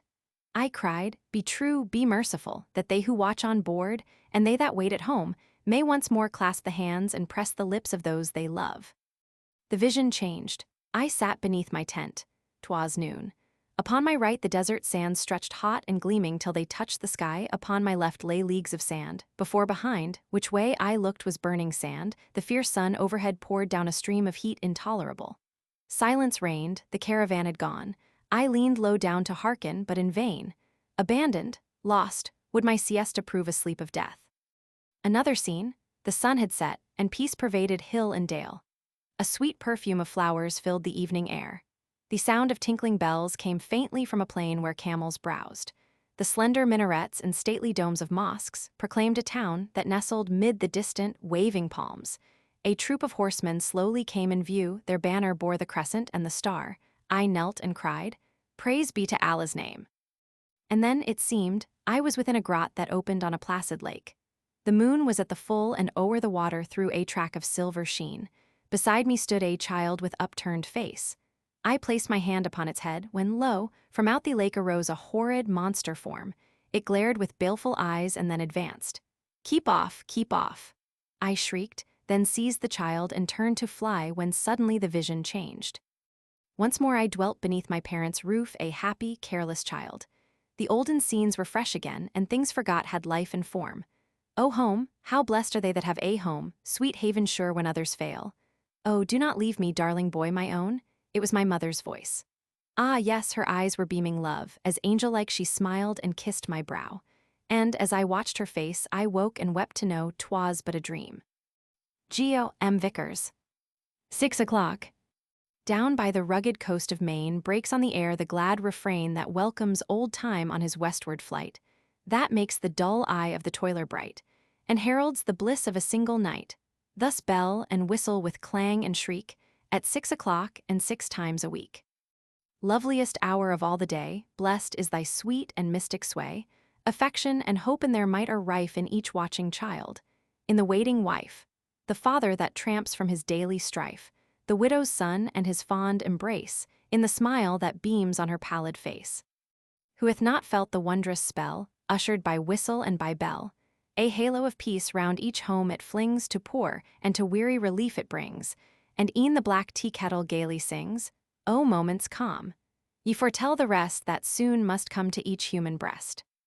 Westward speed on o'er hill and dell, city and town and cot to tell on like a courier, dash away, hard pressing the heels of departing day till stopped by the waters of Frisco Bay. Thus bell and whistle with clang and shriek, at 6 o'clock and 6 times a week. Vickers. Charlie's story. I was sitting in the twilight, with my Charlie on my knees, little 2-year-old, forever teasing talkatory to me peas. "Now," I said, "talk me a Tory." "Well," reflectively, "I'll mence, mamma, I did see a kitty, great big kitty on the fence." Mamma smiles. 5 little fingers cover up her laughing lips. Is oo laughing? "Yes," I tell him, but I kiss the finger tips and I say, "Now tell another." Well, all smiles. "Now I will mence, mamma, I did see a doggy, great big doggy on the fence." Rather similar, your stories, aren't they, dear? A sober look swept across the pretty forehead, then he sudden courage took. "But I know a nice new Tory, splendid, mamma. Hear me mence, mamma, I did see a elephant, great big elephant on the fence." The months. A pageant. Personifications. January, February, March, April, July, gentlemen May, ladies August, June, October, September, December, November. Robin redbreasts, lambs and sheep, nightingale and nestlings. Various flowers, fruits, etc. Scene, a cottage with its grounds. A room in a large, comfortable cottage. A fire burning on the hearth. A table on which the breakfast things have been left standing. January discovered seated at the fire. January. Cold the day and cold the drifted snow, dim the day until the cold dark night. Crackle, sparkle, faggot, embers, glow, someone may be plodding through the snow, longing for the light that you and I can show. If no one else should come, hear Robin Redbreast's welcome to a crumb, and never troublesome. "Robin, why don't you come and fetch your crumb? Here's butter for my bunch of bread, and sugar for your crumb, here's room upon the hearthrug, if you'll only come. In your scarlet waistcoat, with your keen bright eye, where are you loitering? Wings were made to fly. Make haste to breakfast, come and fetch your crumb, for I'm as glad to see you as you are glad to come." 2 robin redbreasts are seen tapping with their beaks at the lattice, which January opens. The birds flutter in, hop about the floor, and peck up the crumbs and sugar thrown to them. They have scarcely finished their meal when a knock is heard at the door. January hangs a guard in front of the fire and opens to February, who appears with a bunch of snowdrops in her hand. January. Good morrow, sister. February. Brother, joy to you. I've brought some snowdrops, only just a few, but quite enough to prove the world awake, cheerful and hopeful in the frosty dew, and for the pale sun's sake. She hands a few of her snowdrops to January, who retires into the background. While February stands arranging the remaining snowdrops in a glass of water on the windowsill, a soft butting and bleating are heard outside. She opens the door and sees one foremost lamb, with other sheep and lambs bleating and crowding towards her. February. Oh, you little wonder, come in, you wonderful, you woolly, soft, white lamb, you panting mother, you, come too, and lead that tottering twin safe in. Bring all your bleating kith and kin, except the horny ram. February opens a second door in the background, and the little flock files through into a warm and sheltered compartment out of sight. The lambkin tottering in its walk with just a fleece to wear, the snowdrop drooping on its stalk so slender, snowdrop and lamb, a pretty pair, braving the cold for our delight, both white, both tender. A rattling of door and windows, branches seen without, tossing violently to and fro. How the doors rattle, and the branches sway. Here's Brother March comes whirling on his way, with winds that eddy and sing. She turns the handle of the door, which bursts open, and discloses March hastening up, both hands full of violets and anemones. February. Come, show me what you bring, for I have said my say, fulfilled my day, and must away. March. Stopping short on the threshold, I blow and arouse through the world's wide house to quicken the torpid earth. Grappling I fling each feeble thing, but bring strong life to the birth. I wrestle and frown, and topple down. I wrench, I rend, I uproot, yet the violet is born where I set the sole of my flying foot. Hands violets and anemones to February, who retires into the background. And in my wake frail windflowers quake, and the catkins promise fruit. I drive ocean ashore with rush and roar, and he cannot say me nay. My harpstrings all are the forest's tall making music when I play, and as others perforce, so I on my course run and needs must run with sap on the mount, and buds past count, and rivers and clouds and sun, with seasons and breath and time and death and all that has yet begun. Before March has done speaking, a voice is heard approaching accompanied by a twittering of birds. April comes along singing, and stands outside and out of sight to finish her song. April. Outside. Pretty little 3 sparrows in a tree, light upon the wing, though you cannot sing, you can chirp of spring. Chirp of spring to me, sparrows, from your tree. Never mind the showers, chirp about the flowers, while you build a nest. Straws from east and west, feathers from your breast, make the snuggest bowers in a world of flowers. You must dart away from the chosen spray, you intrusive third extra little bird, join the unwedded herd. These have done with play, and must work today. April. Appearing at the open door. Good morrow and goodbye. If others fly, of all the flying months you're the most flying. March. Your hope and sweetness, April. April. Birth means dying, as wings and wind mean flying, so you and I and all things fly or die, and sometimes I sit sighing to think of dying. But meanwhile I've a rainbow in my showers, and a lapful of flowers, and these dear nestlings, aged 3 hours, and here's their mother sitting, their father merely flitting to find their breakfast somewhere in my bowers. As she speaks, April shows March her apron full of flowers and nest full of birds. March wanders away into the grounds. April, without entering the cottage, hangs over the hungry nestlings watching them. April. What beaks you have, you funny things, what voices, shrill and weak.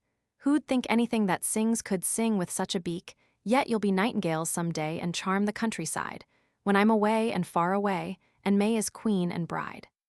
May arrives unperceived by April and gives her a kiss. April starts and looks round. April. Ah, May, good morrow, May, and so goodbye. May. That's just your way, sweet April, smile and sigh, your sorrows half in fun, begun and done and turn to joy while 20 seconds run. at every step a flower fed by your last bright shower. She divides an armful of all sorts of flowers with April, who strolls away through the garden. May. In gathering flowers I listened to the song of every bird and bower. The world and I are far too full of bliss to think or plan or toil or care. The sun is waxing strong, the days are waning long, and all that is fair.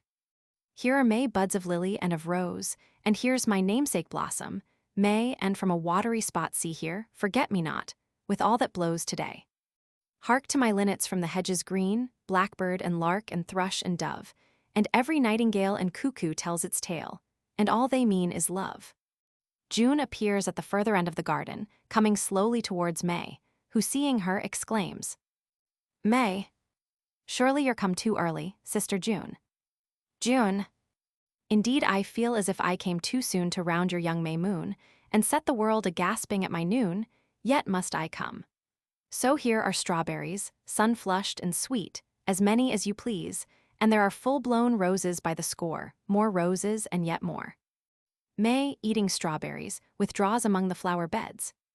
June, the sun does all my long day's work for me, raises and ripens everything. I need but sit beneath a leafy tree and watch and sing. Seats herself in the shadow of a laburnum. Or if I'm lulled by note of bird and bee, or lulled by noontide's silence deep, I need but nestle down beneath my tree and drop asleep. June falls asleep, and is not awakened by the voice of July, who behind the scenes is heard half singing, half calling. July. Behind the scenes. Blue flags, yellow flags, all freckled, which will you take? Yellow, blue, speckled, take which you will, speckled, blue, yellow, each in its way has not a fellow. Enter July, a basket of many-colored irises swung upon his shoulders, a bunch of ripe grass in one hand, and a plate piled full of peaches balanced upon the other. He steals up to June and tickles her with the grass. She wakes. June. What, here already? July. Nay, my tryst is kept. The longest day slipped by you while you slept. I've brought you one curved pyramid of bloom. Hands her the plate. Not flowers, but peaches, gathered where the bees as downy, bask and boom in sunshine and in gloom of trees. But get you in, a storm is at my heels. The whirlwind whistles and wheels, lightning flashes and thunder peals, flying and following hard upon my heels. June takes shelter in a thickly woven arbor. July. The roar of a storm sweeps up from the east to the lurid west. The darkening sky, like a cup, is filled with rain to the brink. The sky is purple and fire, blackness and noise and unrest. The earth, parched with desire, opens her mouth to drink. Send forth thy thunder and fire. Turn over thy brimming cup, O sky, appease the desire of earth in her parched unrest. Pour out drink to her thirst. Her famishing life lift up, make thyself fair as at first, with a rainbow for thy crest. Have done with thunder and fire, O sky with the rainbow crest, O earth, have done with desire, drink and drink deep and rest. Enter August, carrying a sheaf made up of different kinds of grain. July. Hail, brother August, flushed and warm and scathless from my storm. Your hands are full of corn, I see, as full as hands can be, and earth and air both smell as sweet as balm in their recovered calm, and that they owe to me. July retires into the shrubbery. August. Wheat sways heavy, oats are airy, barley bows a graceful head, short and small shoots up canary. Each of these is someone's bread, bread for man or bread for beast, or at very least a bird's savory feast. Men are brethren of each other, one in flesh and one in food, and a sort of foster brother is the litter or the brood of that folk in fur and feather, who, with men together, breast the wind and weather. August descries September toiling across the lawn. August. My harvest home is ended, and I spy September drawing nigh with the first thought of autumn in her eye, and the first sigh of autumn wind among her locks that fly. September arrives, carrying upon her head a basket heaped high with fruit. September. Unload me, brother. I have brought a few plums and these pears for you, a dozen kinds of apples, 1 or 2 melons, some figs all bursting through their skins, and pearled with dew these damsons, violet blue. While September is speaking, August lifts the basket to the ground, selects various fruits, and withdraws slowly along the gravel walk, eating a pear as he goes. September. My song is half a sigh because my green leaves die. Sweet are my fruits, but all my leaves are dying, and well may autumn sigh, and well may I who watch the sere leaves flying. My leaves that fade and fall, I note you one and all. I call you, and the autumn wind is calling, lamenting for your fall, and for the pall you spread on earth in falling. And here's a song of flowers to suit such hours, a song of the last lilies, the last flowers amid my withering bowers. In the sunny garden bed lilies look so pale, lilies droop the head in the shady, grassy vale. If all alike they pine in shade and in shine, if everywhere they grieve, where will lilies live? October enters briskly, some leafy twigs bearing different sorts of nuts in one hand, and a long, ripe hop vine trailing after him from the other. A dahlia is stuck in his buttonhole. October. Nay, cheer up, sister. Life is not quite over, even if the year has done with corn and clover, with flowers and leaves.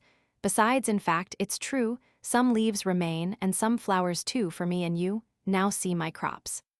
I've brought you nuts and hops, and when the leaf drops, why the walnut drops. October wreathes the hop vines about September's neck and gives her the nut twigs.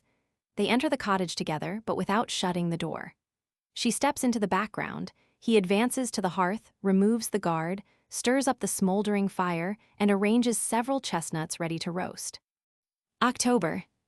Crack your first nut, light your first fire, roast your chestnuts, crisp on the bar, make the logs sparkle, stir the blaze higher. Logs are as cheery as sun or as star, logs we can find wherever we are.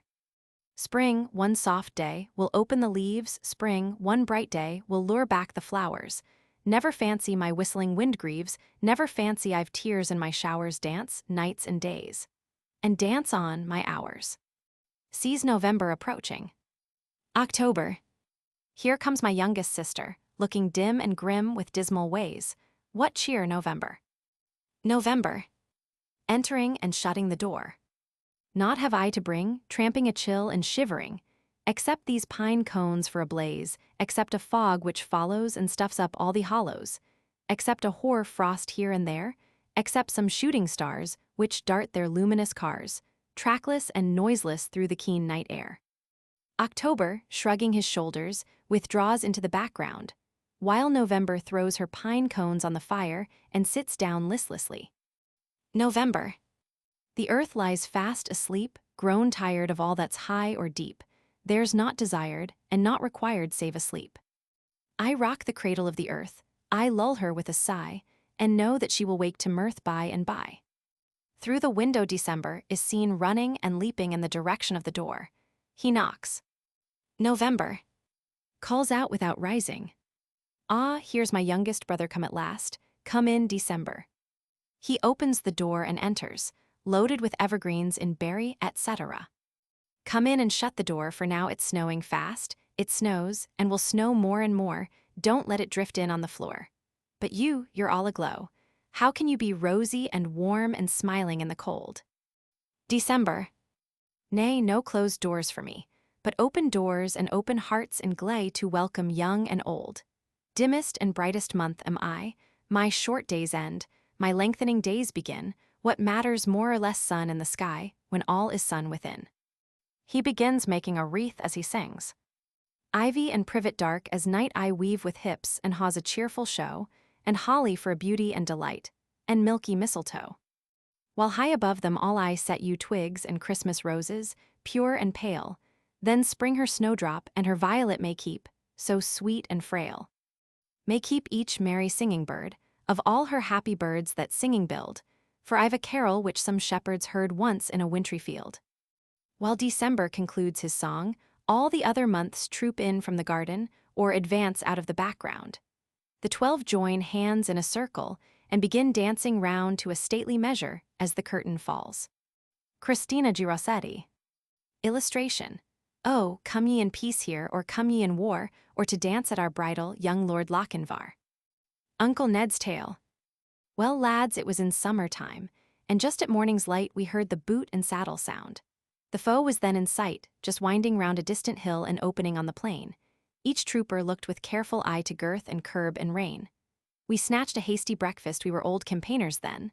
That morn, of all our splendid corps, we'd scarce 100 men, but they were soldiers, tried and true, who'd rather die than yield. The rest were scattered far and wide o'er many a hard-fought field.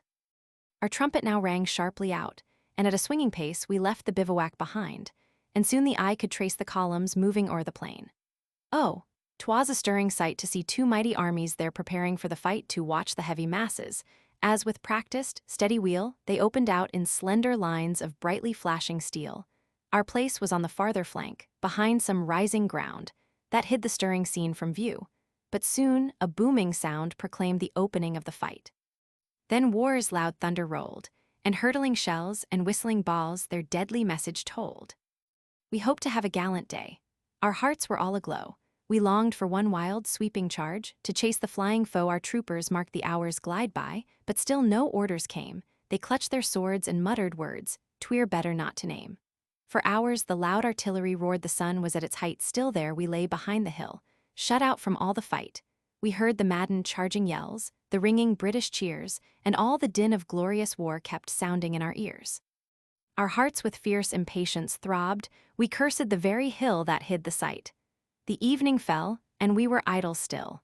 The horses, too, were almost wild, and told with angry snort and blazing eye their fierce desire to join the savage sport. When lower still the sun had sunk, and with it all our hope, a horseman, soiled with smoke and sweat, came dashing down the slope. He bore the wished-for orders. "At last!" our colonel cried, and as he read the brief dispatch, his glance was filled with pride.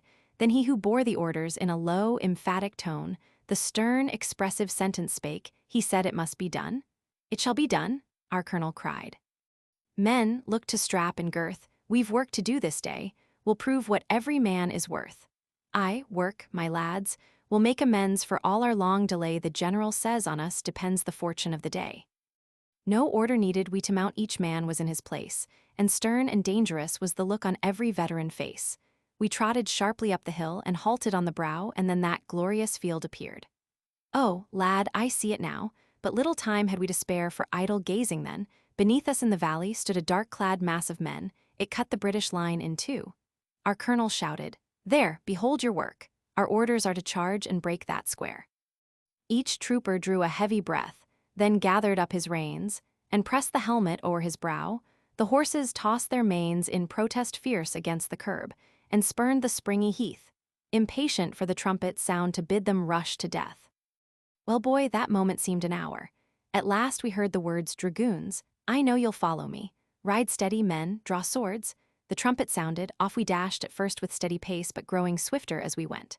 Oh, 'twas a gallant race. 3/4 the ground was left behind. The loud and thrilling charge rang out, but fairly frantic now. We needed not to urge with voice or rein our gallant steeds, or touch their foaming flanks. They seemed to fly.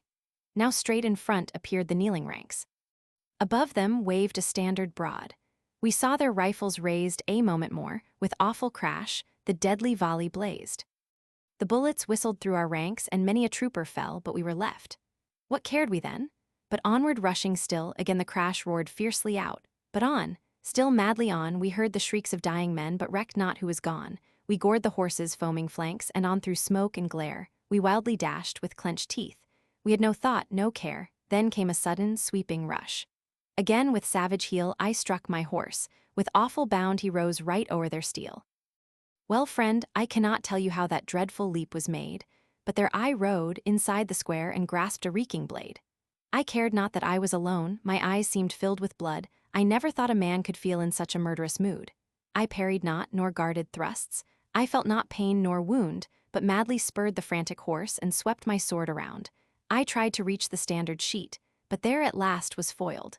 The gallant horse was jaded now, and from the steel recoiled. They saw his fright and pressed him then.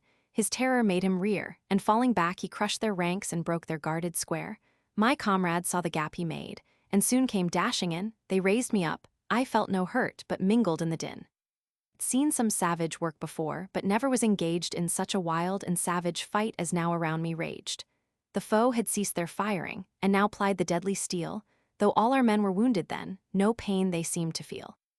No groans escaped from those who fell, but horrid oaths instead, and scowling looks of hate were on the features of the dead.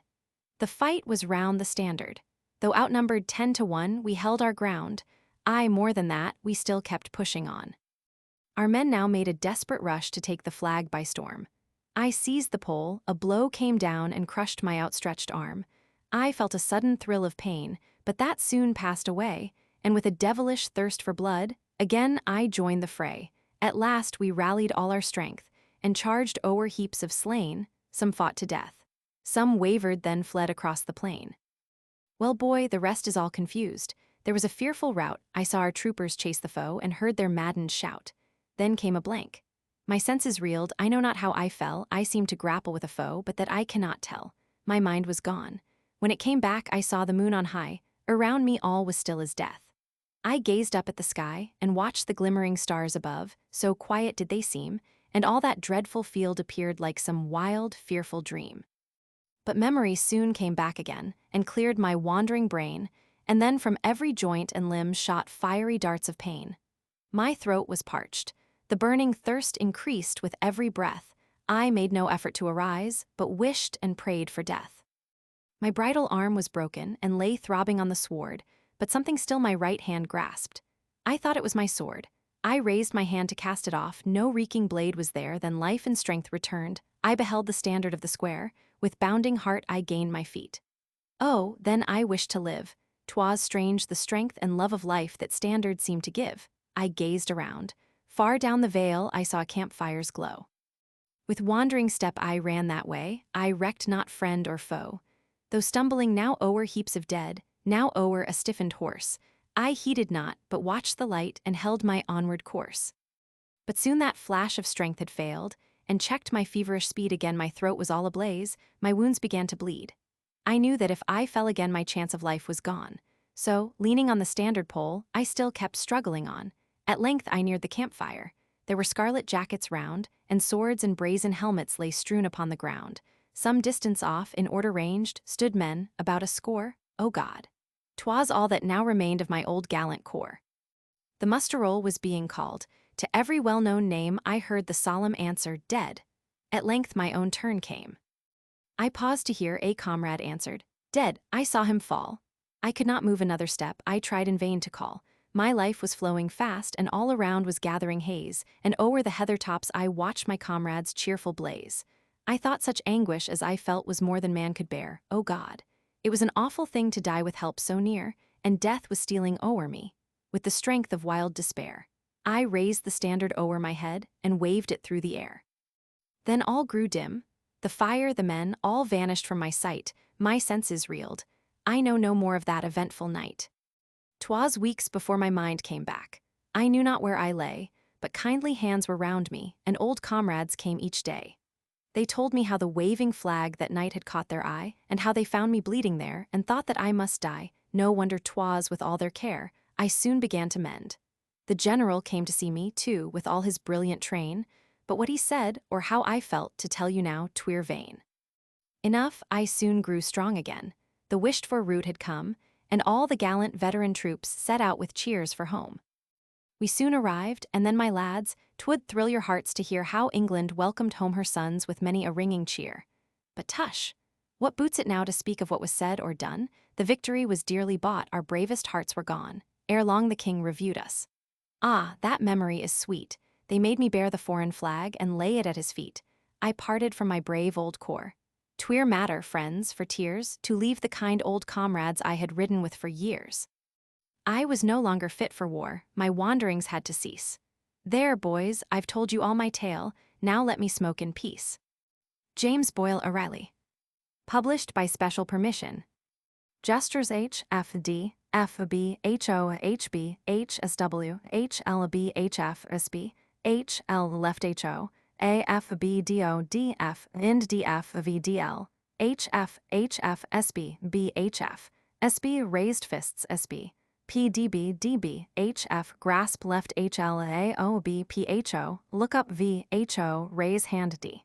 F. H. F. Read this if you can.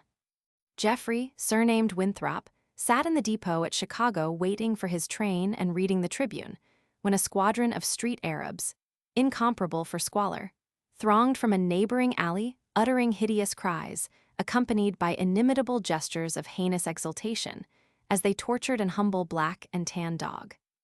"You little blackguards!" cried Winthrop, stepping outside and confronting them, adding the inquiry, Whose dog is that? That audacious Caucasian has the bravado to interfere with our clique, tauntingly shrieked the indisputable little ruffian, exhibiting combativeness. What will you take for him? Asked the lenient Geoffrey, ignoring the venial tirade. 27 cents, piquantly answered the ribald urchin, grabbing the crouching dog by the nape. You can buy licorice and share with the indecorous coadjutors of your condemnable cruelty, said Winthrop, paying the price and taking the dog from the boy. Then, catching up his valise and umbrella, he hastened to his train. Winthrop satisfied himself that his sleek protégé was not wounded, and then cleared the cement from the pretty collar and read these words. Lester, licensed, number 1770. Hearing the pronunciation of his name, the docile canine expressed gratitude and pleasure, and then sank exhausted at his new patron's feet and slept. Among the other passengers was a magazine contributor, writing vagaries of Indian literature. Also 2 physicians, a somber, irrevocable, irrefragable allopathist and a genial homeopathist, who made a specialty of bronchitis. 2 peremptory attorneys from the legislature of Iowa were discussing the politics of the epoch and the details of national finance, while a wan, dolorous person, wearing concave glasses, alternately ate troches and almonds for a sedative, and sought condolence in a high lamentable treble from a lethargic and somewhat deaf and enervate comrade not yet acclimated. Near 3 exemplary brethren, probably sinecurists, sat a group of humorous youths, and a jocose sailor from Asia, in a blouse waist and tarpaulin hat, was amusing his patriotic juvenile listeners by relating a series of the most extraordinary legends extant, suggested by the contents of a knapsack, which he was calmly and leisurely arranging in a pyramidal form on a 3-legged stool. Above swung figured placards, with museum and lyceum advertisements too verbose to be misconstrued. A mature matron of medium height and her comely daughter soon entered the car and took seats in front of Winthrop, who recalled having seen them one Tuesday in February in the parquet of a theater. The young lady had recently made her debut into society at a musical soirée at her aunt's. She had an exquisite bouquet of flowers that exhaled sweet perfume. She said to her parent, "Mama, shall we ever find our lost Lester?" Geoffrey immediately addressed her, saying, as he presented his card, "Pardon my apparent intrusiveness, but prithee, have you lost a pet dog?" The explanation that he had been stolen was scarcely necessary, for Lester, just awakening, vehemently expressed his inexplicable joy by buoyantly vibrating between the 2 like the sounding lever used in telegraphy. For to neither of them would he show partiality, till, succumbing to ennui, he purported to take a recess, and sat on his haunches, complacently contemplating his friends. It was truly an interesting picture. They reached their destination ere the sun was beneath the horizon. Often during the summer Winthrop gallantly rowed from the quay with the naive and blithe Beatrice, in her jaunty yachting suit, but no coquetry shone from the depths of her azure eyes. Little less, their jocund confidant and courier, and who was as sagacious as a spaniel, always attended them on these occasions, and whene'er they rambled through the woodland paths. While the band played Beethoven, Mendelssohn, Bach, and others, they promenaded the long corridors of the hotel. And one evening, as Beatrice lighted the gas by the étagère in her charming boudoir in their suite of rooms, there glistened brilliantly a valuable solitaire diamond on her finger. Let us look into the future for the sequel to perfect this romance, and around a cheerful hearth we see again Geoffrey and Beatrice, who are paying due homage to their tiny friend Lester. Quarterly Elocutionist. Illustration. Away then, I am locked in one of them. If you do love me, you will find me out. The ivy-clad ruin. 'Tis the old church that for years I've known, and with ivy green are its walls o'ergrown. All its ancient splendor has passed away, and there's naught remaining but grim decay. The pale moonbeams glimmer the windows through, and the roofless floor is all damp with dew. Both the pious priest and his flock are gone, and the gravestones watch o'er their dead alone. Oh, how oft I've passed thro' the spacious aisle, and have met the throng with a friendly smile, in the bygone days when I saw them kneel, when I felt the thrill of the organ's peal, but the forms I knew enter here no more, and no footsteps fall on the mouldy floor. There's but one thing left that with life I've seen, 'tis the faithful vine of the ivy green. Geo. M. Vickers. By permission of W. F. Shaw, owner of the copyright. Yes, I'm guilty. Yes, I'm guilty, the prisoner said as he wiped his eyes and bowed his head. Guilty of all the crimes you name, but this your lad is not to blame. 'Twas I alone who raised the row, and judge, if you please, I'll tell you how. You see, this boy is pale and slim, we calls him Saint. His name is Tim. He's like a preacher in his ways. He never drinks or swears or plays, but kinder sighs and weeps all day.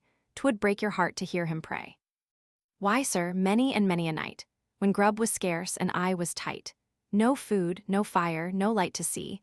When home was hell, if hell there be, I've seen that boy in darkness kneel, and pray such words as cut like steel, which somehow warmed and lit the room, and sorter chased away the gloom. Smile if you must, but facts are facts, and deeds are deeds, and acts are acts, and though I'm black as sin can be, his prayers have done a heap for me, and make me think that God, perhaps, sent him on earth to save us chaps. This man what squealed and pulled us in, he keeps a place called Fiddler's Inn where fakes and snides and lawless scamps connive and plot with thieves and tramps. Well, Tim and me, we didn't know just what to do or where to go, and so we stayed with him last night. And this is how we had the fight. They wanted Tim to take a drink, but he refused, as you may think, and told them how the flowing bowl contained the fire that kills the soul. Drink, drink, they cried, this foaming beer, 'twill make you strong and give you cheer. Let preachers groan and prate of sin, but give to us the flowing gin. Then Tim knelt down beside his chair and offered up this little prayer.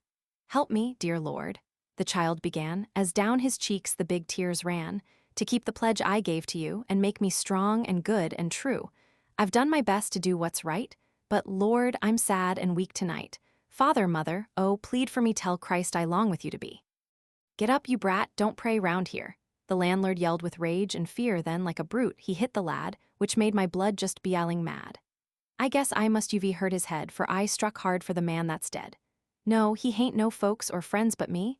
His dad was killed in '63, shot at the front, where bursting shell and cannon sang their song of hell, and muskets hissed with fiery breath, as brave men fell to their tune of death.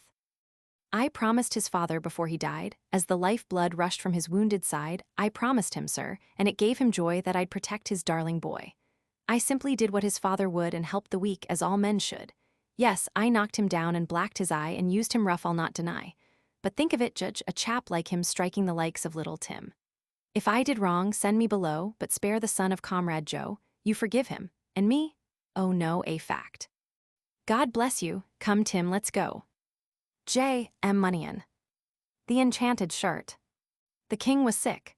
His cheek was red, and his eye was clear and bright. He ate and drank with a kingly zest, and peacefully snored at night. But he said he was sick, and a king should know, and the doctors came by the score. They did not cure him. He cut off their heads and sent to the schools for more. At last 2 famous doctors came, and one was as poor as a rat. He had passed his life in studious toil, and never found time to grow fat. The other had never looked in a book. His patients gave him no trouble. If they recovered, they paid him well. If they died, their heirs paid double. Together they looked at the royal tongue, as the king on his couch reclined. In succession they thumped his august chest, but no trace of disease could find. The old sage said, "You're as sound as a nut."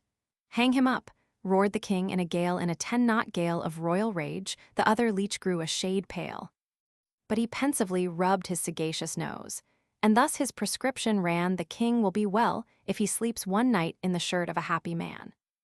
Wide o'er the realm the couriers rode, and fast their horses ran, and many they saw, and to many they spoke, but they found no happy man. They saw 2 men by the roadside sit, and both bemoaned their lot, for one had buried his wife, he said, and the other one had not. At last they came to a village gate. A beggar lay whistling there. He whistled, and sang, and laughed, and rolled on the grass in the soft June air.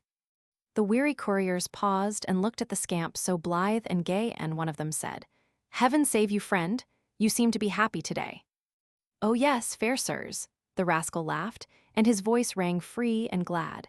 "An idle man has so much to do that he never has time to be sad." "This is our man," the courier said. "Our luck has led us aright. I will give you 100 ducats, friend, for the loan of your shirt tonight." The merry blackguard lay back on the grass and laughed till his face was black. "I would do it," said he, and he roared with the fun, "but I haven't a shirt to my back." Each day to the king, the reports came in of his unsuccessful spies, and the sad panorama of human woes passed daily under his eyes. And he grew ashamed of his useless life, and his maladies hatched in gloom. He opened his windows and let the air of the free heaven into his room. And out he went in the world, and toiled in his own appointed way, and the people blessed him, the land was glad, and the king was well and gay. Call, John Hay. Fra Giacomo. Alas, Fra Giacomo, too late, but follow me, hush. Draw the curtain so, she is dead, quite dead, you see, poor little lady. She lies with the light gone out of her eyes, but her features still wear that soft, gray, meditative expression, which you must have noticed oft, and admired too at confession. How saintly she looks and how meek! Though this be the chamber of death, I fancy I feel her breath as I kiss her on the cheek. With that pensive, religious face, she has gone to a holier place. And I hardly appreciated her praying, fasting, confessing. Poorly, I own, I mated her. I thought her too cold, and rated her for her endless image caressing. Too saintly for me by far, as pure and as cold as a star, not fashioned for kissing and pressing, but made for a heavenly crown. Ay, Father, let us go down, but first, if you please, your blessing. Wine, no. Come, you'll bless it with your prayers, and quaff a cup, I trust, to the health of the saint upstairs. My heart is aching so, and I feel so weary and sad through the blow that I have had. You'll sit, Fra Giacomo, my friend. And a friend I rank you, for the sake of that saint, nay, here's the wine as you love me, stay. 'Tis Montepulciano, thank you. Hey-oh, 'tis now 6 summers since I won that angel and married her. I was rich, not old, and carried her off in the face of all comers. So fresh, yet so brimming with soul. A tender morsel, I swear, never made the dull black coal of a monk's eye glitter and glare. Your pardon, nay, keep your chair.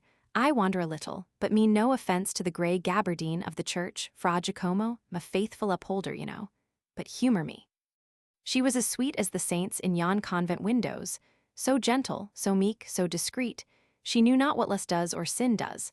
I'll confess, though before we were one I deemed her less saintly, and thought the blood in her veins had caught some natural warmth from the sun.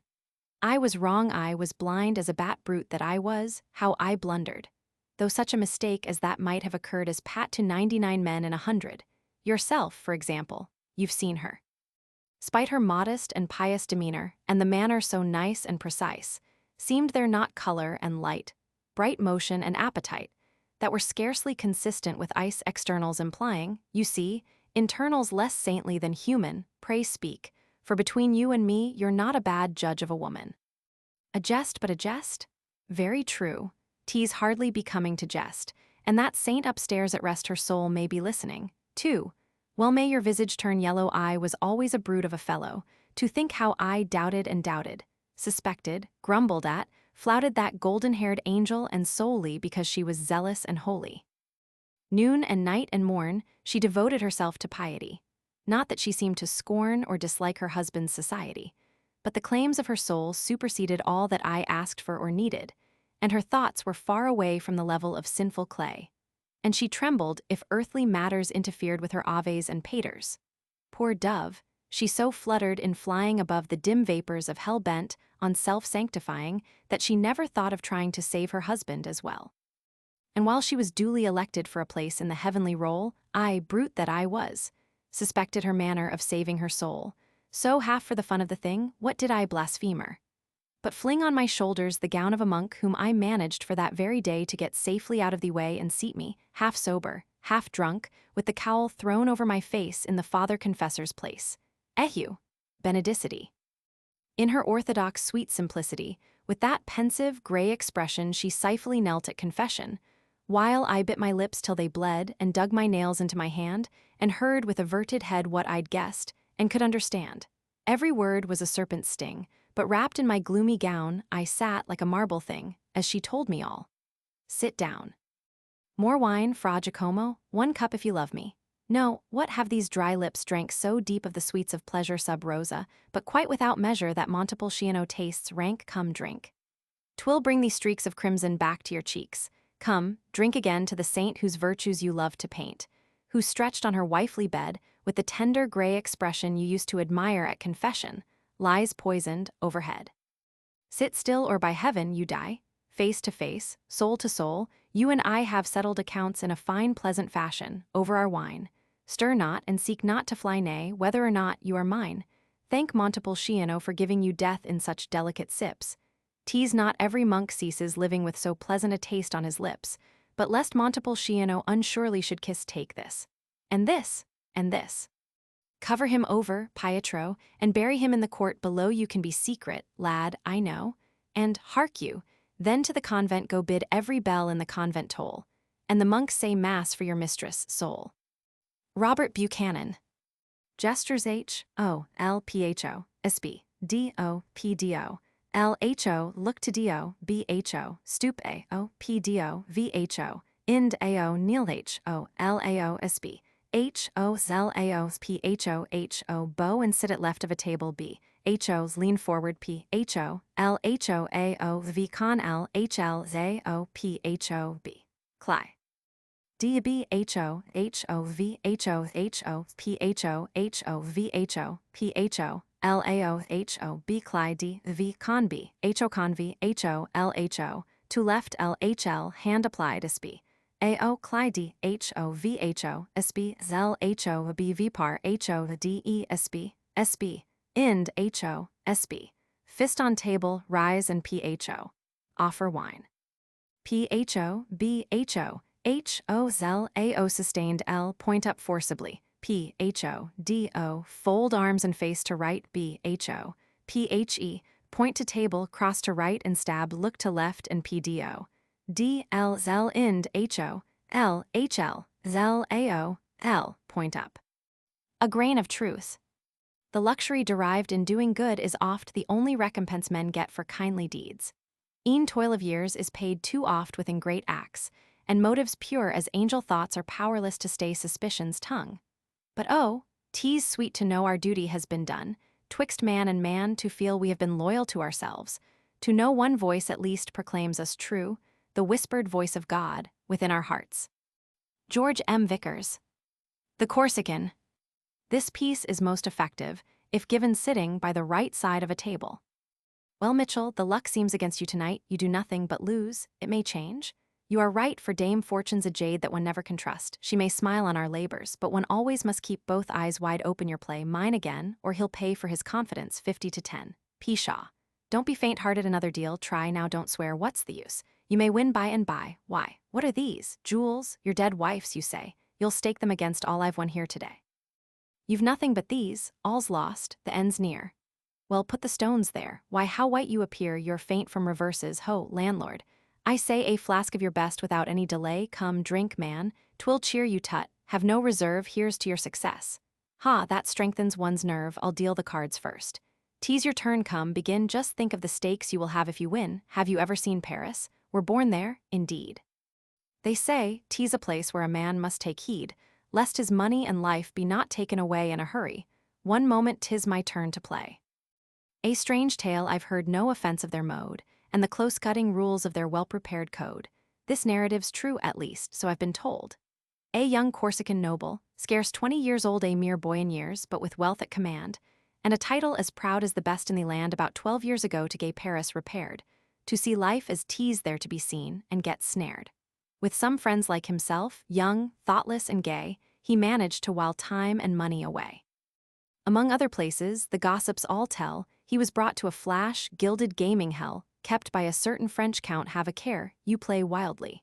Now put your best there, by a certain French count, de la Fontelle by name, and his wife, a bewitching, heart-damaging dame, as well matched a pair for their devilish trade, as the fiend incarnate had e'er till then made.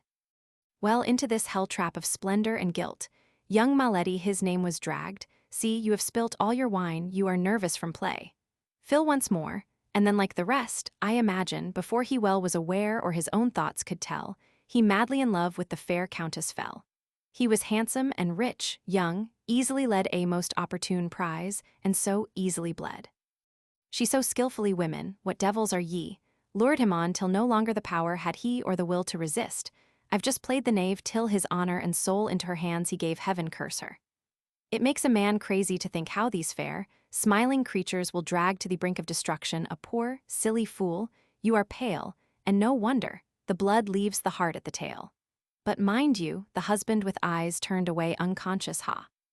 Ha, of what passed every day to his own affairs kept, nor with her interfered, she could manage her own, but the end was soon neared. His money at last was all gone, and he then turned to her love appealed. But when on his 2 knees, with words full of fond love, the young noble knelt with his proud heart and spirit sore wrung, and abjectly God. Yes, abjectly sued, but your pardon. I feel so deeply imbued with the sense of this wrong, that the throat's eye could seize a neck in each grasp and complacently squeeze out the life of these 2 devils, breath after breath, till my eager revenge would be stopped but by death. Well, in spite of his burning entreaties, this pair, with laughter and blows eye, what wouldn't they dare? The young noble seized, and out he was thrown like a dog, he who never till that time had known the harsh tone of insult. But come, give me some wine. Such a tale would stir more than your feelings and mine, for all who have souls and have hearts not of stone can judge of the tumult his soul must have known, when robbed of his money, his honor, his life, by this Judas incarnate and siren-tongued wife, he found himself out on the streets, treated worse than the veriest menial or slave. May the curse of the injured their foul souls pursue. But howe'er young Maledi that night to this house did repair, and in her own bed the fair serpent slew, drove his knife to the hilt in her heart, wouldn't you, and cut her white throat eye. He left a grand mark, but the husband escaped from the house in the dark, the cowardly cur. But you suffer, your frame is all trembling. Ah, Mitchell, your nature's the same as my own, full of tenderness, gentle and weak, as regards now its sympathy, 'tis that I speak. But come, play again. 'Tis the last trick, I drink to your health and success. Ha, ha, one would think from your looks you were pale with some terrible fear. There's nothing to dread, there are none but us here, and the days of dark murder in secret are o'er. Ace, king, I win. Though mine is the gain, it gives me, friend Mitchell, less pleasure than pain. But let us return to our sheep, as they say in La Belle France, your land ever charming and gay. Young Maledi was captured, convicted I'm told, to the galleys was sent, a life sentence too. Now I think 'twas too much for his just crime, don't you? But mark, 2 years since this very day, the convicts rebelled and some few got away, and among them Maledi. Why, man, how you shake, and what a strange, terrified look your eyes take. Well, Maledi had Corsican blood in his veins, such blood as ne'er cools while on earth there remains the being or thing that had offered insult. He no rest, peace, or happiness ever would know, till dead at his feet he the count would lay low.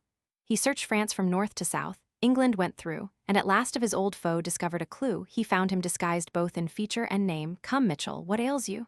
Your drinking's too tame. Here, fill up your goblet, I'll give you a toast, Dios. Man, what a face. It would frighten a ghost. Here's success to all men who the life blood may spill of such as the count and his wife. But sit still, and wait till my narrative ends. 'Tis a queer story, take it in all, but true, never fear. Sorry you lost, Mitchell, sorry indeed, and feel that at my hand some succor you need, which you shall receive. I shall on my life. These gems are superb. They belong to your wife? 'Tis the fortune of cards, a full purse today, tomorrow like smoke clouds it all melts away. But no doubt you're eager and anxious to know what held back the young noble's long-wished-for blow. Ah, he wished his revenge to be perfect, complete, a sort of a climax. Revenge must be sweet, that is, if we judge from Maledi's standpoint. What unction with which his keen sword to anoint. Well, at the card table day following day, the two were engaged, and strangely to say, the count lost every sou in the world he possessed, and at last by reverses became so hard-pressed that he staked his wife's jewels. Ha ha. Don't stir yet, but wait, dearest Mitchell, my friend, till I get to the end. Well, the jewels he staked and he lost. Then Maledi uprose from his seat and crossed to the side of the count. As I now do to you, keep your seat where alone none can hear.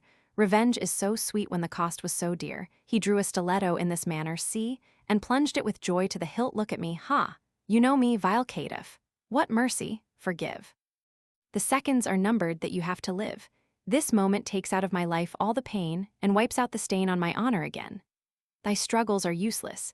'Tis revenge's fell clasp that holds thee resistless within its close grasp.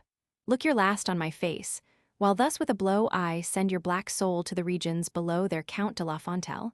Now join your fair spouse in the chambers of hell, and keep your carouse, ha. That twinge again, twice I felt it before, and a drowsy sensation seems now stealing o'er all my frame. God of heaven, what is this? Can it be poisoned? Ha, slave, thou hast done too for me. What pain darts across me? My blood is on fire, my brain reels, oh mercy. Is thus I expire? Help, help!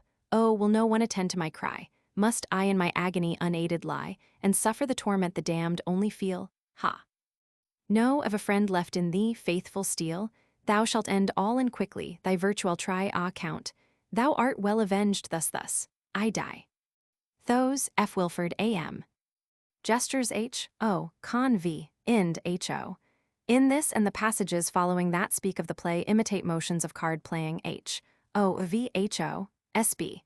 Speak to left with L hand in front of mouth, motion to table to left con V. S. B. Ind con V. P. H. O. B. H. O. L. H. S. W.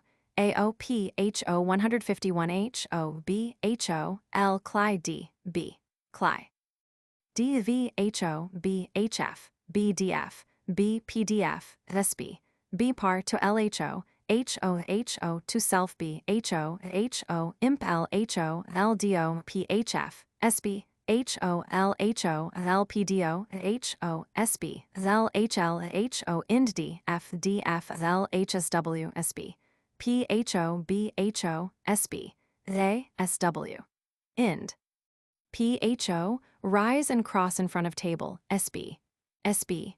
Sheath dagger. P. D. O. D. F. Hand on breast, hand to head, take up wine glass, replace it. D. O. Strong dramatic action. Sit. B. Clyde draw dagger stab.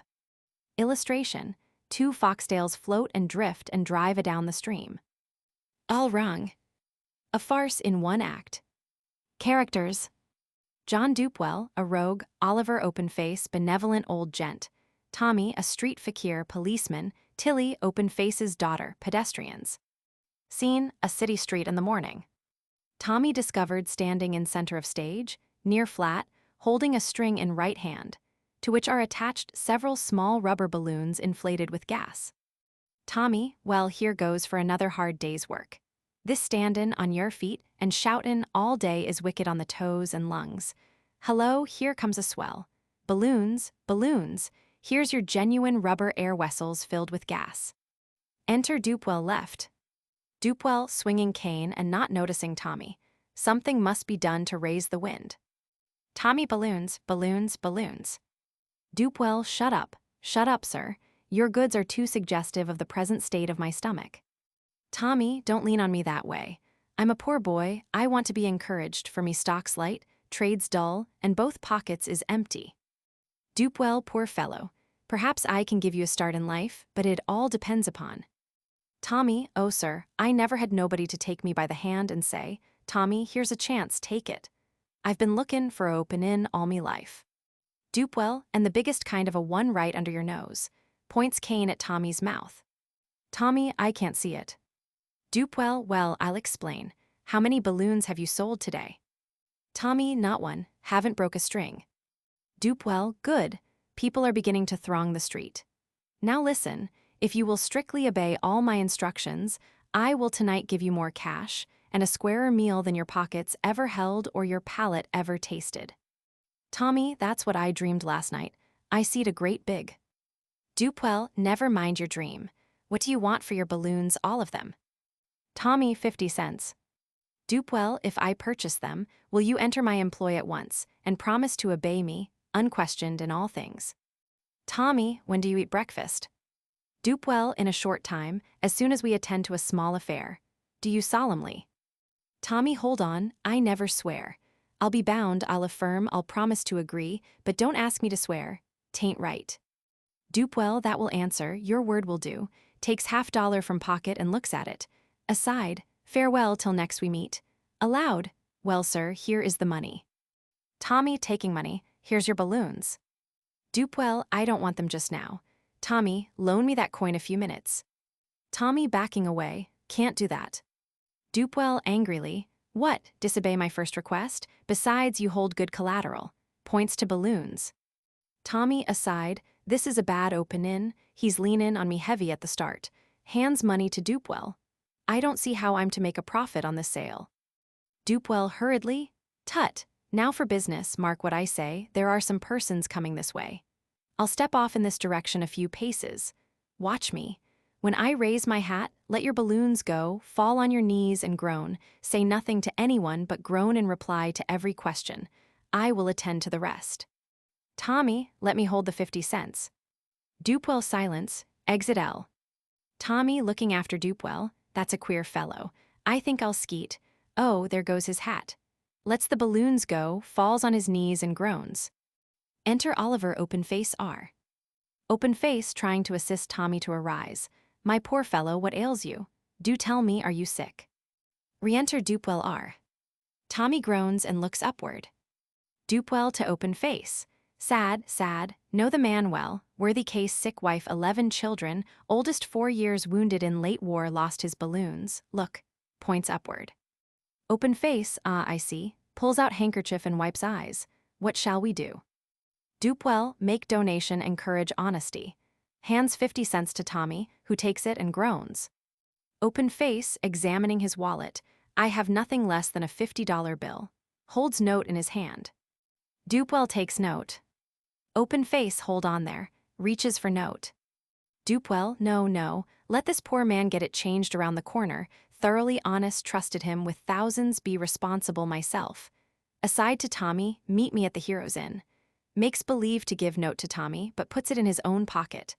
Aloud, go now, run, the gentleman's waiting. Exit Tommy, running. Dupwell touching Open-Face on arm and pointing up. How small those balloons appear, a mere speck. Open-Face looking up, I cannot see them, my eyes are too old. Dupwell points, see, there they go, takes wallet from Open-Face's pocket. See. Open-Face, impatiently, like to see that fellow coming with my change. Dupwell starting to go, I'll see what keeps him. Open-Face, but hold on. Dupwell aside, that's what I intend to do. Taps wallet, aloud, be back in a second. Exit R hurriedly.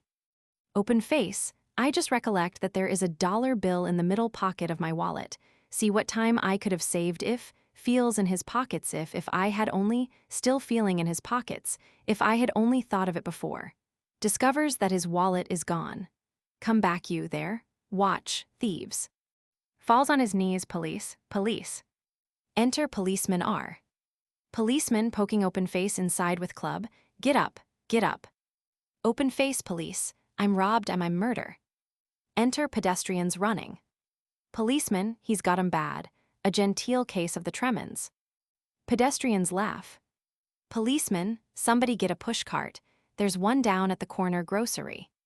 Pedestrian, I'll go, exit. Open-Face attempts to rise, let me get up, I'm a. Policeman putting him down again, keep quiet, I've ordered the carriage, I'll watch the snakes. Pedestrians laugh. Open-Face, let me speak. Policeman to pedestrians, here comes a lady, clear the sidewalk. Pedestrians gather around Open-Face so that Tilly cannot see him. Policeman aside, what a beauty. Enter Tilly, carrying parasol. Tilly, dear me, I wonder what has happened. Open-Face, I am a gentleman, let me go. I have been basely robbed, let me go, I say. Policeman, shut up. Tilly, that voice, that beloved voice, surely I have heard that voice before. Policeman, bowing low. No doubt, lady, you have often listened to my tones when I've been on the beat. Pedestrian aside, which is all the time. Tilly, I do not mean your voice. Open-Face groans, let me rise. Tilly, 'tis he, my father. Policeman motioning her away. Go home, miss, go home, he's got him bad, he wouldn't know you. Tilly places handkerchief to her eyes. My heart will surely break. Policeman, oh, now we'll get him off in good shape. Here comes the pushcart. Enter pedestrian, carrying an armchair. Policeman, why didn't you bring the barrow? Pedestrian, the grocerman just left with a load of onions and won't be back for an hour. Policeman, make way for the chair. Pedestrians divide to R and L. Open-Face stands up. I will go straight to the mayor and enter a complaint. Tilly rushes to Open-Face, my father. Open-Face, my darling child, they embrace. Tilly, oh, how did it happen? Policeman, what's this mean? Open-Face, it means that I have been swindled on the highway and that you have treated me in a villainous manner. Pedestrians, here. Enter Dupwell and Tommy. The latter wears a straw hat and long linen duster. Open-Face, I will give $100 for the arrest of the thieves. Tilly and I will owe a debt of gratitude that years can ne'er efface. Tommy aside, this is the opening I've been looking for. Here's a chance for a fortune and a wife. Seizes Dupwell. Aloud, here's the thief. Dupwell takes wallet from his breast and slips it into Tommy's pocket. "'Tis false, I deny the charge." Policeman arrests Dupewell. Is this the man? Open face. He looks like one of the thieves, but I am not certain. The other one I could identify at once by his clothes. Policeman, if you cannot identify him, I must let him go. Releases Dupewell. Dupewell, pity must give way to justice. Points to Tommy, sees him, he is the robber. Policeman, aha, come here, taking hold of Tommy. Dupewell, feel his pockets, search him. Tommy, you're welcome to feel in these pockets. I've got nothing but loose change, the proceeds of a horse I just sold. Policeman, let me see, taking wallet from Tommy's pocket. Is this your property? Hands it to Open Face. Open Face, it is, and yet I never saw this man before. Tommy, of course he didn't. Dupewell, take off his coat and hat. Policeman, come sir, take them off. Tommy struggles to escape. I didn't take it, I didn't, let me go. Dupewell assists to remove Tommy's hat and duster. Now to Open Face, is this the culprit? Open Face, it is, just as the rascal appeared when he committed the crime. Dupewell, I claim the reward. Open Face, come home with me. You shall dine with me, I will then reward you, you shall be my friend for life. Policeman, bring the chair here. Tilly, never mind sir, Papa will order a coupe. Policeman, it is for this rogue. Tommy is forced into the chair, after which it is raised up by two pedestrians, a third using Tommy's legs for shafts. Tommy, bad luck's leanin', on me heavy at last I've found an openin', but it's the openin' of the jail door. Ah, it's all wrong, it's all wrong. All form in line with Tommy at the head. Dupewell supports Tilly on his arm, next Open Face and pedestrians. Policeman, forward march. March is played by piano or orchestra, while procession countermarches. Tommy kicking in chair. It's all wrong, wrong balloons, it's all wrong. Open Face, hold. The procession halts. My dear sir, to Dupewell the cry of balloons, balloons. From that young man in the chair reminds me that I had my wallet when you called my attention to the fugitive balloons that were growing smaller and smaller as they arose in the air. Dupewell, well, sir. Open Face, it is not well, sir, for you, sir, for I had my wallet then, and it was only after you left me that I missed it. Release the unhappy youth, and let the iron talons of the law clutch this monstrous scoundrel who would fasten his crime upon a verdant youth. Tommy is released, and Dupewell is placed in the chair. Tommy, luck's open in and shut in like an alligator's jaw. Where'll it end? Tilly, you shall go home with us. We will try to educate you, and give you profitable employment. Open Face, it is even so, I will get you a government appointment. But, sir, hereafter beware of taking up with strangers in matters of business. Bad associates have ruined many a man. Let the phalanx move. Music continues. Policeman, forward march. Procession countermarches. Dupewell kicking. It's all wrong, it's all wrong, it's all wrong. Geo M. Vickers. Go fan yourself.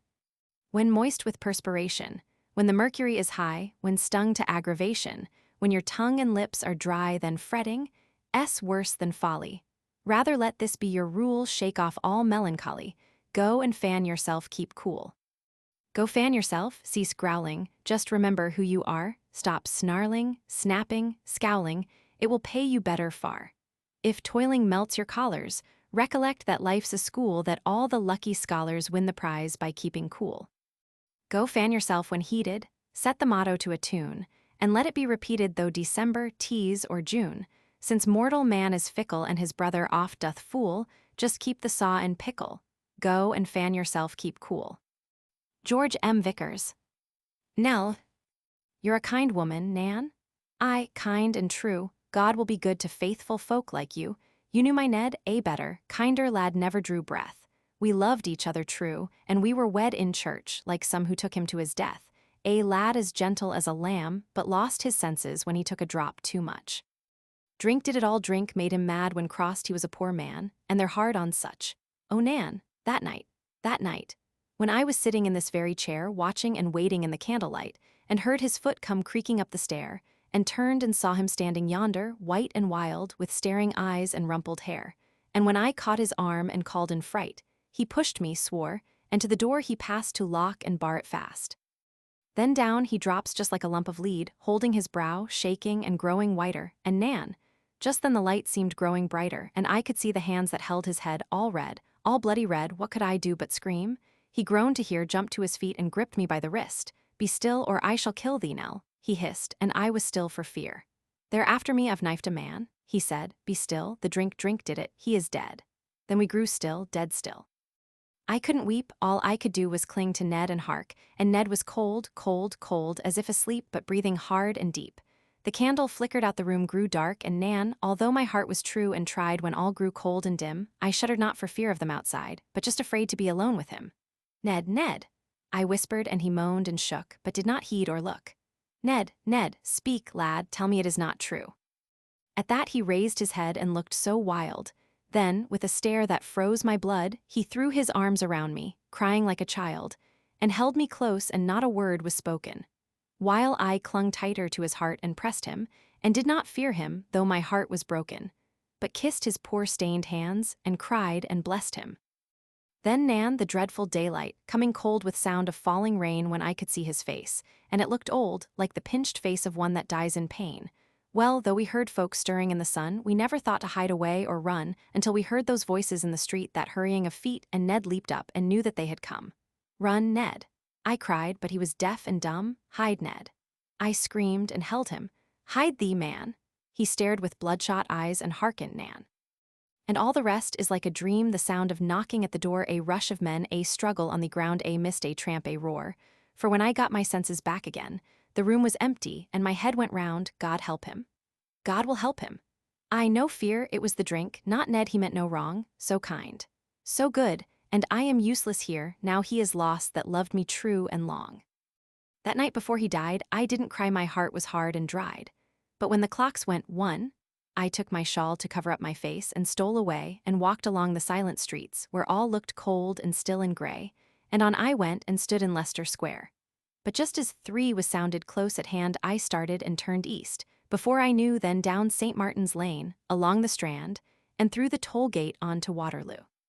Some men and lads went by, and turning round, I gazed and watched him go, then felt that they were going to see him die, and drew my shawl more tight and followed slow.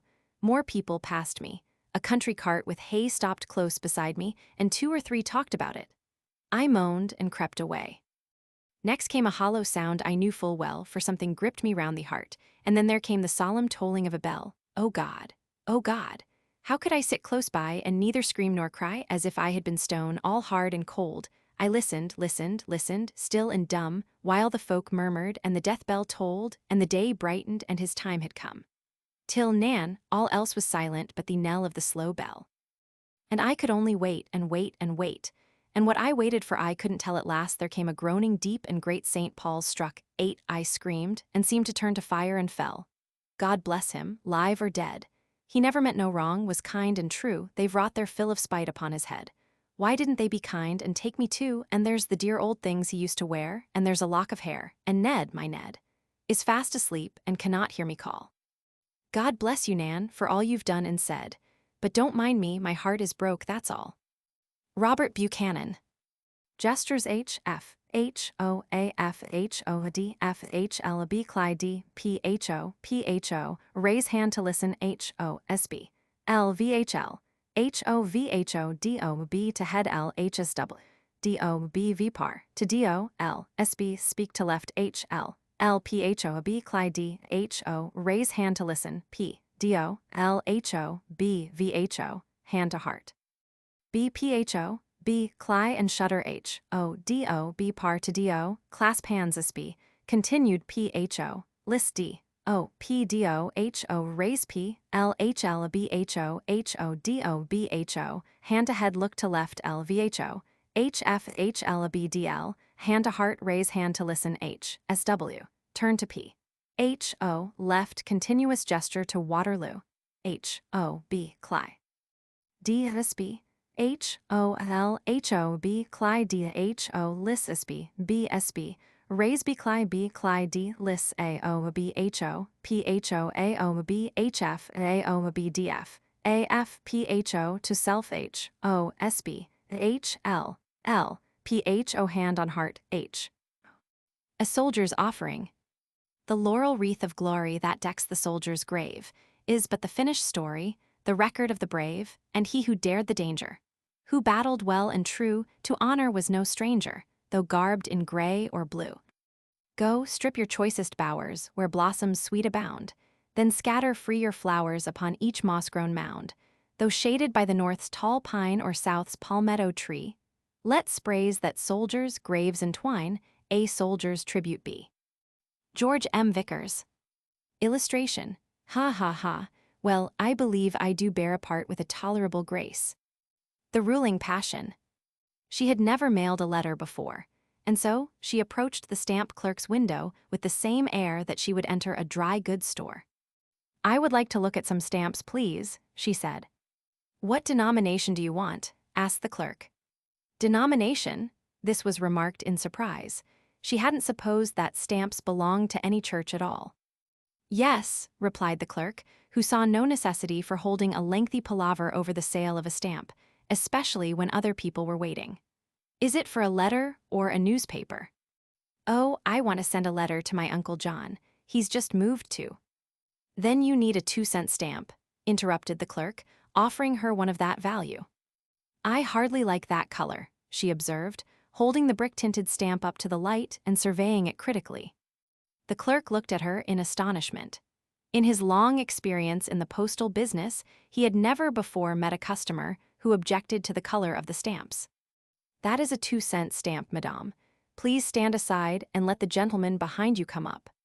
Haven't you got them in any other color? She asked, wholly oblivious to the gentleman behind. The clerk began to act cross. I never did like that shade of red, she added. There is only one color, he replied curtly. That is strange, she mused. I'd think you'd keep them in different shades so that there'd be some choice. The clerk said nothing, but he kept getting crosser every minute, and murmurs of disapprobation began to rise from the ever-lengthening line of people who would have been thankful to get their stamps without criticizing their hue. You are sure you have none in a brighter red, or even in a different color, Nile green, or seal brown, or jubilee blue, for instance? You can put 2 1-cent stamps on your letter if you like, said the clerk, who began to see that the customer could not be frowned away from the window. Let me see them, please. 2 blue stamps were solemnly handed to her, and the crowd began to hope that at last she was suited. Ah, that will do, she said, as she took up the 1-cent stamps and eyed them as if they were samples of dress goods. I like that shade better. I'll take only one if you please. And she handed the other back to the clerk, who took it mechanically, but managed to add. If it's for a letter, you'll need 2. These are 1-cent stamps, and letter postage is 2 cents per ounce. Oh, I don't want to put 2 stamps on my letter, she said. I don't think they will look well. It requires 2 cents to carry a letter, madame, and you must either put a 2-cent stamp on or 2 ones. It won't go without. And I must ask you to please hurry, for you are keeping a great many people away from the window. That's singular. I don't like the look of 2 together. You are sure the other doesn't come in seal brown or... No, thundered the clerk, getting very red in the face. Then I'll have to see if I can't suit myself elsewhere. And she departed. The clerk replaced his despised red and blue stamps, mopped his perspiring brow, and began to make up for lost time. I'm getting too big to kiss. The friends of my childhood with pleasure I greet, their faces I ever hold dear, in palace or cottage, on meadow or street, wherever they chance to appear. Then do not misjudge me, and deem me not cold, nor call me a queen, haughty miss. Oh, no one can budge me, so do not be bold, I'm getting too big to kiss. 'Tis hardly a year since the guests of the house, on leaving, would kiss me adieu, the parson, the deacon, old Schneider von Kraus, Ned Blanc, and the young squire, too. They called me a treasure, a sweet, roguish maid. Now nonsense like that is amiss, though once 'twas a pleasure. I'm really afraid that somebody's too big to kiss. Now if you should happen by moonlight to walk with someone you know very well, remember 'tis harmless to laugh and to talk, or sweet little stories to tell. But oh, have a care, girls, and heed me, I pray, for what I would counsel is this: refuse, though his hair curls, and promptly this say, I'm getting, sir, too big to kiss. Oh no, sir. Allow me to pass, oh no, sir, 'tis more than I dare, that game, out of fashion, I'm sorry, alas. You needn't look cross as a bear. Yet still I've an ember of pity right here. I'll throw you just one kiss like this, but sir, you'll remember, now don't come so near, that really I'm too big to kiss. George M. Vickers. Waiting for the mail. It is strange I get no letter. I have written 24, and the chances now decidedly are slim. How I wish my luck was better. I am really feeling sore, and my cup of sorrows flowing to the brim. Though my sweetheart's tall and slender, with a dark and roguish eye, and a blushing cheek that shames the blooming rose. One more letter will I send her, then I'll write a last goodbye, and so bring my dream of pleasure to a close. If she's caught another lover, just to make the moments glide, which, without a doubt, she really thinks she ought, then, of course, I'll look it over, and continue to confide for the best of mortals like a little sport. But suppose this other fellow should, with sly and skillful art, in the darling girl's affections fill my place. Tease enough to make me bellow, tease enough to break my heart, tease enough to make me run and hide my face. When we parted last December, oh, she vowed she'd share my lot, and to me her silence is a puzzle quite, though I happen to remember and tease strange that I forgot that my darling ducky never learned to write. George M. Vickers. Ben-Hur's chariot race. The trumpet sounded short and sharp. The starters, one for each chariot, leaped down, ready to give assistance if any of the fours proved unmanageable. Again the trumpet blew, and simultaneously the gatekeepers threw the stalls open. Forth from each stall, like missiles in a volley from so many great guns, rushed the 6 contesting fours: the Corinthians, Messalas, the Athenians, the Byzantine, the Sidonian, and Ben-Hur's, and the vast assemblage rose, and, leaping upon the benches, filled the circus with yells and screams. The competitors were under view from nearly every part of the circus, yet the race was not begun. They had first to make successfully the chalked line, stretched for the purpose of equalizing the start. If it were dashed upon, discomfiture of man and horses might occur. On the other hand, to approach it timidly was to incur the hazard of being thrown behind in the beginning of the race, a certain loss of the great advantage of being next the wall on the inner line of the course. Each driver looked first for the rope, then for the coveted inner line. With all 6 aiming at the same point and speeding furiously, a collision seemed inevitable. Quick the eye, steady the hand, unerring the judgment required. The fours neared the rope together. Ben-Hur was on the extreme left of the 6. At Messala, who was more than an antagonist to him, he gave one searching look and saw the soul of the man, cunning, cruel, desperate, in a tension of watchfulness and fierce resolve. In that brief instant, all his former relations with Messala came before him. First, happy childhood when, loving and beloved, they played together. Then, manhood that brought a change in Messala, and the Romans' inborn contempt of Jews asserted itself and broke the friendship. Then the bitter day when, by the accidental falling of a loose tile, the Roman procurator was nearly killed, and he, Ben-Hur, was accused of willfully throwing the missile. One word from Messala would have saved the family from ruin, but the word was not spoken. Nay, more, it was Messala that urged on the Roman authorities and prevented even a fair trial of the case. It was Messala's influence that had banished him to the galleys for life, that had consigned his mother and sister to an uncertain fate, whose very uncertainty was more torture than their certain death would have been. It was Messala that had stolen his property, and with it had bought the silence of the authorities on the cruel deeds.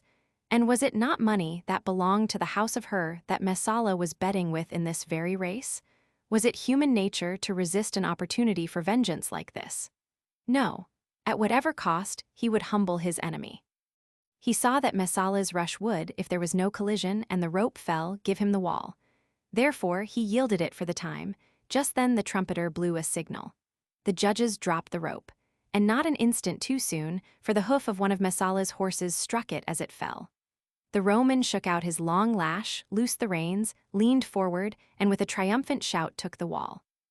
"Jove with us," yelled the Roman faction in a frenzy of delight. "Jove with us," screamed a young nobleman. "He wins, Jove with us," answered his associates.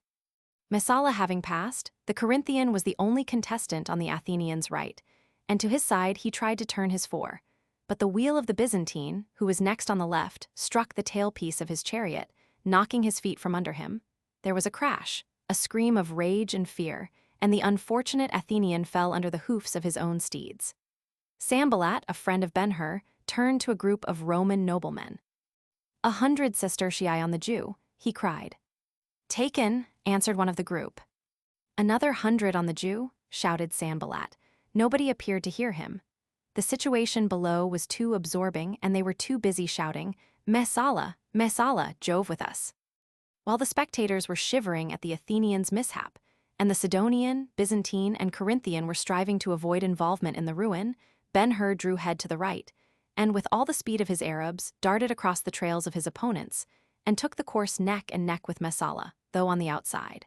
And now, racing together, side by side, a narrow interval between them, the two neared the second goal. Making the turn here was considered the most telling test of a charioteer. A hush fell over the circus. Then, it would seem, Messala observed Ben-Hur and recognized him, and at once the audacity of the man flamed out. Down Eros, up Mars, he shouted, whirling his lash. Down Eros, up Mars, he repeated, and gave the Arab steeds of Ben-Hur a cut, the like of which they had never known. The blow was seen in every quarter. The silence deepened, and the boldest held his breath. The affrighted four sprang forward as with one impulse, and forward leaped the car.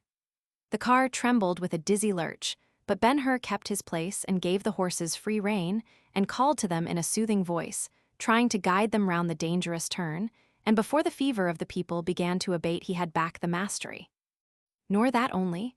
On approaching the first goal he was again side by side with Messala, bearing with him the sympathy and admiration of everyone not a Roman.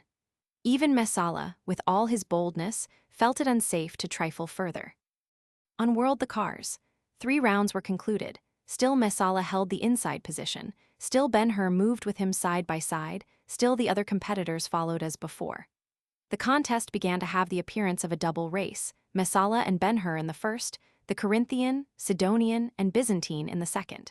In the 5th round the Sidonian succeeded in getting a place outside Ben-Hur, but lost it directly. The 6th round was entered upon without change of relative position. Gradually the speed had been quickened. Men and beasts seemed to know alike that the final crisis was near. The interest, which from the beginning had centered chiefly in the struggle between the Roman and the Jew, with an intense general sympathy for the latter, was fast changing to anxiety on his account. On all the benches the spectators bent forward, motionless. 100 sestertii on the Jew, cried Sanballat to the Romans. There was no reply. A talent or 5 talents or 10, choose ye. I will take thy sestertii, answered a Roman youth. Do not so, interposed a friend. Why? Messala has reached his utmost speed. See him lean over his chariot trim, the reins loose as flying ribbons, then look at the Jew. By Hercules, replied the youth, I see. If the gods help him not, he will be run away with by the Israelite. No, not yet look, Jove with us, Jove with us. If it were true that Messala had gained his utmost speed, he was slowly but certainly beginning to forge ahead. His horses were running with their heads low down. From the balcony their bodies appeared actually to skim the earth. Their nostrils showed blood-red in expansion. Their eyes seemed straining in their sockets. The good steeds were doing their best. How long could they keep the pace? It was but the commencement of the 6th round. On they dashed. As they neared the second goal, Ben-Hur turned in behind the Romans' car. The joy of the Messala faction reached its bound. They screamed and howled and tossed their colors, and Sanballat filled his tablets with their wagers. Ben-Hur was hardly holding a place at the tail of his enemy's car. Along the homestretch 6th round Messala leading, next him pressing close Ben-Hur. Thus to the first goal, and around it Messala, fearful of losing his place, hugged the stony wall with perilous clasp. A foot to the left and he had been dashed to pieces. Yet when the turn was finished, no man, looking at the wheel tracks of the 2 cars, could have said, Here went Messala, there the Jew. They left but one trace behind them. And now all the people drew a long breath, for the beginning of the end was at hand. First, the Sidonian gave the scourge to his 4, and they dashed desperately forward, promising for an instant to go to the front. The effort ended in promise. Next, the Byzantine and the Corinthian each made the trial with like result, after which they were practically out of the race. Thereupon, all the factions except the Romans joined hope in Ben-Hur and openly indulged their feeling. Ben-Hur, Ben-Hur, they shouted, speed thee, Jew. Take the wall now. On, loose the Arabs, give them rein and scourge. Let him not have the turn on thee again, now or never. Either he did not hear, or could not do better, for halfway round the course and he was still following. At the second goal, even still no change. And now, to make the turn, Messala began to draw in his left-hand steeds. His spirit was high, the Roman genius was still present. On the pillars, only 600 feet away, were fame, fortune, promotion, and a triumph ineffably sweetened by hate, all in store for him. That moment Ben-Hur leaned forward over his Arabs and gave them the reins. Out flew the many-folded lash in his hand. Over the backs of the startled steeds it writhed and hissed and writhed again, and though it fell not, there were both sting and menace in its quick report.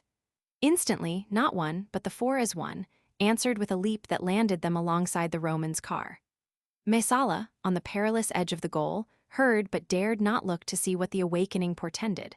The thousands on the benches understood it all. They saw the four close outside Messala's outer wheel, Ben-Hur's inner wheel behind the other's car. Then, with a cunning touch of the reins, Ben-Hur caught Messala's fragile wheel with the iron-shod point of his axle and crushed it. There was a crash loud enough to send a thrill through the circus, and out over the course a spray of shining white and yellow flinders flew. Down on its right side toppled the bed of the Roman's chariot. There was a rebound, as of the axle hitting the hard earth, another and another. Then the car went to pieces, and Messala, entangled in the reins, pitched forward headlong and lay still, crushed and bleeding, and crippled for life. Above the noises of the race arose one voice, that of Ben-Hur. On Altair, on Rigel, what Antares dost thou linger now, good Horsoho Aldebran? I hear them singing in the tents. I hear the children singing and the women singing of the stars of Altair, Antares, Rigel, Aldebran, victory, and the song will never end. Well done. On Antares, the tribe is waiting for us and the master is waiting. 'Tis done, 'tis done, ha ha, we have overthrown the proud, the hand that smote us is in the dust. Ours the glory, ha ha, steady, the work is done so. Rest. And Ben-Hur turned the goal of victory and revenge, and the race was won. Gen. Lew Wallace. Gestures B VHF, HF B raised P, B AO B HO HF. Ind HF, left HO, HL PDO, HF Clyde D HO PSB, SB. Throw up fist B, thrown outward emphasize us AO, point to Messala and look around V, DSW, DF, to left raise hand and HO, SW, to HO, SB, HFB PHO, whip hand Cly. DF, up hand to breast HF, imp HSW, BHO HF, to left raise hand repeat ind HF, HF they SW, left HFSB, left DF designate HF ASW HF Cly raised left SB, ind HF AO Cly DB SB, motion as expressed. HF SB, PDF PDSW, SB. Chant this on two tones of the voice, higher pitch for important words and lower for unimportant, holding reins in both hands, A, O, H, F strong. Dolers. Her old boat loaded with oranges, her baby tied on her breast. Minorcan Dolers bends her oars, noting each reed on the swift-moving shores, but the way is long, and the inlet wide can two small hands overcome the tide sweeping up from the west. Four little walls of quinquina stone, rude thatch of palmetto leaves, there they have nestled, like birds in a tree from winter and labor and hunger free, taking from earth their small need, but no more, no thought of the morrow, no laying in store, no gathering patient sheaves. Alone in their southern island home, through the year of summer days, the two live on, and the bountiful beach clusters its seafood within his reach. The two love on, and the tropical land and life is a shining haze. Lewis, Dolers, and Baby Brown, with dreamy, passionate eyes far in the past, lured by Saxon wiles, a simple folk came from the Spanish sea isles. Now, tinged with the blood of the Creole quadroon, their children live idly along the lagoon, under the Florida skies. Lewis, Dolers, and Baby Brown. Ah, their blooming life of love, but fever falls with its withering blight. Dolores keeps watch through the sultry night. In vain her poor herbs, in vain her poor prayers. Her Lewis is mounting the silver-winged stairs that lead up to heaven above. So, her old boat loaded with oranges, her baby tied on her breast. Dolores rows off to the ancient town, where the blue-eyed soldiers come marching down from the far cold north. They are men who know thus dolors thinks how to cure all woe, nay, their very touch is blessed. Oranges, oranges! Hear her cry through the shaded plaza path, but the northern soldiers come marching in through the old Spanish city with stir and din, and silent people stand sullen by to see the old flag mount again to the sky, the flag they had trampled in wrath. Ah, brown dolors will no one hear and buy thy little store, now north, now south on the old sea-wall, but her pitiful tones unheeded fall, now east, now west, through the angry town, patient she journeys up and down, nor misses one's surly door. Then, desperate, up to the dreaded ranks she carries her passionate suit. I have no money, for none would buy, but come, for God's sake, or he will die. Save him, my Lewis, he is so young. She pleads in her liquid Minorcan tongue and proffers her store of fruit. But the northern soldiers move steadily on, they hear not, nor understand. The last blue rank has passed down the street, she sees but the dust of their marching feet. They have crossed the whole country, by night and by day, and marked with their blood every step of the way to conquer this southern land. They are gone, oh despair. She turns to the church, half fainting, her fruit wet with tears. Perhaps to old saint, who is always dara, may wake up and take dem to pay for a prayer. They are very sweet, as the saint will see, if he would but wake up and listen to me. But he sleeps, so he never hears. She enters. The church is filled with men. The pallid men of the north, each dingy old pew is a sick man's bed, each battered old bench holds a weary head. The altar candles are swept away, for vials and knives in shining array, and a new saint is stepping forth. He must be a saint, for he comes from the shrine, a saint of a northern creed, clad in a uniform, army blue. But surely the saints may wear any hue, Dolores thinks, as he takes her hand, and hears all her story, and understands the cry of her desperate need. An orange he gives to each weary man, to freshen the fevered mouth, then forth they go down the old sea-wall. And they hear in the dusk the pickets call, and the rowboat is moored on the shadowy shore. The northern saint can manage an oar, and the boat glides fast to the south. A healing touch and a holy drink, a bright little heavenly knife, and this northern saint, who prays no prayers, brings back the soul from the spirit-winged stairs, and once more Minorcan Lewis's dark eyes, in whose depths the warmth of the tropics lies, rest calm on the awe-stricken wife. Oh, dear northern saint, a shrine will I build, wild roses I'll bring from afar, de jasmine, orange flower, wood tulips bright, and dose will I worship each morning and night. Nay, nay, poor dolors, I am but a man, a surgeon who binds up with what skill he can the wounds of this heartbreaking man. See, build me no shrines, but take this small book and teach the brown baby to read. He is gone, and Dolors is left on the shore. She watches the boat till she sees it no more. She hears the quick musketry all through the night. She holds fast the book in her pine knot's red light, the book of the Northern Creed. The sad war is over, the dear peace has come, the blue-coated soldiers depart. The brown baby reads the small book, and the three live on in their isle in the Florida Sea.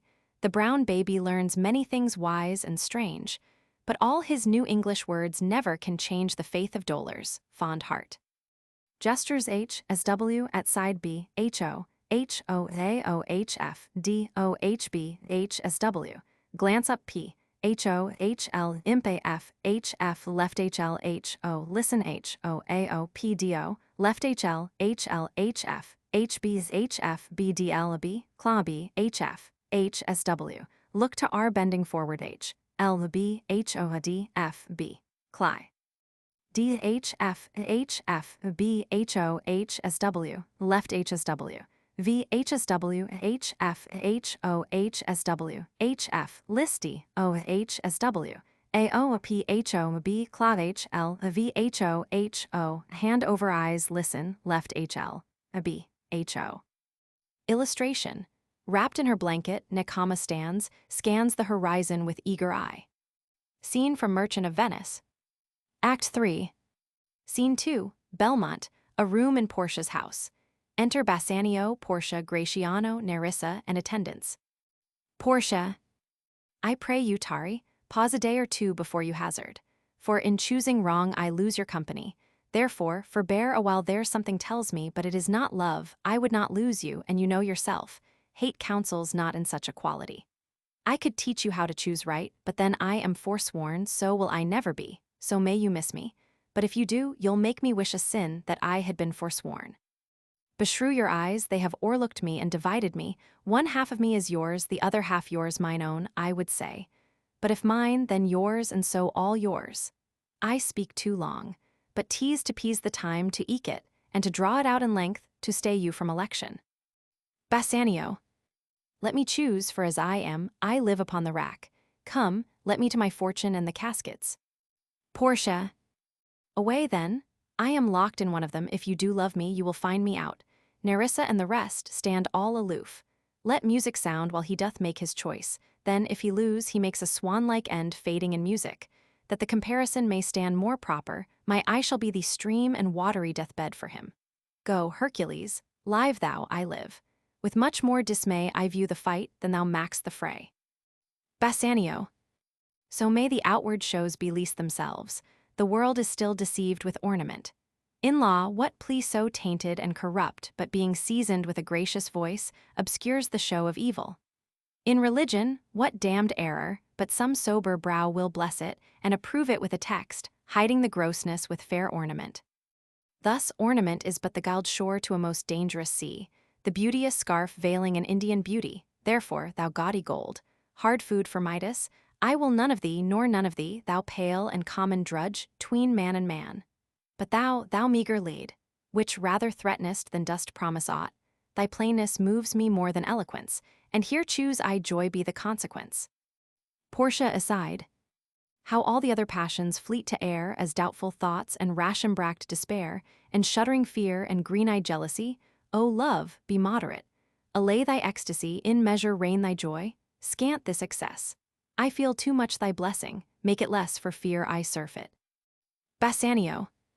What find I here, opening the leaden casket? Fair Portia's counterfeit. What demigod hath come so near creation? Here's the scroll, the continent and summary of my fortune. You that choose not by the view, chance as fair, and choose as true. Since this fortune falls to you, be content and seek no new. If you be well pleased with this, and hold your fortune for your bliss, turn you where your lady is and claim her with a loving kiss. A gentle scroll. Fair lady, by your leave, I come by note to give and receive, yet is doubtful whether what I see be true, until confirmed, signed, ratified by you. Portia. You see me, Lord Bassanio, where I stand, such as I am, though for myself alone I would not be ambitious in my wish to wish myself much better. Yet for you I would be trebled 20 times myself, 1,000 times more fair, 10,000 times more rich, that only to stand high in your account, I might in virtues, beauties, livings, friends exceed account. But the full sum of me is sum of nothing, which, to term in gross, is an unlessoned girl, unschooled, unpractised. Happy in this she is not yet so old but she may learn. Happier than this she is not bred so dull but she can learn. Happiest of all is that her gentle spirit commits itself to yours to be directed, as from her lord, her governor, her king. Myself and what is mine to you and yours is now converted. But now I was the lord of this fair mansion, master of my servants, queen o'er myself. And even now, but now, this house, these servants, and this same myself are yours, my lord. I give them with this ring, which when you part from, lose, or give away, let it presage the ruin of your love, and be my vantage to exclaim you. Bassanio. Madam, you have bereft me of all words, only my blood speaks to you in my veins. But when this ring parts from this finger, then parts life from hence. O then be bold to say, Bassanio's dead. Gestures, Portia speaks to the right and Bassanio to left. P. H-O, V, H-O, H-O, V, H-O, H-O, imp, P, H-S-W. B, Cla, L, H-L, H-L, L, V-H-L speak to L, P, H-S-W. L, H-L, H-O, V, H-O, P, H-O, P, H-O, V, con, imp, H, F, B, S-B, B, Cly, B, Cla, to breast, hold miniature, S-B. Turn to left. B, H-O-S-B. H-O, B, H-O, impulses H-O, imps D, L, H-O, imp B, H-O, H-O, to self H-O, H, S-W, to self H-O, S-B. Ind, H-O, B, D-O, and bow, to breast, S-B. Thora.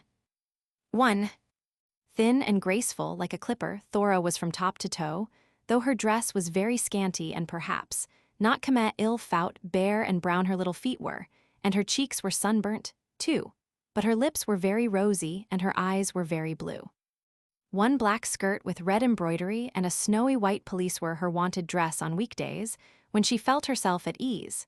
Hats she only wore in winter, when with snow the air was dim, but her eyes peeped forth full brightly, 'neath the big sou'wester's brim.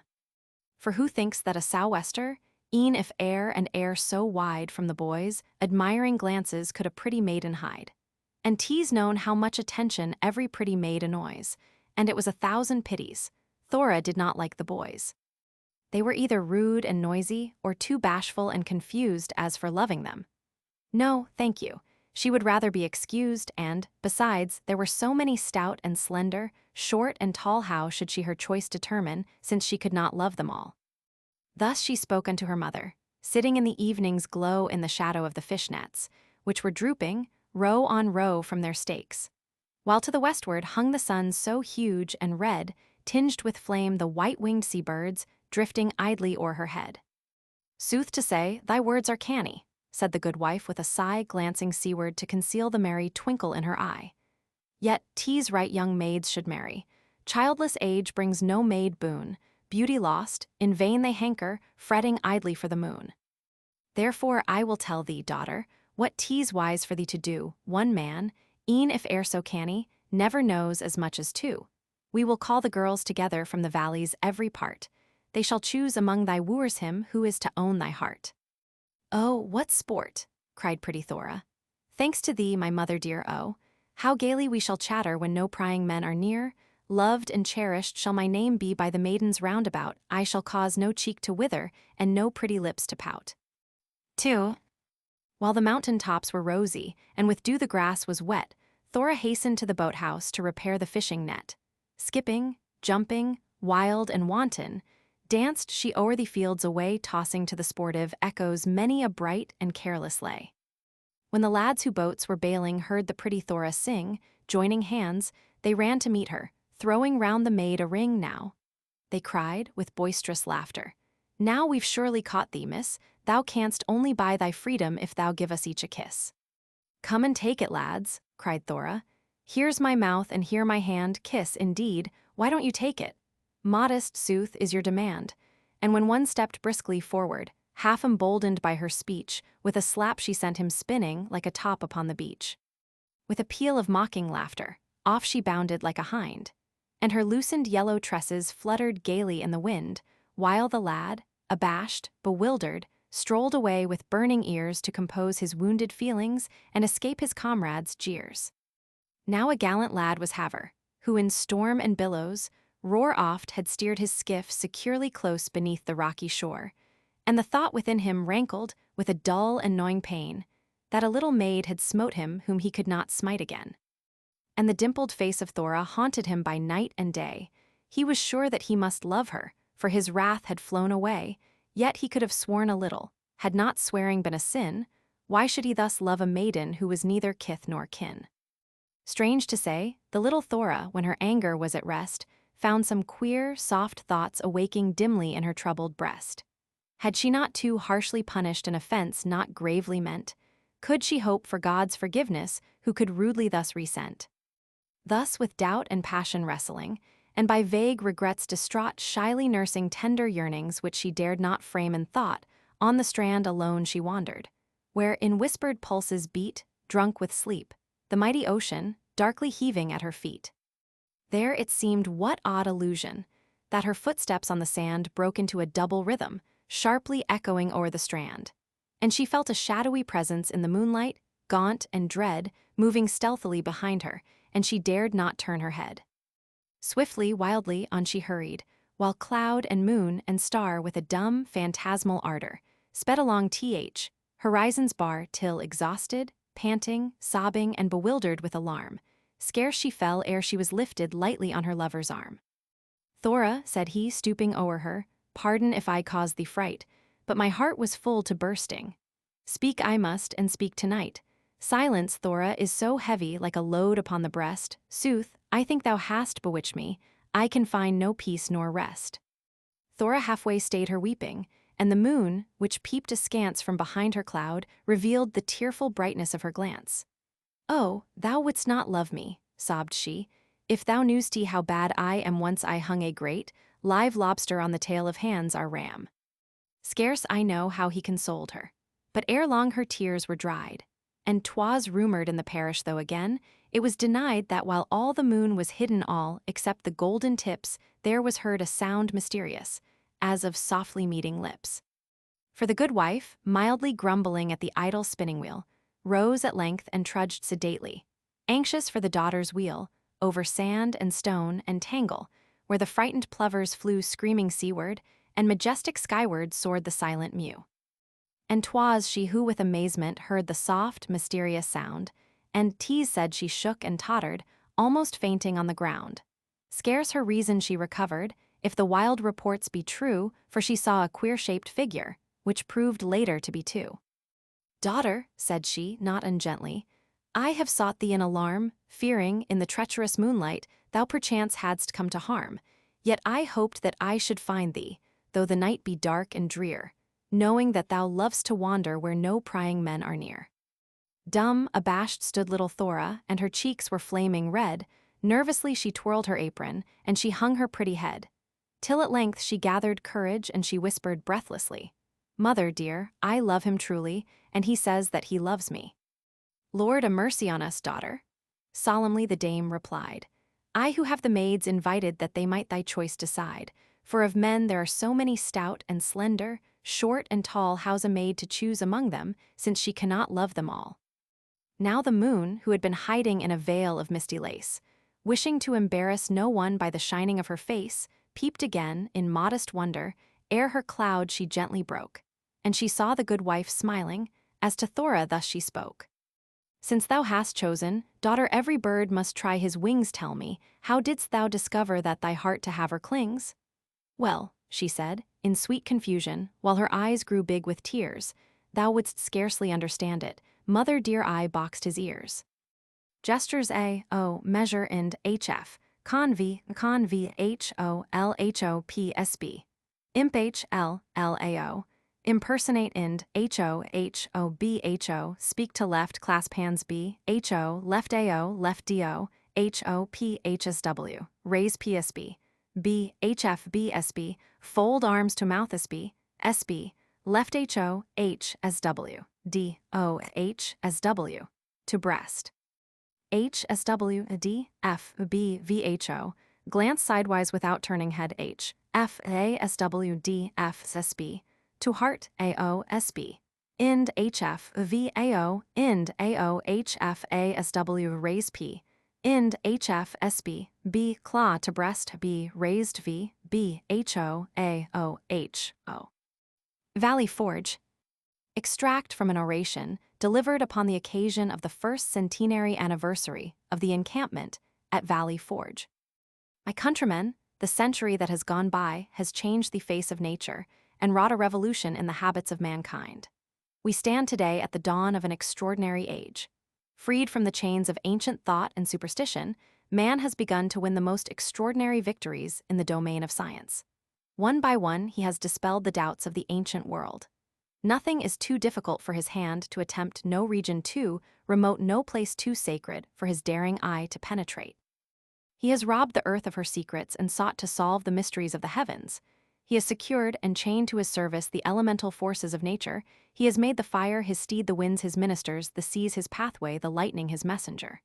He has descended into the bowels of the earth and walked in safety on the bottom of the sea. He has raised his head above the clouds and made the impalpable air his resting place. He has tried to analyze the stars, count the constellations, and weigh the sun.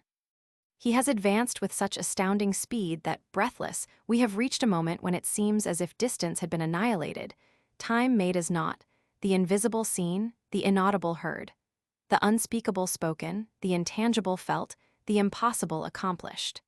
And already we knock at the door of a new century, which promises to be infinitely brighter and more enlightened and happier than this. But in all this blaze of light which illuminates the present and casts its reflection into the distant recesses of the past, there is not a single ray which shoots into the future. Not one step have we taken toward the solution of the mystery of life. That remains as dark and unfathomable as it was 10,000 years ago. We know that we are more fortunate than our fathers. We believe that our children shall be happier than we. We know that this century is more enlightened than the last. We believe that the time to come will be better and more glorious than this. We think, we believe, we hope, but we do not know. Across that threshold we may not pass. Behind that veil we may not penetrate. Into that country it may not be for us to go. It may be vouchsafed to us to behold it, wonderingly, from afar, but never to enter in. It matters not. The age in which we live is but a link in the endless and eternal chain. Our lives are like the sands upon the shore, our voices like the breath of this summer breeze that stirs the leaf for a moment and is forgotten. Whence we have come and whither we shall go, not one of us can tell. And the last survivor of this mighty multitude shall stay but a little while. But in the impenetrable to be, the endless generations are advancing to take our places as we fall. For them as for us shall the earth roll on and the seasons come and go, the snowflakes fall, the flowers bloom, and the harvests be gathered in. For them as for us shall the sun, like the life of man, rise out of darkness in the morning and sink into darkness in the night. For them as for us shall the years march by in the sublime procession of the ages.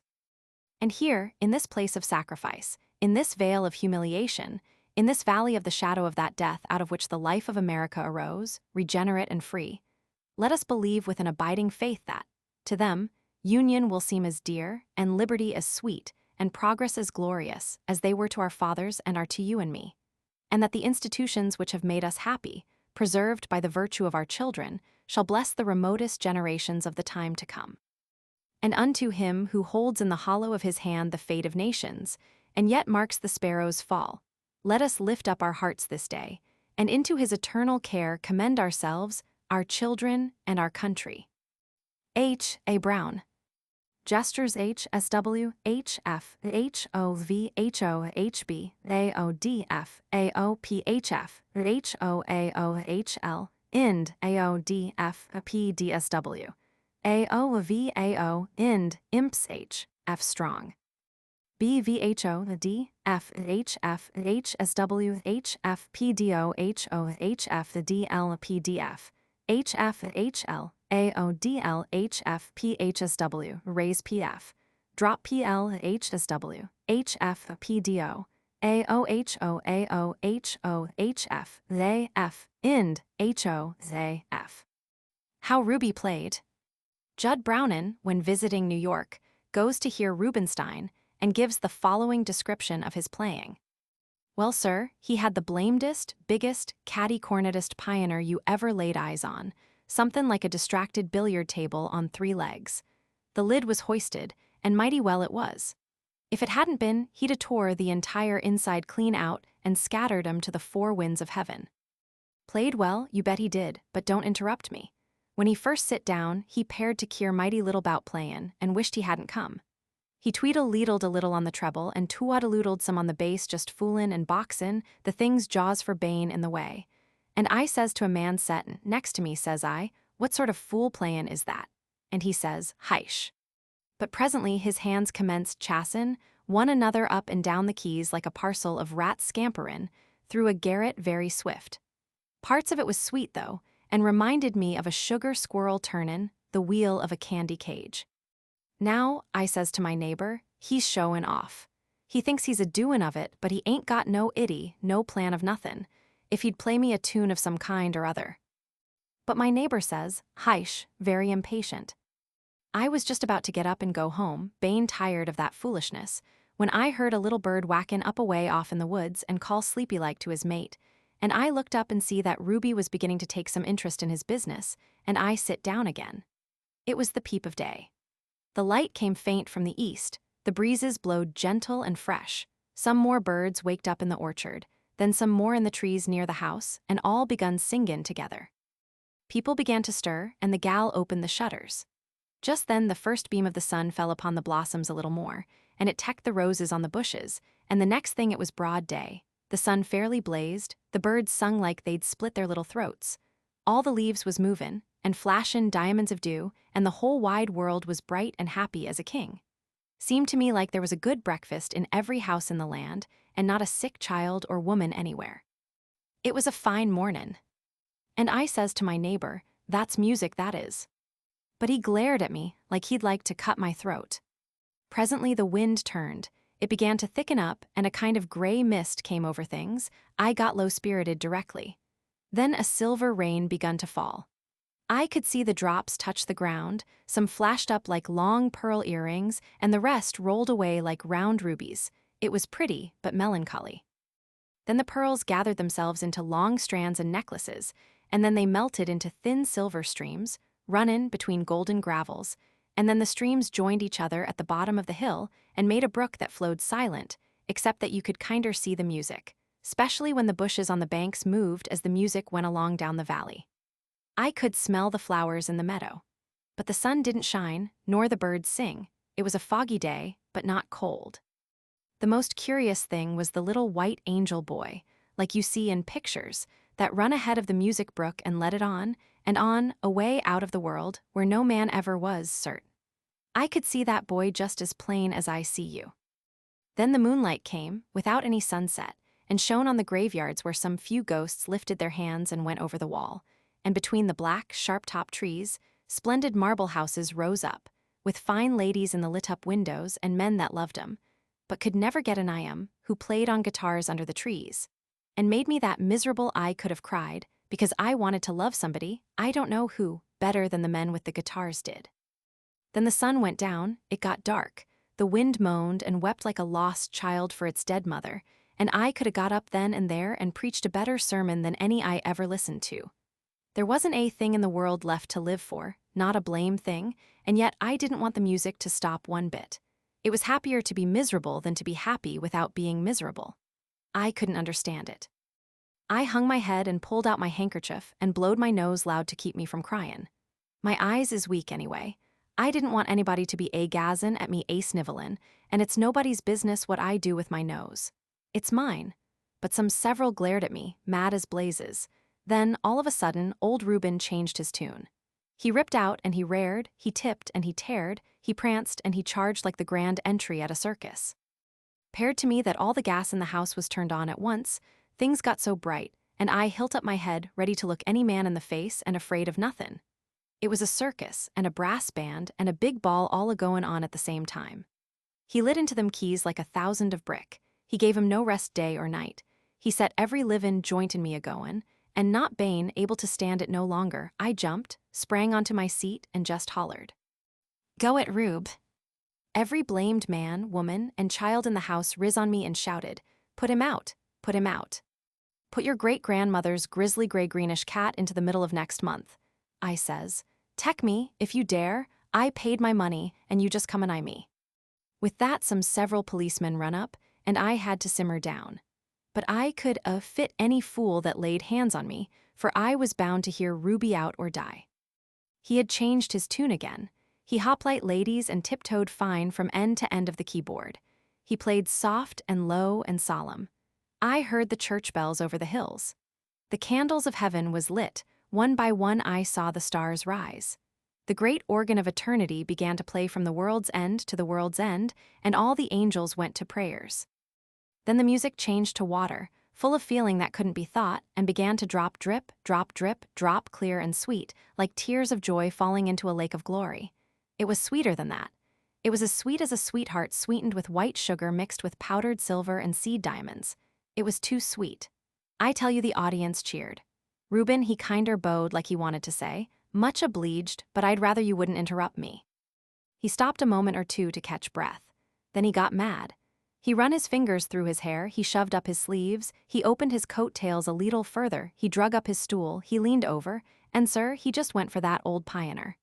He slapped her face, he boxed her jaws, he pulled her nose, he pinched her ears, and he scratched her cheeks until she fairly yelled. He knocked her down, and he stamped on her shameful. She bellowed, she bleated like a calf, she howled like a hound, she squealed like a pig, she shrieked like a rat, and then he wouldn't let her up. He ran a quarter stretch down the low grounds of the base, till he got clean in the bowels of the earth, and you heard thunder galloping after thunder, through the hollows and caves of perdition, and then he fox-chased his right hand with his left till he got way out of the treble into the clouds, wore the notes was finer than the pints of cambric needles, and you couldn't hear nothin' but the shatters of 'em. And then he wouldn't let the old pioneer go. He for'ard too'd, he crossed over first gentleman. He chassayed right and left, back to your places. He all handsed around, ladies to the right. Promenade all, in and out, here and there, back and forth, up and down, perpetual motion, double twisted and turned and tacked and tangled into 11,000 double bow knots. By jinx, it was a mixtery, and then he wouldn't let the old pioneer go. He fecked up his right wing, he fecked up his left wing, he fecked up his center, he fecked up his reserves. He fired by file, he fired by platoons, by company, by regiments, and by brigades.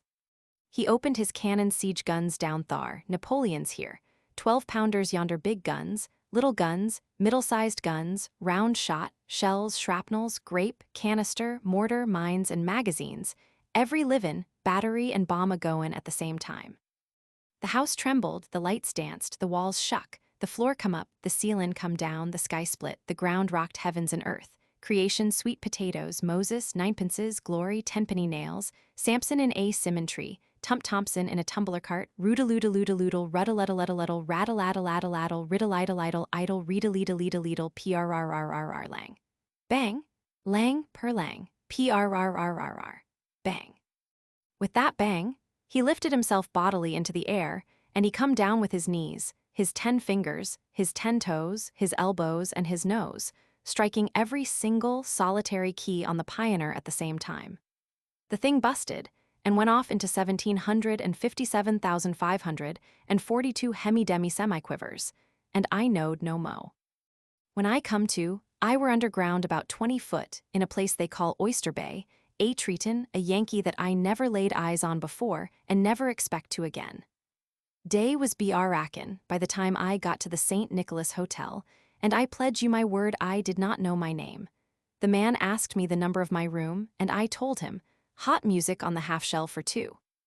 Nydia, the Blind Girl of Pompeii. Adapted from Helen Potter's rendering, by Francis E. Pearce. Nydia was a Thessalonian and well-born. Being taken prisoner by the Romans, she was sold into slavery and treated with great cruelty. Her blindness, beauty, and pitiful condition appealed to the sympathies of Glaucus, a wealthy young Athenian who purchased her. Arbaces, envious of her possession and an enemy of Glaucus, captured and imprisoned her, and caused Glaucus to be accused of murder and condemned to fight a lion in the arena.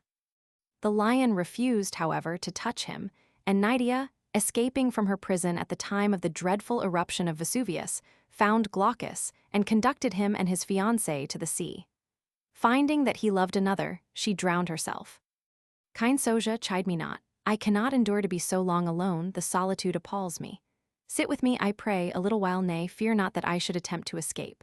Place thy seat before the door. Keep thine eye on me, I will not stir from this spot. Alas, why am I imprisoned here? What is the hour? Evening, thou sayest? Hast thou heard how went the trial of the Athenian Glaucus? He is condemned for shedding priestly blood, the gods forbid. 'Tis false, I say. Arbaces saw the deed. Arbaces the Egyptian? Arbaces hates the priest, hates Glaucus too. Come, truth and triumph o'er thy foes. Exit Soja. What shrieks are those I hear, so near and yet so far? It seems this way here. Ah, yes, calls. Who is it in distress? Who cries aloud? Calanus the priest? What, you saw Arbaces strike the blow? Then you can prove dear Glaucus innocent. But why are you here? Aside. Ah me, if free to speak, he could save my master, calls again. Listen, if you were free, would you give testimony against Arbaces, the rich and powerful Arbaces? Would you the truth proclaim? Would you save the Athenian? Your priestly word can save him. If I procure you liberty, you will not play me false. No, no, I will not doubt you. You could not be so cruel. Remember, Calanus, you have promised. How can I release the priest? How best the truth make known? How gain the praetor's ear? Ah, these gems I have worn so long may clear the way. I was not born a slave, no, no, my birth is equal his. Why, then freedom would give me the right to love dear Glaucus. Soja, Soja, come hither, guard. Soja, how much dost thou require to make up the purchase of thy freedom? 2,000 sesterces, the gods be praised. Not more, seest thou these bracelets and this chain? I'll give them thee if thou wilt let me out only for 1 little hour. Let me out at midnight. I will return before tomorrow's dawn. Nay, thou canst go with me, keep me in sight and bring me back again. How could I flee from thee against thy will? I am blind. Thou sayest me nay, is there no hope then? Oh, he is leaving me? I shall go mad, mad. Stay, one moment only one, thou wilt not at least refuse to take a letter for me, thy master cannot kill thee for that. Thou wilt, the gods be praised. Bring me a tablet of wax and a stylus. Writes. Nydia, the slave, to Sallust, the friend of Glaucus. I am a prisoner in the house of Arbaces. Hasten to the praetor and procure my release, and we shall yet save Glaucus from the lion. There is another prisoner within these walls, whose witness can exonerate the Athenian from the charge against him. One who saw the crime, who can prove the criminal, is a villain hitherto unsuspected. Fly, hasten, quick, quick. Bring with you armed men, lest resistance be made, and a cunning and dexterous smith, for the dungeon of my fellow prisoner is thick and strong. Oh, by thy right hand and thy father's ashes, lose not a moment. Soja, I am blind and in prison. Thou mayest think to deceive me, thou mayest pretend only to take the letter to Sallust. But here I solemnly dedicate thy head to vengeance, thy soul to the infernal powers, if thou wrongest thy trust, and I call upon thee to place thy right hand of faith in mine, and repeat after me these words. By the ground on which we stand, by the elements which contain life, and can curse life, by Orcus, the all-avenging, by the Olympian Jupiter, the all-seeing eye, swear that I will discharge my trust and faithfully deliver into the hands of Sallust this letter. And if I perjure myself in this oath, may the full curses of heaven and hell be wreaked upon me. Enough, I trust thee, take thy reward. It is already dark, depart at once. Exit Soja. And I, alas, I am a slave forevermore. No more can look for freedom for love.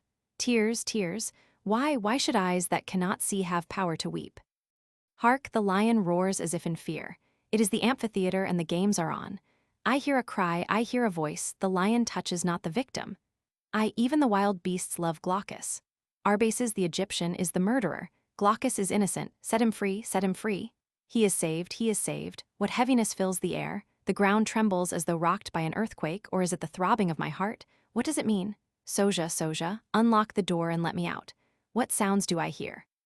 What thunder shakes the ground? What cries, what strange sounds? The air is hot and stifling, I cannot breathe. Oh, Sallust, is that thy voice? Speak, and tell me what has happened. Vesuvius all ablaze and the sun gone down at noon.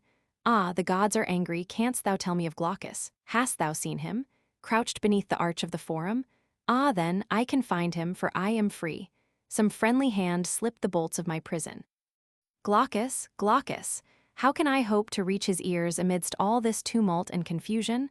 Hark, a new sound comes from afar. It is the chant of the Christians on their way to their temple to worship. Chanted, woe, woe, behold the Lord descendeth to judgment, he maketh fire come down from the heavens in the sight of men. Woe, woe, ye strong and mighty, woe to ye of the fasces and the purple, woe to the idolater and the worshipper of the beast. Woe to ye who pour forth the blood of saints and gloat over the death pangs of the sons of God. Woe, woe. Glaucus, Glaucus, he answers my call. Ah, take my hand this way, to the sea, to the sea. Trust me, I know the way, to the sea, to the sea. Exit. Chant off the stage. Woe to the proud ones who defy him. Woe to the wicked who deny him. Woe to the wicked, woe. Lord Lytton. Gestures V, con B, VHO. V, con HF, drop hand hopelessly, sits, rises suddenly, ind, HF, B, HF. Liss feels her way round the wall, clasp hands, feels her way back again, intense thoughtful position, feels wrists and throat, beckon, clasp hands, show wrists to neck, HF. Both hands appealingly to front, then stagger back, start forward, hand to head, P, HF. Throw B up, motion of writing for the whole letter, ind. Straight up, ind. DF, HF, HF. Weeps, Liss. For all words italicized, use a far-off, imitative voice, B, thrown upward, hand to breast, to heart. The next lines must be given with strong dramatic power, natural gestures, and intense facial expression. Clasp hands, take several steps to right, Liss. To left, speak to right, H. O, left HO. The Dream of Eugene Aram. 'Twas in the prime of summertime, an evening calm and cool, and 24 happy boys came bounding out of school. There were some that ran, and some that leapt like troutlets in the pool. Away they sped with gamesome minds, and souls untouched by sin, to a level mead they came, and there they drave the wickets in. Pleasantly shone the setting sun over the town of Lynn. Like sportive deer they coursed about, and shouted as they ran, turning to mirth all things of earth as only boyhood can. but the usher sat remote from all a melancholy man. His hat was off, his vest apart, to catch heaven's blessed breeze, for a burning thought was in his brow, and his bosom ill at ease. So he leaned his head on his hands, and read the book between his knees. Leaf after leaf he turned it o'er, nor ever glanced aside. For the peace of his soul he read that book in the golden eventide. Much study had made him very lean, and pale, and leaden-eyed. At last he shut the ponderous tome. With a fast and fervent grasp he strained the dusky covers close, and fixed the brazen hasp. O God, could I so close my mind, and clasp it with a clasp? Then leaping on his feet upright, some moody turns he took now up the mead, then down the mead, and past a shady nook, and lo, he saw a little boy that pored upon a book. My gentle lad, what is't you read, romance or fairy fable, or is it some historic page of kings and crowns unstable? The young boy gave an upward glance. It is the death of Abel. The usher took 6 hasty strides, as smit with sudden pain 6 hasty strides beyond the place, then slowly back again, and down he sat beside the lad, and talked with him of Cain. And long since then, of bloody men whose deeds tradition saves, of lonely folk cut off unseen, and hid in sudden graves, of horrid stabs, in groves forlorn, and murders done in caves.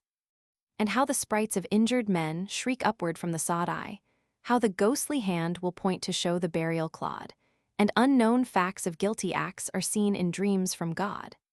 He told how murderers walk the earth beneath the curse of Cain, with crimson clouds before their eyes and flames about their brain, for blood has left upon their souls its everlasting stain. And well, quoth he, I know, for truth, their pangs must be extreme woe, woe, unutterable woe, who spill life's sacred stream, for why? Methought, last night, I wrought a murder in a dream. One that had never done me wrong, a feeble man, and old, I led him to a lonely field the moon shone clear and cold. Now here, said I, this man shall die, and I will have his gold. 2 sudden blows with ragged stick, and one with a heavy stone, one hurried gash with a hasty knife. And then the deed was done, there was nothing lying at my foot but lifeless flesh and bone. Nothing but lifeless flesh and bone, that could not do me ill, and yet I feared him all the more for lying there so still. There was a manhood in his look, that murder could not kill. And lo, the universal air seemed lit with ghastly flame. 10,000 dreadful eyes were looking down in blame. I took the dead men by his hand, and called upon his name. O God, it made me quake to see such sense within the slain, but when I touched the lifeless clay, the blood gushed out amain. For every clot a burning spot was scorching in my brain. My head was like an ardent coal, my heart as solid ice. My wretched, wretched soul, I knew was at the devil's price. A dozen times I groaned, the dead had never groaned but twice. And now, from forth the frowning sky, from the heaven's topmost height, I heard a voice, the awful voice of the blood-avenging sprite. Thou guilty man, take up thy dead, and hide it from my sight. I took the dreary body up, and cast it in a stream a sluggish water, black as ink. The depth was so extreme, my gentle boy, remember this is nothing but a dream. Down went the corpse with hollow plunge, and vanished in the pool. Anon I cleansed my bloody hands, and washed my forehead cool, and sat among the urchins young that evening in the school. O heaven, to think of their white souls, and mine so black and grim, I could not share in childish prayer, nor join in evening hymn, like a devil of the pit I seemed, mid holy cherubim. And peace went with them, one and all, and each calm pillow spread, but guilt was my grim chamberlain, that lighted me to bed, and drew my midnight curtains round with fingers bloody red. All night I lay in agony, in anguish dark and deep, my fevered eyes I dared not close, but stared aghast at sleep, for sin has rendered unto her the keys of hell to keep. All night I lay in agony, from weary chime to chime, with one besetting, horrid hint, that racked me all the time a mighty yearning like the first fierce impulse unto crime. One stern tyrannic thought, that made all other thoughts its slave, stronger and stronger every pulse did that temptation crave, still urging me to go and see the dead man in his grave. Heavily I rose up, as soon as light was in the sky, and sought the black, accursed pool with a wild, misgiving eye, and I saw the dead in the river bed, for the faithless stream was dry. Merrily rose the lark, and shook the dewdrop from its wing, but I never marked its morning flight, I never heard it sing, for I was stooping once again under the horrid thing. With breathless speed, like a soul in chase, I took him up and ran. There was no time to dig a grave before the day began. In a lonesome wood, with heaps of leaves, I hid the murdered man. And all that day I read in school, but my thought was otherwhere. As soon as the midday task was done, in secret I was there, and a mighty wind had swept the leaves, and still the corpse was bare. Then down I cast me on my face, and first began to weep, for I knew my secret then was one that earth refused to keep or land or sea, though he should be 10,000 fathoms deep. So wills the fierce avenging sprite, till blood for blood atones, I, though he's buried in a cave, and trodden down with stones, and years have rotted off his flesh, the world shall see his bones. O God, that horrid, horrid dream besets me now, awake. Again, with dizzy brain, the human life I take, and my red right hand grows raging hot, like Cranmer S at the stake. And still no peace for the restless clay, will wave or mold allow. The horrid thing pursues my soul, it stands before me now. The fearful boy looked up, and saw huge drops upon his brow. That very night, while gentle sleep the urchin's eyelids kissed, two stern-faced men set out from Lynn through the cold and heavy mist, and Eugene Aram walked between, with gyves upon his wrist. Thomas Hood, gestures H.O. H.S.W., P.H.S.W., B.H.O. left H.O., glance up S.B., S.B., look up left raise P, D.F. look up D.F. P.D.F. raise P, P.H.O., shake head H.F.A.O. S.B., S.B., P.D.F. A.S.W., Ind A impulses S.B., left hand to face P, S.B., raise P, S.B., to head to heart sustained look up, B, S.B., P.D.F., Ind H.O. D.F. B, S.B., to head clasp hands and look up Ind D.O. B, S.B., B, Clyde D, to breast P, D.O. H.O. V, D.O., Ind D.O. A.O. B, S.B., P, D.O. P, D.S.W., D.O. B, P.D.F., D.F. B, V.H.O., to head H, F and shrink backward H, F. One day solitary. I am all right. Goodbye, old chap, 24 hours that won't be long, nothing to do but take a nap and say, can a fellow sing a song? Will the light fantastic be in order? A pigeon wing on your pantry floor? What are the rules for a regular boarder? Be quiet? All right, cling clang goes the door. Clang clink the bolts, and I am locked in. Some pious reflection and repentance come next, I suppose, for I just begin to perceive the sting in the tail of my sentence. One day whereof shall be solitary. Here I am at the end of my journey, and well, it ain't jolly, not so very I'd like to throttle that sharp attorney. He took my money, the very last dollar, didn't leave me so much as a dime, not enough to buy me a paper collar to wear at my trial. He knew all the time, 'twas some that I got for the stolen silver. Why hasn't he been indicted, too, if he doesn't exactly rob and pilfer? He lives by the plunder of them that do. Then didn't it put me into a fury to see him step up and laugh and chat with the county attorney and joke with the jury when all was over, then go back for his hat, while Sue was sobbing to break her heart. And all I could do was to stand and stare. He had pleaded my cause, he had played his part, and got his fee, and what more did he care? It's droll to think how, just out yonder, the world goes jogging on the same. Old men will save, and boys will squander. And fellows will play at the same old game of get and spend tomorrow, next year, and drink and carouse, and who will there be to remember a comrade buried here? I am nothing to them, they are nothing to me. And Sue, yes, she will forget me too, I know, already her tears are drying. I believe there is nothing that girl can do so easy as laughing, and lying, and crying. She clung to me while there was hope, then broke her heart in that last wild sob, but she ain't going to sit and mope while I am at work on a 5 years' job. They'll set me to learning a trade, no doubt, and I must forget to speak or smile. I shall go marching in and out, one of a silent tramping file of felons, at morning and noon and night, just down to the shops and back to the cells, and work with a thief at left and right, and feed and sleep, and nothing else. Was I born for this? Will the old folks know? I can see them now on the old home place. His gait is feeble, his step is slow, there's a settled grief on his furrowed face, while she goes wearily groping about in a sort of dream, so bent, so sad, but this won't do. I must sing and shout and forget myself or else go mad. I won't be foolish, although for a minute I was there in my little room once more. What wouldn't I give just now to be in it? The bed is yonder, and there's the door. The Bible is here on the neat, white stand. The summer sweets are ripening now. In the flickering light, I reach my hand from the window and pluck them from the bough. When I was a child, oh, well for me and them if I had never been older. When he told me stories on his knee, and tossed me, and carried me on his shoulder, when she knelt down and heard my prayer, and gave me in my bed my good-night kiss, did they ever think that all their care for an only son could come to this? Foolish again, no sense in tears and gnashing the teeth, and yet somehow I haven't thought of them so for years. I never knew them, I think, till now. How fondly, how blindly they trusted me. When I should have been in my bed asleep, I slipped from the window and down the tree, and sowed for the harvest which now I reap. And Jenny, how could I bear to leave her if I had but wished, but I was a fool?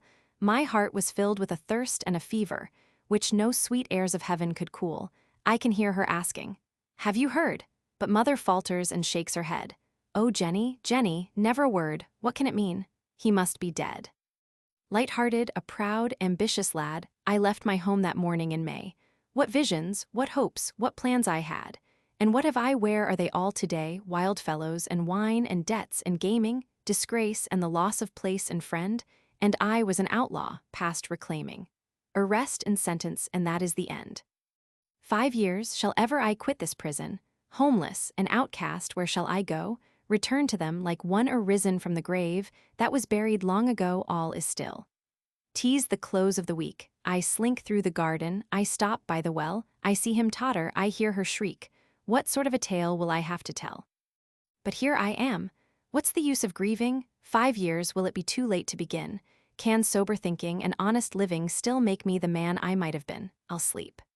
Oh, would I could wake tomorrow in that old room, to find at last that all my troubles and all their sorrow are only a dream of the night that is past.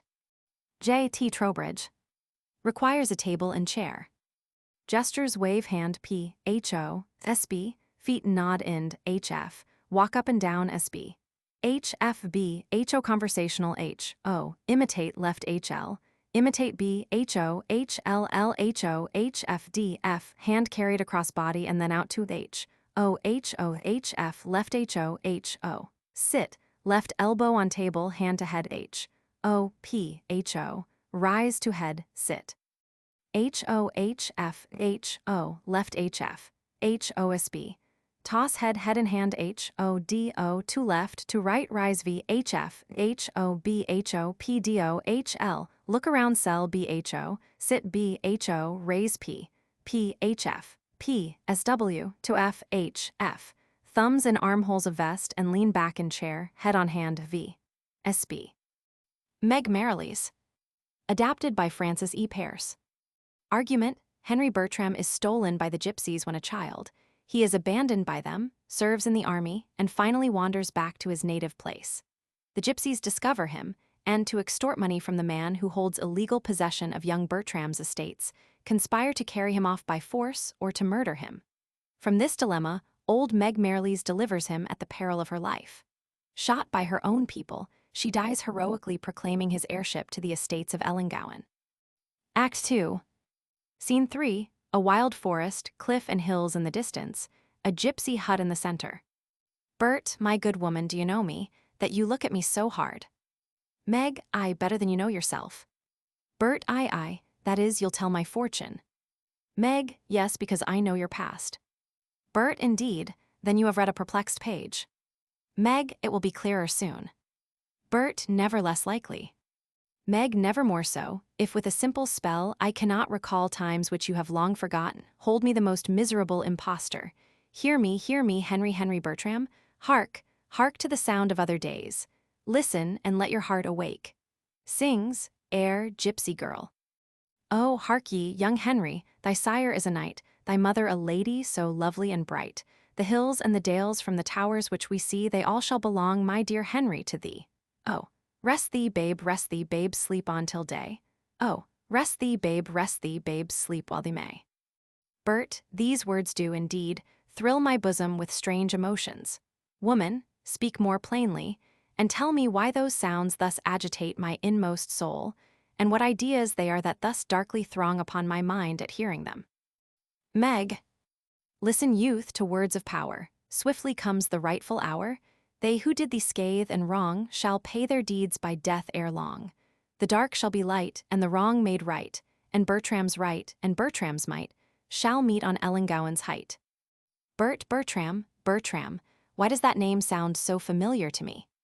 Meg, and now begone. Franco, guide these strangers on their way to Kippletringan. Yet stay, let me see your hand. What say these lines of fortune's past? Wandering and woe and danger and crosses in love and friendship. What of the future? Honor, wealth, prosperity, love rewarded and friendship reunited. But what of the present? Aye, there's a trace which speaks of danger, of captivity, perchance, but not of death. If you are attacked, be men, and let your hands defend your heads. I will not be far distant from you in the moment of need. And now begone. Fate calls you. Away. Exit. Act 3. Scene 1, seashore, with the castle on the rocks. Meg, so, his death is purposed, and they have chosen the scene of one murder to commit another. Right, the blood spilt on that spot has long cried for vengeance, and it shall fall upon them. Sebastian, speed to Dinmont and the youth, tell them not to separate for their lives, guide them to the glen near the tower. There let them wait till Glossin and Hatterake meet in the cavern, and I will join them. Away, and do my bidding. Exit Sebastian. Now to send to Mannering, I must remain on the watch myself. Gabriel I dare not trust. Ha, who comes now? 'Tis Abel Sampson, Henry Bertram's ancient tutor. It shall be so. Advance. Stop, I command ye. Lucy, she's mad. Meg, no, I am not mad. I've been imprisoned for mad, scourged for mad, banished for mad, but mad I am not. Halt and stand fast, or ye shall rue the day while a limb of you hangs together. Stay, thou tremblest. Take out an old black whiskey bottle and hold it out to Sampson, left. Drink of this and put some heart in ye, or I will can your learning tell you what that is, eh? Will you remember my errand now? Aye. Then tell Colonel Mannering, if ever he owed a debt to the house of Ellangowan and hopes to see it prosper, he must come instantly, armed and well attended, to the glen below the tower of Dernclug and fail not on his life. You know the spot. Aye, Abel Sampson, there blazed my hearth for many a day. And there, beneath the willow that hung its garlands over the brook, I've sat and sung to Harry Bertram, songs of the old time. That tree is withered now, never to be green again, and old Meg Merrilies will never sing blithe songs more. But I charge you, Abel Sampson, when the heir shall have his own as soon as he shall, that you tell him not to forget Meg Merrilies, but to build up the old walls in the glen for her sake, and let those that live there be too good to fear the beings of another world. For, if ever the dead come back among the living, I will be seen in that glen many a night after these crazed old bones are whitened in the mouldering grave. Ha! Laugh and stagger back. I have said it, old man, ye shall see him again, and the best lord he shall be that Ellangowan has seen these 100 years. But you're o'er long here. To Mannering, away, and bid him come to that spot instantly, or the heir of Ellangowan may perish forever. Away. Exit while speaking the last 2 words. Sir Walter Scott. The Dukite Snake. Well, mate, you've asked me about a fellow you met today in a black and yellow chain-gang suit, with a peddler's pack, or with some such burden strapped to his back. Did you meet him square? No, passed you by. Well, if you had, and had looked in his eye, you'd have felt for your irons then and there, for the light of his eye is a madman's glare. Some 8 years back, in the spring of the year, he came from Scotland and settled here. A splendid young fellow he was just then, and one of the bravest and truest of men. In a year his wife came, and he showed her round his sandalwood and his crops in the ground, and spoke of the future. They cried for joy, the husband's arm clasping his wife and boy. Well, friend, if a little of heaven's best bliss ever comes from the upper world to this, it came into that manly bushman's life, and circled him round with the arms of his wife. God bless that bright memory. Even to me, a rough, lonely man, did she seem to be, while living, an angel of God's pure love, and now I could pray to her face above. And David, he loved her as only a man with a heart as large as was his heart can.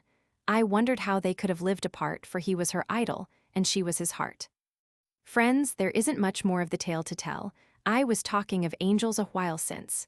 Well, now I'll change to a devil to a devil. You needn't start. If a spirit of evil ever came to this world its hate to slake on mankind, It came as a dukite snake. Now mark you, these dukites don't go alone, there's another near when you see but one. And beware you of killing that one you see without finding the other. For you may be more than 20 miles from the spot that night, when camped, but you're tracked by the lone dukite. That will follow your trail like death or fate, and kill you as sure as you killed its mate. Well, poor Dave Sloane had his young wife here 3 months. 'Twas just this time of the year. He had teamed some sandalwood to the vass, and was homeward bound when he saw on the grass a long red snake. He had never been told of the dukite's ways. He jumped to the road, and smashed its flat head with the bullock goad. He was proud of the red skin, so he tied its tail to the cart, and the snake's blood dyed the bush on the path he followed that night. He was early home, and the dead dukite was flung at the door to be skinned next day. At sunrise next morning, he started away to hunt up his cattle. A 3 hours' ride brought him back. He gazed on his home with pride and joy in his heart. He jumped from his horse and entered to look on his young wife's corse, and his dead child clutching its mother's clothes as in fright. And there, as he gazed, arose from her breast, where 'twas resting, the gleaming head of the terrible dukite, as if it said, "I've had vengeance, my foe, you took all I had." And so had the snake. David Sloane was mad. I rode to his hut just by chance that night, and there on the threshold the clear moonlight showed the 2 snakes dead. I pushed in the door, the dead were stretched on the moonlit floor. The man held the hand of his wife, his pride, his poor life's treasure, and crouched by her side. I touched and called him, he heeded me not, so I dug her grave in a quiet spot, and lifted them both, her boy on her breast, and laid them down in the shade to rest. Then I tried to take my poor friend away, but he cried so woefully, "Let me stay till she comes again," that I had no heart to try to persuade him then to part from all that was left to him here her grave. So I stayed by his side that night, and save one heart-cutting cry, he uttered no sound. O God, that wail like the wail of a hound. 'Tis 6 long years since I heard that cry, but 'twill ring in my ears till the day I die. Since that fearful night, no one has heard poor David Sloane utter sound or word. You have seen today how he always goes. He's been given that suit of convict's clothes by some prison officer. On his back you noticed a load like a peddler's pack. Well, that's what he lives for. When reason went, still memory lived, for his days are spent in searching for dukites. Year by year that bundle of skins is growing. 'Tis clear that the Lord out of evil some good still takes, for he's clearing this bush of the dukite snakes. J. Boyle O'Reilly. Gestures HSW, HOAO, look up IND, DO, IND HF, a P, DFSW, DF trace with finger SB, a PDF DF VHF, PDSW, a PDF clasp hands H, SW, HOV, HSW. Mad. This piece won the postgraduate medal at the 9th annual commencement of the MT Vernon Institute of Elocution and Languages, 1892. 'Twas many years since I had left my home to travel distant lands, but time sped on again with eagerness and wonderment. I sought the cherished haunts and friends of yore. One man whom I remembered as a boy, whose piercing eyes, pale face, and silken locks had oft comment attracted, now I found in madhouse pent. He recognized my face, although he would anon bewildered gaze. In changing tones which shed a lingering light awhile upon his soul, but swiftly turned to fierce embittered grief, he told me there his all-absorbing tale. 'Twas thus he spoke, "They call me mad, and hour by hour I'm watched by lurking keepers who with looks askance would search my thoughts and deem themselves unseen, for when I would return their gaze, they droop their eyes and with a heedless air pass by. They call me mad, and so deny my right to liberty enjoyed by other men. They call me mad, but know they what they mean? Yea, if vividly to recall the past, and linger with emotions deep and fond on all that yielded life a moment's joy, and now lies garnered in sweet memory's store, if this betokens madness I am mad. Or if to know with what dear promise youth was robed, how cherished were the constant thoughts of happiness to come in future years, and feel how treacherous was the fate that crushed those thoughts, and bade me dare to seek revenge if this may madness prove, then I am mad. And this is why, forsooth, they deem me so. Even now the recollection of the past, in varied visions, float before mine eyes, and thoughts of old afflictions make me feel how blessed I might have been, how sad I am.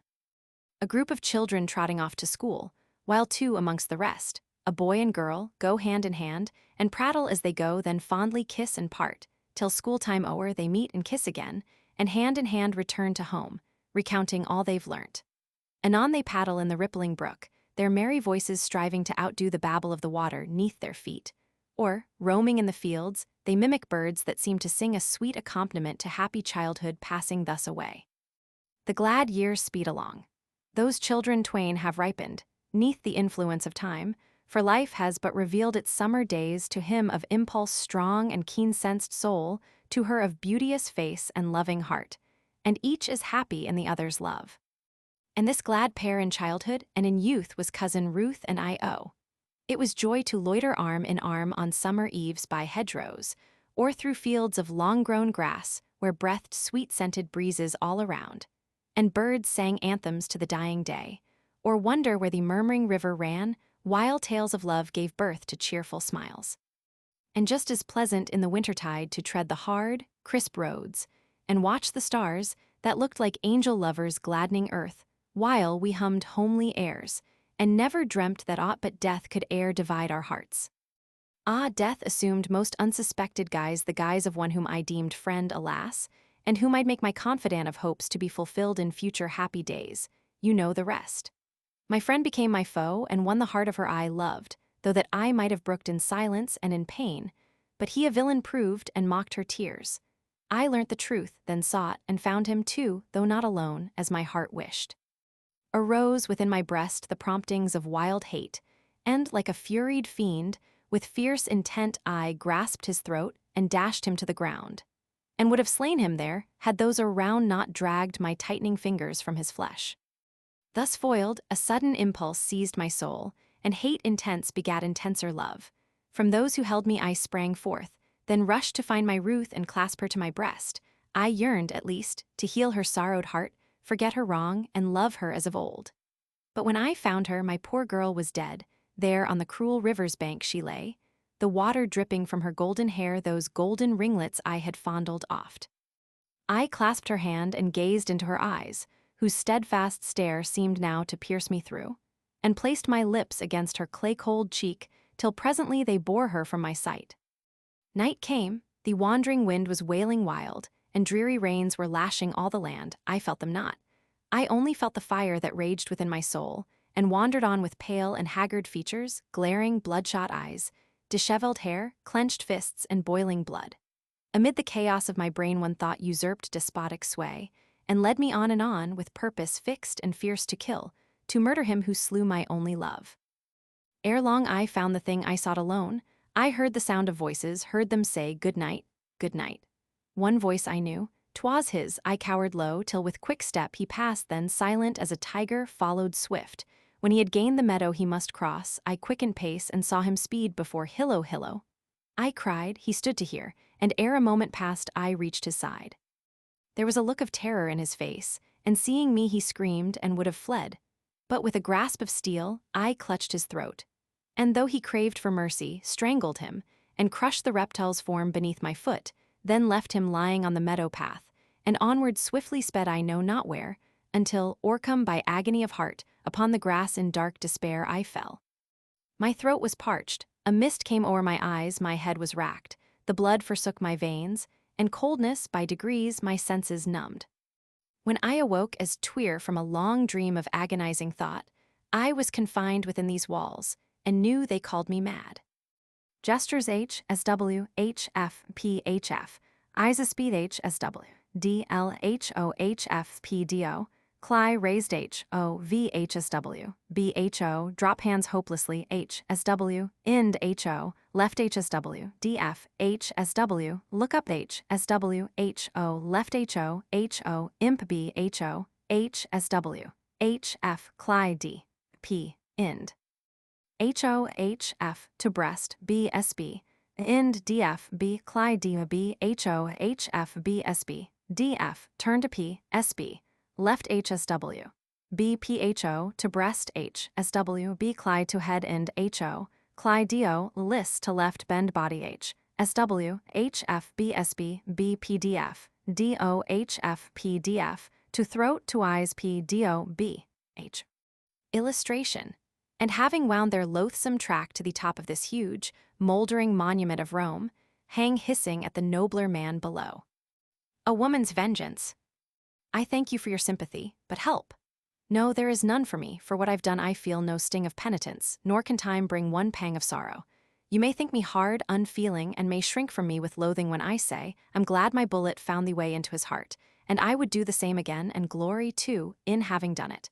Penalty, for what they now may do with me I care but little. He is dead, and that ends all. What made me do the deed? The old, time-worn story of man's cold and heartless cruelty, of wrongs heaped on her head, to whom belongs at least respect, if nothing more. I met him, my husband, just 5 years ago. My God, what trust I placed in his fair words, so soft, so sweet, so full of love, but love is blind, and I was madly so. The first 2 years were full of joy without tears. My life was of peaceful love. But the change came sudden, fast, my summer sun was overcast. The godlike being that I thought of all mankind most perfect wrought, tore off the mask that hid his face, and to my horror, in his place revealed a demon, blackest-hued, remorseless, pitiless, imbued with all the wickedness that heart can hold, or shameless sin impart the loving words to curses turned. My fond advances all were spurned. I soon became for him a thing to tread upon, a clod to fling from out his path. I took my child and fled one night, half maddened, wild, far from his sight I cared not where so I again his face might ne'er behold.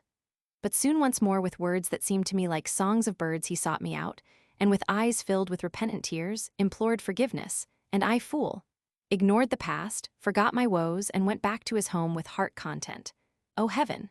Could I have but foreseen, could I have known he did not mean to keep the vows so freely made. Once more his promises were cast aside, as idle words, and worse than e'en before a daily curse my life became. Then came at last the final blow, the worst that love can contemplate, and which can turn that love to hate. One night, when he had gone from me, I found a letter which he carelessly had overlooked. The script was small and neat, a woman's hand. A wall of fire outstretched before my eyes, a nameless horror seemed to rise. No, this could not be. He might be bad, be dead to sense of right, but false. Oh heaven, the dreadful thought surged in my brain. I crushed it, fought it down with frenzied eagerness. The note was open. Chilled, nerveless, I drew it from its fold and read, "This night to meet him," so it said, this night. How throbbed my aching head, her house it gave the place, the hour I seemed renewed with sudden power. He would be there, and so would I. I cast the hated letter by, my child from off the floor I clasped, and from the bureau drawer I grasped a loaded pistol that would right my wrong. So out into the night, into the raging storm, I fled, my babe clasped in my arms. I could but repeat, false, I'll be revenged. My soul, now stirred and roused beyond control, was filled with one desire alone, and that was that he should atone for this to woman foulest wrong. So through the night I sped along until I reached her house, and then I heard a voice within his voice, each word in sweet and loving tenderness, and accents that my heart should bless were lavished on her listening ears. I listened, all unseen, until I thought I should go wild.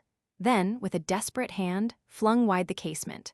With a bound, beside the two I stood. She started, screamed, he turned and saw me, and then seemed a moment as if turned to stone. And as his baseness I made known, she, poor thing, with a long, low cry, sank to the floor despairingly. Then, like a fiend let loose from hell, he toward me leaped with one fierce yell, and grasping quick a heavy chair cried, "Curse you!" whirled it high in air. I sprang aside in sudden dread, the blow fell full upon the head of my sweet child, that lifeless dropped back in my arms. My heart-throb stopped, a red mist swam before my sight, I could not scream, try as I might. I grasped the pistol from my breast, and then I killed him. All the rest for days to me was blank, and when, oh heaven, why did I not die then? At last my sense came back. I would have taken my own life if I could, but it perhaps was better so. God will not judge me hard, I know. And when, in answer to his call, I stand within the heavenly hall, and the blessed one says, "Why hast thou transgressed my laws?" My babe shall plead its mother's cause.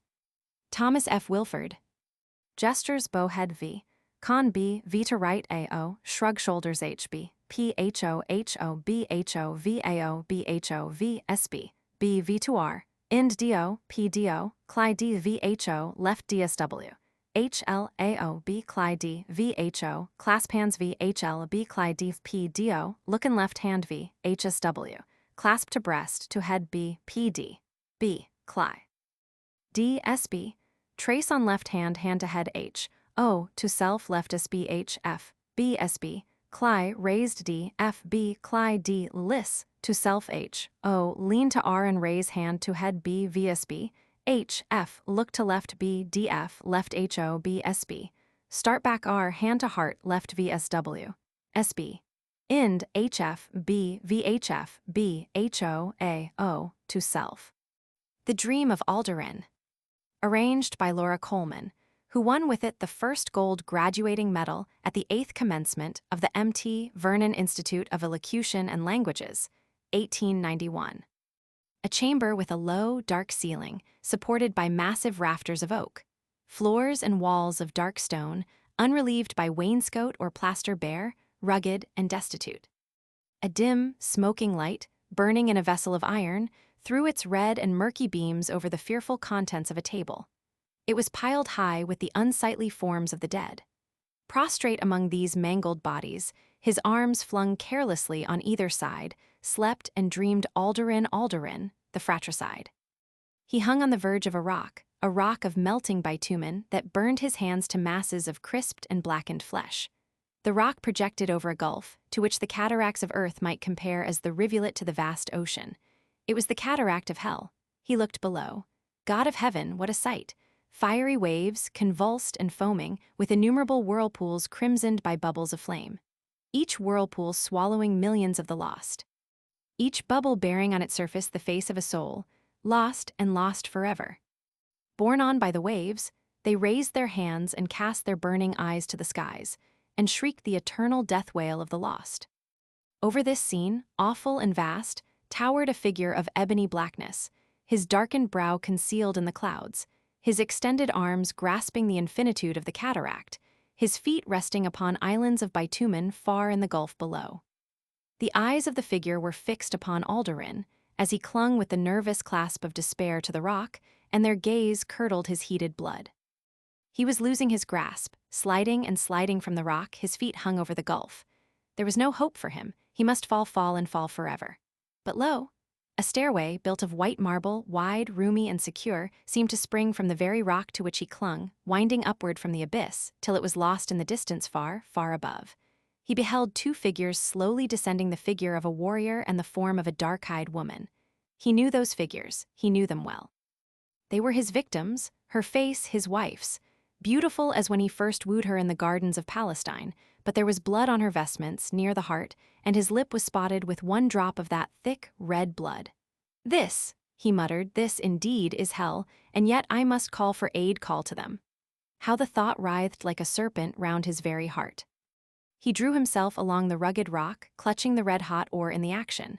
He wanted but a single inch, a little inch, and he might grasp the marble of the stairway. Another and a desperate effort. His fingers clutched it, but his strength was gone. He could not hold it in his grasp. With an eye of horrible intensity, he looked above. "Thou wilt save me, Ilmarine, my wife? Thou wilt drag me up to thee." She stooped. She clutched his blackened fingers and placed them around the marble. His grasp was tight and desperate. "Julian, O Julian, grasp this hand. Aid me, O Julian, my brother." The warrior stooped, laid hold on his hand, and drawing it toward the casement, wound it around another piece of marble. But again his strength fails. "Julian, my brother, Ilmarine, my wife, seize me, drag me from this rock of terror. Save me, oh save me." She stooped. She unwound finger after finger. She looked at his horror-stricken face and pointed to the red wound in her heart. He looked toward the other face. "Thou, Julian, reach me thy hand, or I perish." The warrior slowly reached forth his hand from beneath the folds of his cloak.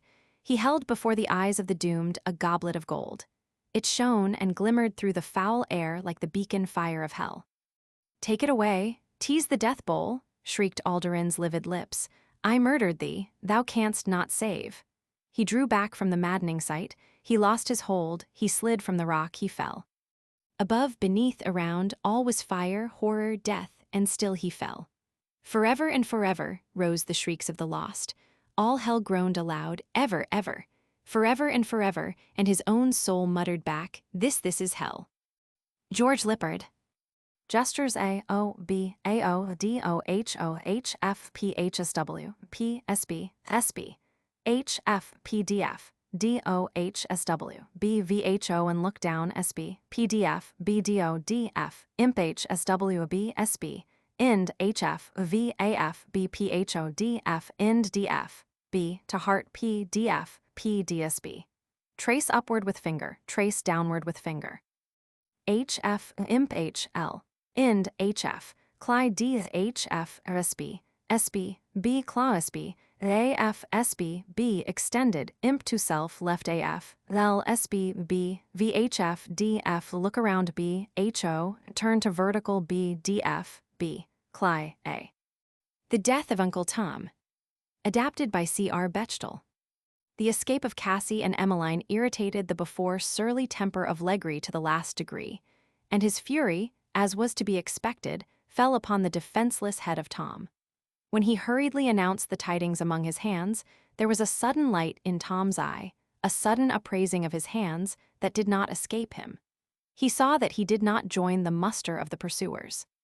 He thought of forcing him to do it, but having had, of old, experience of his inflexibility when commanded to take part in any deed of inhumanity, he would not, in his hurry, stop to enter into any conflict with him. Tom, therefore, remained behind, with a few who had learned of him to pray, and offered up prayers for the escape of the fugitives.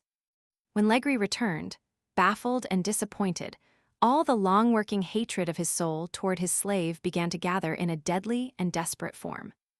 "Well, Tom," said Legri, walking up and seizing him grimly by the collar of his coat, and speaking through his teeth in a paroxysm of determined rage, "do you know, I've made up my mind to kill you."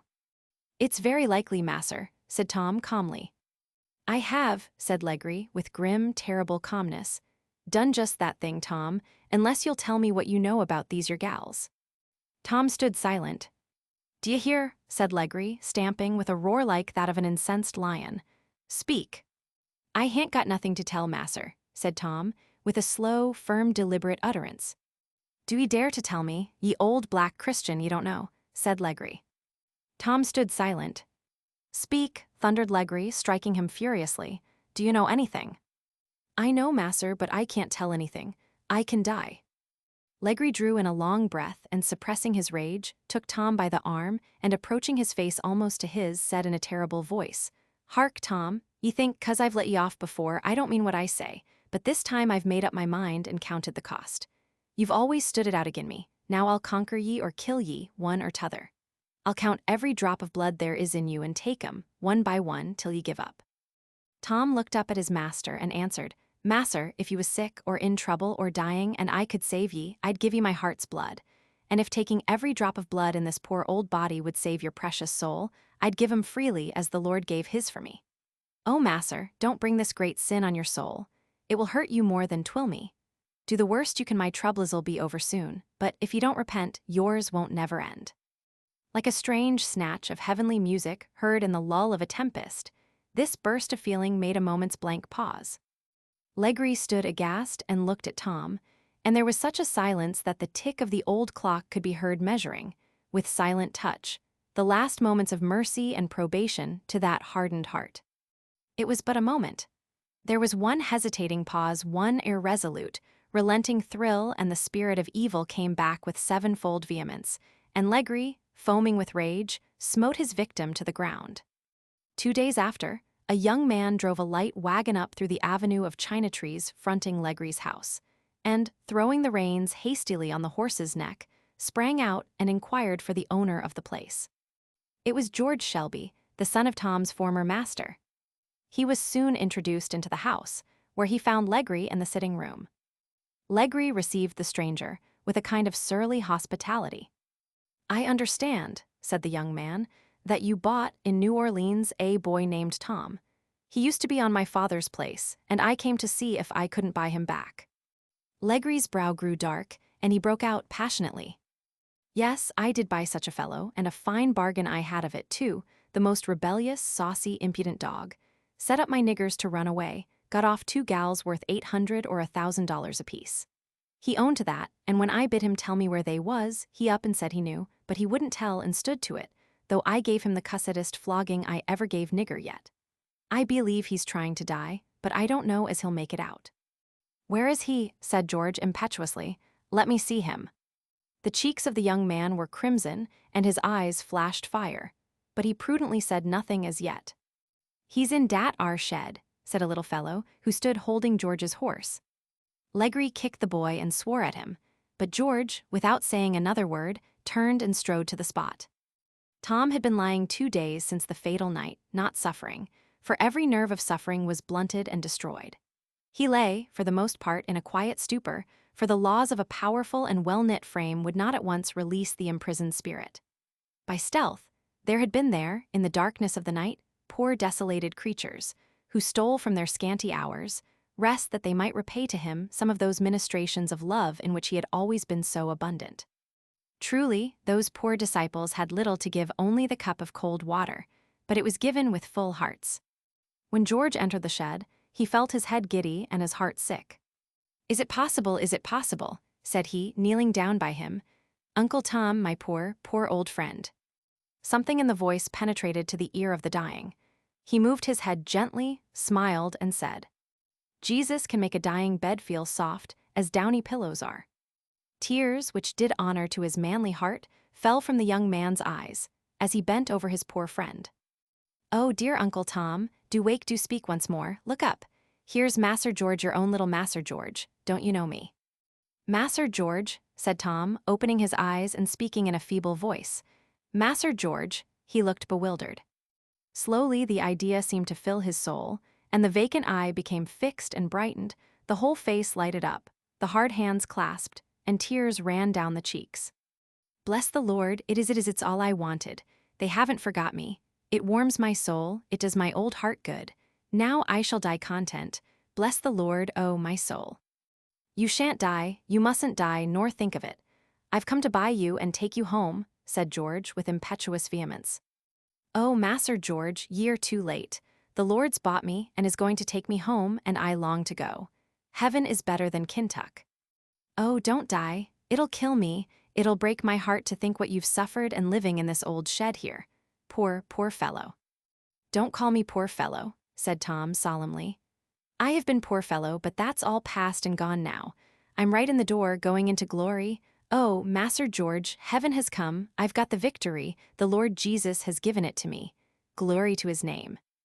At this moment, the sudden flush of strength, which the joy of meeting his young master had infused into the dying man, gave way. A sudden sinking fell upon him. He closed his eyes, and that mysterious and sublime change passed over his face that told the approach of other worlds.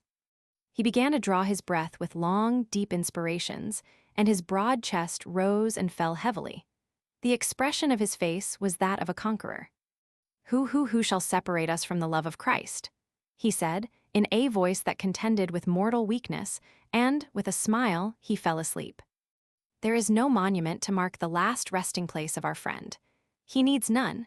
His Lord knows where he lies, and will raise him up immortal to appear with him when he shall appear in his glory. Pity him not. Such a life in death is not for pity. Not in the riches of omnipotence is the chief glory of God, but in self-denying, suffering love. And blessed are the men whom he calls to fellowship with him, bearing their cross after him with patience. Of such it is written, "Blessed are they that mourn, for they shall be comforted." Harriet Beecher Stowe.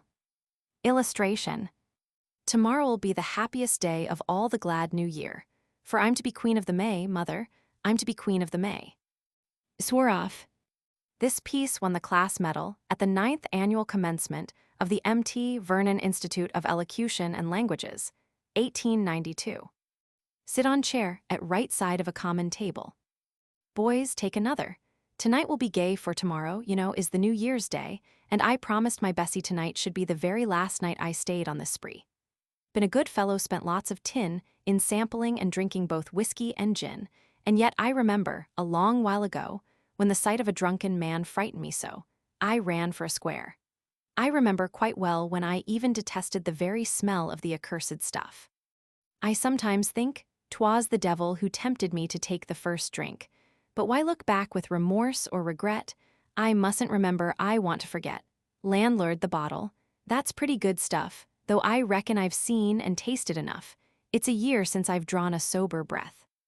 The doctors all say I will go to my death if I do not leave off. You may laugh and scoff, but somehow or other, between me and you, I believe what the doctors tell me is true, For at night when I try to be closing my eyes, such horrible visions before me arise that I cannot rest, and I walk the floor and long for the sleep that is mine no more. Tonight it winds up. Laugh on, but you'll see that this is the very last night of my spree. I've promised my Bessie, and further, I swore she's got the paper to taste it no more after tonight. When I told her I'd sign, the look on her face made me think of the time when she stood at the altar, a beautiful bride, and I looked on my choice with a good deal of pride. Ah, many's the time since I've been on this spree. I've seen this good woman get down on her knee and ask God in his goodness have mercy on me. Tonight it ends up. Do you hear what I say? I'm a man once again from the New Year's Day. Take one with you? Why, I certainly will. Tonight is my last, and I'll be drinking my fill. Good luck and good health. Strange wishes to make o'er each glass of whiskey and gin that we take. Good luck. Well now, fellows, be still, and we'll see the good luck I've had since I started this spree.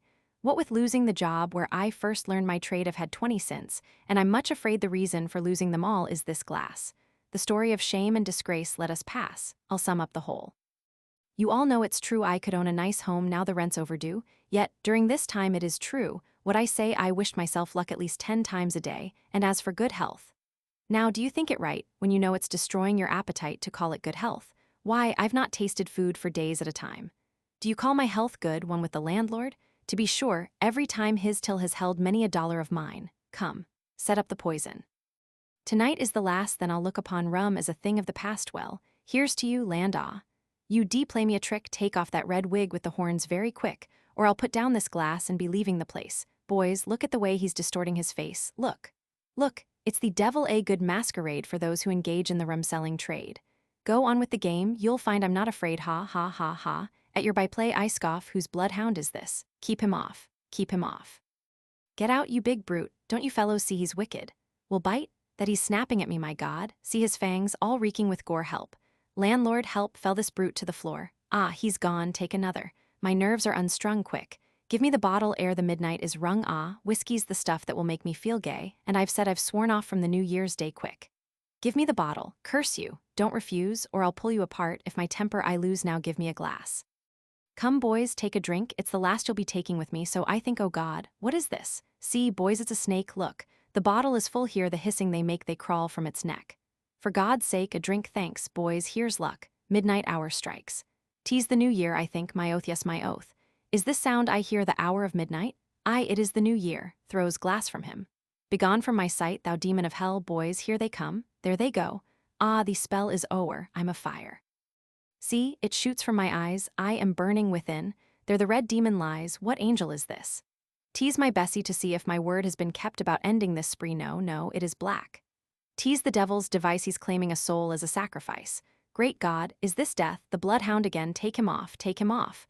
Do I call you in vain? He clutches my throat, he chokes out my life. Won't some of you fellows go after my wife? Must I die here alone? See, they beckon to me, oh. If Bessie, my heartbroken wife, could but see that I kept my word. Won't you kindly say I swore off for good on the New Year's Day? J. N. Fort. Gestures, raise glass in left hand, lean head on left hand, H. SW. V. HO. Ind. DO. Rise and walk, call to left and sit, motion of pouring out liquor and drinking, V. HF. HSW. HO. Ind. HO. HF. DF. HO. Stand up, thumb in armhole, sit, raise glass in left hand, P. HO. Point to left hand, P. SW. HO. HO. Emphatic, hand on knee to left. HB. Raise left hand with glass, half rise, V. SB. Point to left, imps sit, H. SW. Rise suddenly, get behind chair and look down to right, B. V to R. Imp, V. SB. Ind. DO. B. Cly up to left, Cly DO. Sit, SB. Drink left, SB. Cly, SB. B. Cly, SB. Raise glass, point to glass, SB. Drink, raise hand, palm front, listen, point here and there, B. To head, B. SB. B. To breast, Ind. DO. Look to left, left, VHO. B. On breast, B. VH par to R. Imp, B. To throat, sit. Let head drop on left arm on table and the whole body relax. The unknown speaker. It is the 4th day of July, 1776. In the old State House in the city of Philadelphia are gathered 100 men to strike from their limbs the shackles of British despotism. There is silence in the hall, every face is turned toward the door where the committee of 3, who have been out all night penning a parchment, are soon to enter. The door opens, the committee appears. That tall man with the sharp features, the bold brow, and the sand-hued hair, holding the parchment in his hand, is a Virginia farmer, Thomas Jefferson. That stout-built man with stern look and flashing eye is a Boston man, one John Adams. And that calm-faced man with hair drooping in thick curls to his shoulders, that is the Philadelphia printer, Benjamin Franklin. The three advance to the table. The parchment is laid there. Shall it be signed or not? A fierce debate ensues. Jefferson speaks a few bold words. Adams pours out his whole soul. The deep-toned voice of Lee is heard, swelling in syllables of thunder-like music. But still there is doubt, and one pale-faced man whispers something about axes, scaffolds, and gibbet. Gibbet, echoes a fierce, bold voice through the hall. Gibbet! They may stretch our necks on all the gibbets in the land. They may turn every rock into a scaffold, every tree into a gallows, every home into a grave, and yet the words of that parchment there can never die. They may pour our blood on 1,000 scaffolds, and yet from every drop that dies the axe a new champion of freedom will spring into birth. The British king may blot out the stars of God from the sky, but he cannot blot out his words written on that parchment there. The works of God may perish, his words never. The words of this declaration will live in the world long after our bones are dust. To the mechanic in his workshop, they will speak hope. To the slave in the mines, freedom. But to the coward kings, these words will speak in tones of warning they cannot choose but hear. They will be terrible as the flaming syllables on Belshazzar's wall. They will speak in language startling as the trump of the archangel saying, "You have trampled on mankind long enough." At last the voice of human woe has pierced the ear of God and called his judgment down. You have waded to thrones through rivers of blood. You have trampled on the necks of millions of fellow beings. Now kings, now purple hangmen, for you come the days of axes and gibbets and scaffolds. Such is the message of that declaration to mankind, to the kings of the earth. And shall we falter now?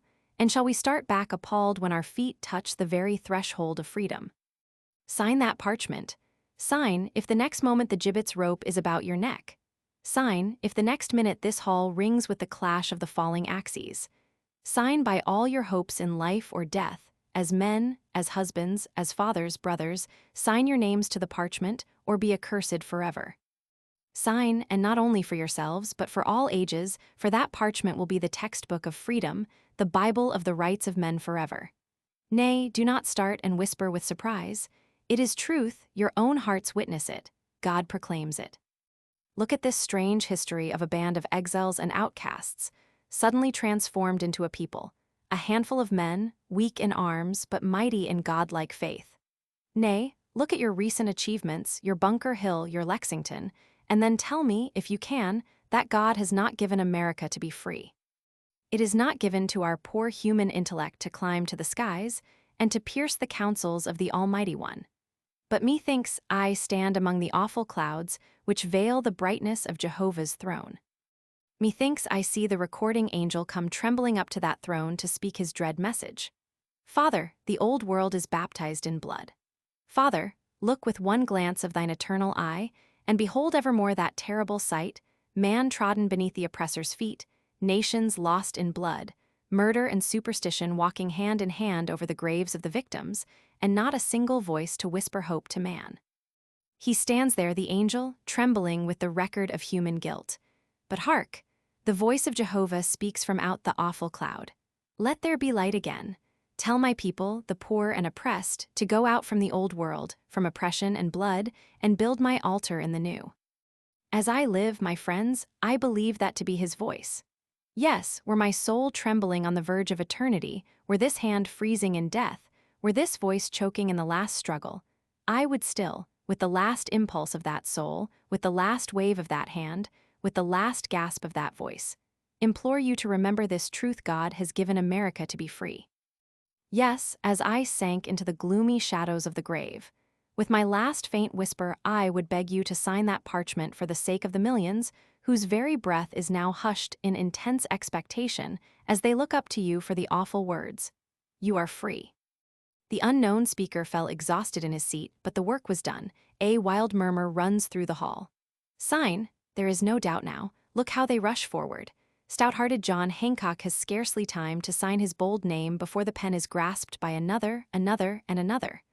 Look how the names blaze on the parchment. Adams and Lee, Jefferson and Carroll, Franklin and Sherman. And now the parchment is signed. Now, old man in the steeple, now bare your arm and let the bell speak. Hark to the music of that bell. Is there not a poetry in that sound, a poetry more sublime than that of Shakespeare and Milton? Is there not a music in that sound that reminds you of those sublime tones which broke from angel lips when the news of the child Jesus burst on the hilltops of Bethlehem? For the tones of that bell now come pealing, pealing, pealing. Independence now and independence forever. Gestures H-O-B-D-L, P-H-O, left H-O, left H-O, left end, H-O, left end, H-O, left H-O, left end, H-O. Right hand sweep from left to H-F, P-H-F, H-O, left H-O, H-F, H-S-W. Hand to mouth sustained B-H-O-D-O, H-O, left H-O, end H-F, end D-F, B-D-F, raise P, V-A-S-W. End.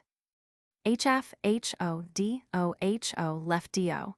P, end, H-O, end, impulses trace as though on wall A. O, end, A-O, B. H-F, palms facing B, P-D-O. H-O, H-S-W, S-B, body D. F, end, H-F. A-S-W. End, H-F. H-O, impulses Clyde, D-B, H-O. A-O, H-O, V, H-F, H-F, A-O, H-F, H-O, H-F. Cly, raised H-O, imp. H-F-A-O, end, A-O, B-A-O, B-V-A-O, A-O, A-O, sustained to victims. Eyes follow this gesture. Left P-D-L, left V-D-L, B-D-L, A-O, lis, to R-A, sustained during and to end of quotation D-F. H-F, to throat, S-B, B, H-F, B-H-O, B-D-F. End, H-F-B, P-H-O, B-H-O, H-S-W. H-F, imps trace with finger, A-F, A-S-W. Lis. Left HL, left HB, ASW, HF, HSW. Juveniles. The boy and the boot. Bother, was all that John Clatterby said. His breath came quick, and his cheeks were red. He flourished his elbows and looked absurd, while, over and over, his bother. I heard. Harder and harder he tugged and worked, vainly and savagely still he jerked. The boot, half on, would dawdle and flap, bother. And then he burst the strap. Redder than ever his hot cheek flamed, louder than ever he fumed and blamed. He wiggled his heel, and he tugged at the leather till his knees and his chin came bumping together. "My boy," said I in a voice like a flute, "why not first try your troublesome boot on the other foot?" "I'm a goose," laughed John, as he stood in a flash with his two boots on. In half the affairs of this everyday life, as that same day I said to my wife, our troubles come from trying to put the left-hand boot on the right-hand foot. Farewell, old shoe. To be addressed to an old shoe, which the speaker holds in his hand. Adieu, adieu, my poor old shoe. What comfort I have had with you. My sole companion day by day, you've cheered and soothed my weary way. A fond adieu, my dear old shoe. Most faithful friend I've found in you, alike, midst fair or wintry weather. We've shared life's pilgrimage together. Now rent and torn, and sadly worn, of every trace of beauty shorn. 'Tis with an honest, heartfelt sigh I feel that I must throw you by. A sad adieu, poor worn-out shoe. What sorry plights you've borne me through, and, oh, it tears my tender heart to think that you and I must part. Once more, adieu, my faithful shoe. I ne'er shall find the like so, you, and I will bless your memory for all the good you've been to me. No other boot can ever suit as you have done my crippled feet. No other shoe can ever be the tried, true friend you've been to me. A last adieu, dear cast-off shoe. Whatever may become of you except, dear, easiest, best of shoes, this farewell offering of my muse. Tale of a dog and a bee. Great big dog, head upon his toes, tiny little bee settles on his nose. Great big dog thinks it is a fly, never says a word, winks mighty sly. Tiny little bee tickles doggy's nose, thinks like as not, 'tis a blooming rose.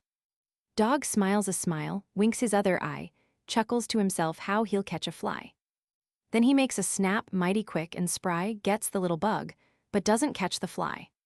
Tiny little bee, alive and looking well, great big dog, mostly gone to swell. Moral. Dear friends and brothers all, don't be too fast and free, and when you catch a fly be sure it ain't a bee. Little foxes. Among my tender vines I spy a little fox named By. Then set upon him, quick, I say, the swift young hunter right away. Around each tender vine I plant, I find the little fox, I can't. Then fast as ever hunter ran, chase him with brave and bold, I can. No use in trying, lags and whines this fox among my tender vines. Then drive him low and drive him high with this good hunter, named I'll try. Among the vines in my small lot creeps in the fox, oh, I forgot. Then hunt him out and to his den, with I will not forget again. A little fox is hidden there among my vines, named I don't care. Then let I'm sorry, hunter true, chase him far from vines and you. For a little girl. I love my papa, that I do, and mama says she loves him too, and both of them love me, I know, 1,000 ways their love they show. But papa says he fears some day with some mean scamp I'll run away. An oration for a boy. I rise to make this short oration, without the least equivocation, or any false exaggeration, and hope to win your approbation if not your warmest admiration. I want to make a revelation, just for the sake of exultation, without a long enumeration in reference to education. For, since our school association, we feel a high appreciation of teachers' kind administration. Whate'er may be our destination, we'll have the pleasing consolation of living in high estimation with all our teachers, in relation with every day's assimilation. I hope you'll have the penetration to see this is my own creation, and quite a novel adaptation. Please pardon the conglomeration, for I'm scared like all the nation, therefore accept my resignation. They say. The subject of my speech is one we hear of every day, tease simply all about the fear we have of what they say. How happy all of us could be, if, as we go our way, we did not stop to think and care so much for what they say. We never dress to go outside, to church, to ball, or play, but everything we wear or do is ruled by what they say. Half of the struggles we each make to keep up a display might be avoided, were it not for dread of what they say. The half of those who leave their homes for Long Branch and Cape would never go, if it were not for fear of what they say. One reason why I'm now so scared, pardon the weakness, pray, is that I'm thinking all the while, of me what will they say. But so 'twill be, I judge, as long as on the earth folks stay there'll always be, with wise and fools, that dread of what they say. Nobody's dog. Only a dirty black and white dog, you can see him any day trotting meekly from street to street. He almost seems to say, as he looks in your face with wistful eye, I don't mean to be in your way. His tail hangs drooping between his legs, his body is thin and spare. How he envies the sleek and well-fed dogs that thrive on their masters' care, and he wonders what they must think of him, and grieves at his own hard fare. Sometimes he sees a friendly face, a face that he seems to know, and he thinks he may be the master that he lost so long ago, and even dares to follow him home, for he loved his master so. Poor Jack, he's only mistaken again, and stoned and driven back, but he's used to disappointments now, and takes up his beaten track, nobody's dog, for nobody cares for poor, unfortunate Jack. Johnny's soliloquy.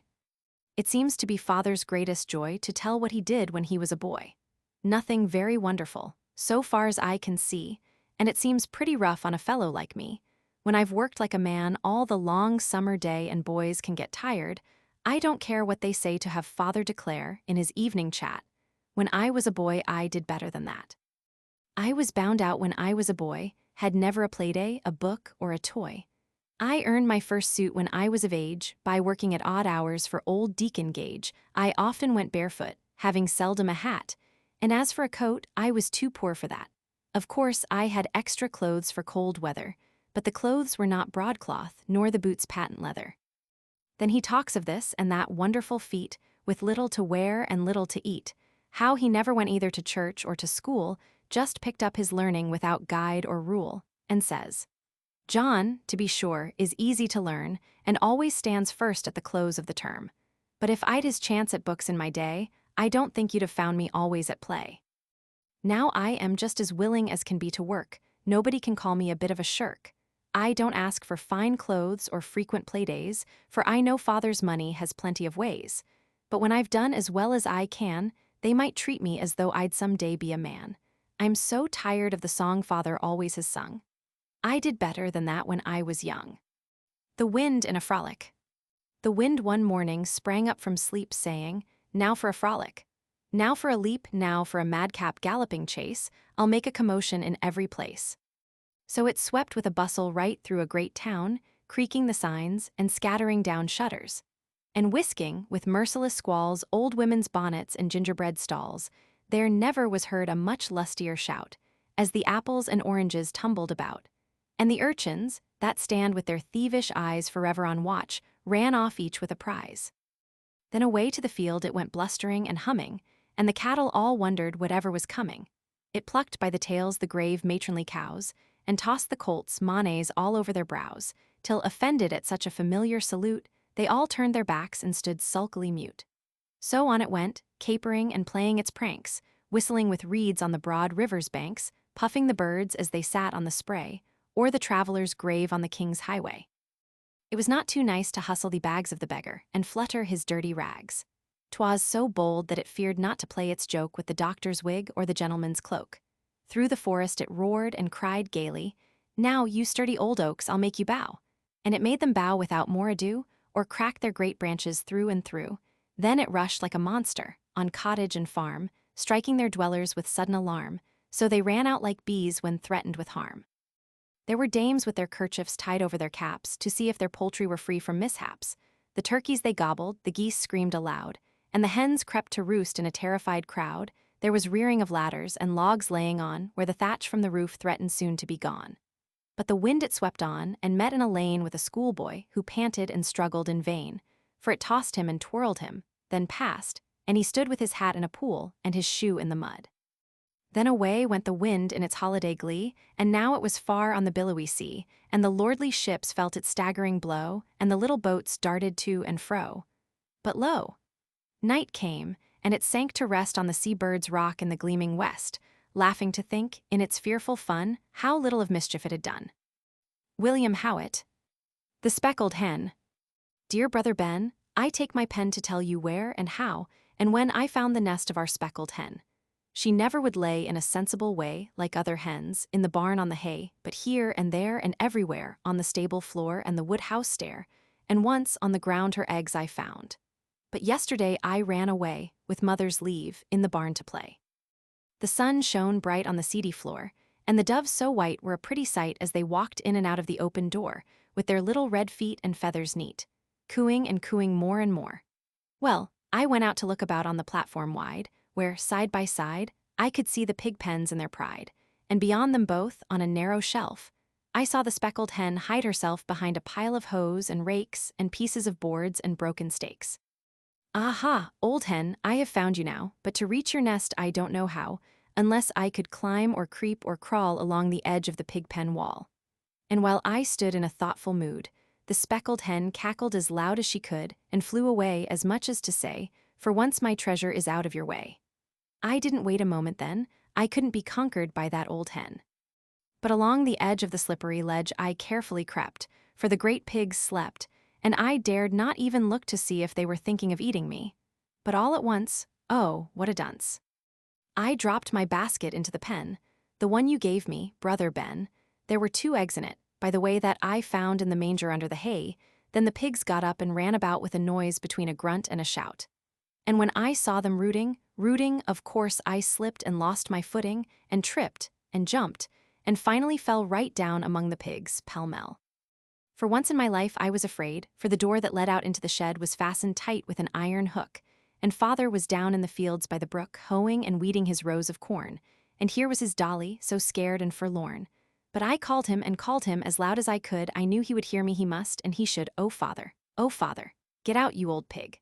Oh, father, oh, for their mouths were so big. Then I waited a minute and called him again. Oh, father, oh, father. I am in the pig pen. And father did hear, and he threw down his hoe and scampered as fast as a father could go.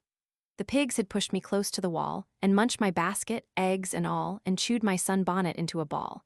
And one had rubbed his muddy nose all over my apron, clean and white, and they sniffed at me and stepped on my toes, but hadn't taken the smallest bite, when father opened the door at last, and oh, in his arms he held me fast. E. W. Denison. The New Baby. Muzzer S bought a baby 'ittle bits of zing. Zink I mose, could put him through my rubber ring. Ain't he awful ugly, ain't he awful pink, just come down from heaven, dat's a fib, I zink. Doctor told Annuzer great big awful lie. Nose ain't out of joint dat, ain't why I cry. Zink I ought to love him, no I won't so zeer nassy, crying baby ain't got any hair. Send me off whiz biddy every single day. Be a good boy, Charlie, run away and play. Dot all my nice kisses dot my place in bed, mean to take my drumstick and hit him on Z-head. Katie's wants. Me want Christmas tree, yes me do, want an orange on it, lots of candy too. Want some new dishes, want a red pail, want a rocking horse with a very long tail. Want a little watch that says, tick tick, want a newer dolly cause Victoria's sick. Want so many things, don't know what to do, want a little sister, little brother too. Won't you buy 'em, mama, tell me why you won't want to go to bed, no me don't. Eva M. Tappin. Queer little stitches. Oh, queer little stitches, you surely are witches to bother me so, I'm trying to plant you. Do stay where I want you all straight in a row. Now keep close together, I never know whether you'll do as I say. Why can't you be smaller, you really grow taller, try hard as I may. There, now my thread's knotted, my finger is dotted with sharp needle pricks. I mean to stop trying, I cannot help crying, oh, dear, what a fix. Yes, yes, little stitches, I know you are witches, I'm sure of it now, because you don't bother grown people like mother when they try to sew. You love to bewilder us poor little childer, as Bridget would say, by jumping and dancing and leaping and prancing and losing your way. Hear the bees in the clover, sewing, over and over, they don't understand. I wish I was out there and playing about there in that great heap of sand. The afternoon's going, I must do my sewing before I can play. Now behave, little stitches, like good-natured witches the rest of the day. I'd almost forgotten about waxing my cotton, as good sewers do, and oh, what a memory, here is my emery to help coax it through. I'm so nicely provided, I've really decided to finish the things. There's nothing like trying, my needle is flying as if it had wings. There, goodbye, little stitches. You obstinate witches, you're punished, you know, you've been very ugly, and now you sit snugly along in a row. The nose out of joint. Oh, a comical thing is a nose out of joint. There is a wee chap who met this mishap. He looked very glum and grew almost dumb. Then he stood in a corner to pout, no doubt, decidedly hurt and put out. Oh, the innocent cause of a nose out of joint. He tried to appear in excellent cheer. In one eye a smile, a tear all the while in the other, led one to believe and grieve that clearly he tried to deceive. Oh, the innocent cause of the nose out of joint. 10 pink little toes, a wee, funny nose and eyes bright and new of robin's egg blue, and upstairs in a soft cradle nest, at rest, with tiniest hands on its breast. Oh, the wonderful cure of a nose out of joint. A mother's fond call, a gentle footfall, a sweet word of joy, a kiss for her boy, and a shy little brotherly peep, and deep spring, love for the baby asleep. George Cooper. Valedictory. It now, kind friends, devolves on me to speak our valedictory. You've seen our exhibition through. We've tried to please each one of you, and if we've failed in any part, lay it to head and not to heart, for we have striven night and day to study well both speech and play. We hope within another year, again before you to appear. But ere we part, before you go, we wish you one, and all to know we thank you for your presence here. Such kindness does our bosoms cheer, and causes every boy to feel he ought to study with more zeal, while all the girls it will inspire with an ambition to rise higher. We feel much more than words can tell, except our heartfelt thanks. Farewell. Presentation speech. Dear teacher, I have been requested by the young ladies of this school, or institution, to offer you a slight token of our affection and regard. I cannot tell you how delighted I am to be the means of conveying to you the expression of our united love. What we offer you is a poor symbol of our feelings, but we know you will receive it kindly, as a simple indication of the attachment which each one of us cherishes for you in her heart of hearts. You have made our lessons pleasant to us, so pleasant that it would be ungrateful to call them tasks. We know that we have often tried your temper and forbearance, but you have dealt gently with us in our waywardness, teaching us, by example as well as precept, the advantages of magnanimity and self-control. We will never forget you. We shall look back to this school or institution in afterlife, not as a place of penance, but as a scene of mental enjoyment, where the paths of learning were strewn with flowers. And whenever memory recalls our school days, our hearts will warm toward you as they do today. I have been requested by my schoolmates not to address you formally, but as a beloved and respected friend. In that light, dear teacher, we all regard you. Please accept, with our little present, our earnest good wishes. May you always be as happy as you have endeavored to make your pupils, and may they nothing better could be wished for them, be always as faithful to their duties, to others, as you have been in your duties to them. Little Millie's declamation. See my pretty ruffled dress, see my tinty locket. Specs I'm most a lady now, 'cause I got a pocket. Those down here are my blue shoes, that I walk my feet in, 'cause it wouldn't do to wear copper toes to meetin'. See my pictured hanker fuss Sunday days I has it. I can blow a noise in church most like Papa does it. Papa's Hitchin, Jack and Gray, and they keep a prancin'. Horses don't wear Sunday clothes, they don't know they're dancin'. Grandpa used to go with us, now he's gone to heaven. Guess he's at the angel church, up where God is livin'. I don't take no cakes along, never thing of eatin'. Don't you want a nice clean kiss, 'fore we go to meetin'? The only child. Which is my nicest plaything, I really cannot tell. I have a china dolly, I have a silver bell. I have a string of beads, my mother often tells me I have all a baby needs. But if I had a brother as big as Cousin Ben, or if I had a sister like little Lily Fenn, we should have such times together, 'twould drive the neighbors wild o'. It's very lonesome to be an only child. Lulu's complaint. I's a poor, ittle sorrowful baby, for Beajit is way downstairs. My titten has scatched my finner, and Dolly won't say her PAers. I hain't seen my bootyful mamma since ever so long ado, and I ain't her tunninest baby no longer, for Beajit says so. Mama dot anoder new baby, Dodd dived it he did yesterday, and it kais so de full, I wise he would take it away. I don't want no sweet ittle sister. I want my dude mama, I do. I want her to tiss me, and tell me her precious Lulu. I dess my dear papa will bin me it'll dude titten some day. Here's nurse wid my mama's new baby, I wise, she would tate it away. Oh, what tunnin red finners it sees me, eyed out of its eyes. I dess we will teep it and dive it some canny whenever it kais. I dess I will dive at my dolly to play wid Mose every day, and I dess say, Beajit, ask Dodd not to tate it away. Little Tommy's first smoke. I've been sick. Mama said mockin' was a nasty, dirty, disgraceful habit, and bad for the window curtains. Papa said it was. He said all wise men moked, and that it was good for rheumatism, and that he didn't care for the window curtains, not a that thing what busts and drowns people. I forgot its name. And he said women didn't know much anyway, and that they couldn't reason like men. So next day Papa wasn't nice a bit that day. I flew over the aquarium, and Papa panked me, and I felt as if I had the rheumatism ever. Time I went to sit down. And so I just got Papa's pipe and loaded it and moked it, to cure rheumatism where Papa panked me.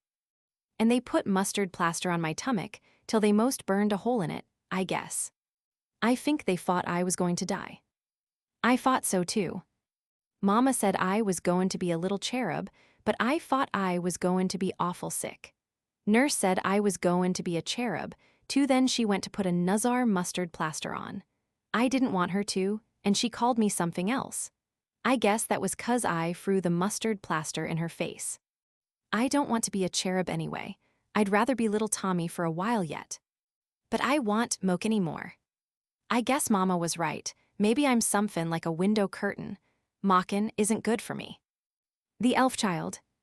Little orphan Annies come to our house to stay, and wash the cups and saucers up and brush the crumbs away, and shoo the chickens off the porch, and dust the hearth and sweep, and make the fire and bake the bread and earn her board and keep. And all us other children, when the supper things is done, we set around the kitchen fire and has the mostest fun listenin' to the witch tales 'at Annie tells about, and the gobbeluns 'at gets you if you don't watch out. Once they was a little boy wouldn't say his prayers, and when he went to bed at night, away upstairs, his mammy heard him holler, and his daddy heard him bawl. And when they turned the kivers down, he wasn't there at all, and they seeked him in the rafter room, and cubby hole and press, and seeked him up the chimbley flue, and everywheres, I guess. But all they ever found was this his pants and roundabout, and the gobeluns'll get you if you don't watch out. And one time a little girl ud a lose laugh and grin, and make fun of ever one and all her blood and kin. And onct when they was company, and old folks was there, she mocked 'em, and shocked 'em, and said she didn't care, and just as she kicked her heels and turnt to run and hide, they was two great big black things a-standin' by her side. And they snatched her through the ceilin', for she knowed what she's about, and the gobeluns'll get you if you don't watch out. And little orphan Annie says, when the blaze is blue, and the lampwick sputters, and the wind goes woo-woo hen, you hear the crickets quit, and the moon is gray. And the lightnin' bugs and dew is all squenched away, you better mind your parents and your teachers fond and dear, and cherish them at loves you, and dry the orphan's tear. And heap the po and needy ones at clusters all about, the gobeluns'll get you if you don't watch out. Contents: dramatic, page Ballad of Breakneck, the Ben Hassan's Dream, Ben-Hur's Chariot Race, Corsican, The Dream of Alderin, The Dream of Eugene Aram, The Dying to Win, Felon's Wife, The Fra Giacomo Jingles, Lost in the Mountains, Mad Nell Nydia, The Blind Girl of Pompeii, Old Actor's Story, The Sir Rupert's Wife, Spanish Mother, The Swore-Off Uncle Ned's Tale, Woman's Vengeance. Pathetic. Back to Grigsby's Crazy Nell, Dead Letter, The Death of Uncle Tom, The Dog Story, A Dolores Ducite Snake, The Engaren's Child, Ivy-Clad Ruin, Mary, Queen of Scots, Moon, The New Mother, A Not in the Ranks, Old Spinster, The One Day Solitary, Roderick Lee, Suicide, The Tommy's Deathbed, Waiting for the Mail. Wayward Life, A Why She Didn't Stay in the Poor House, Yes, I'm Guilty. Humorous.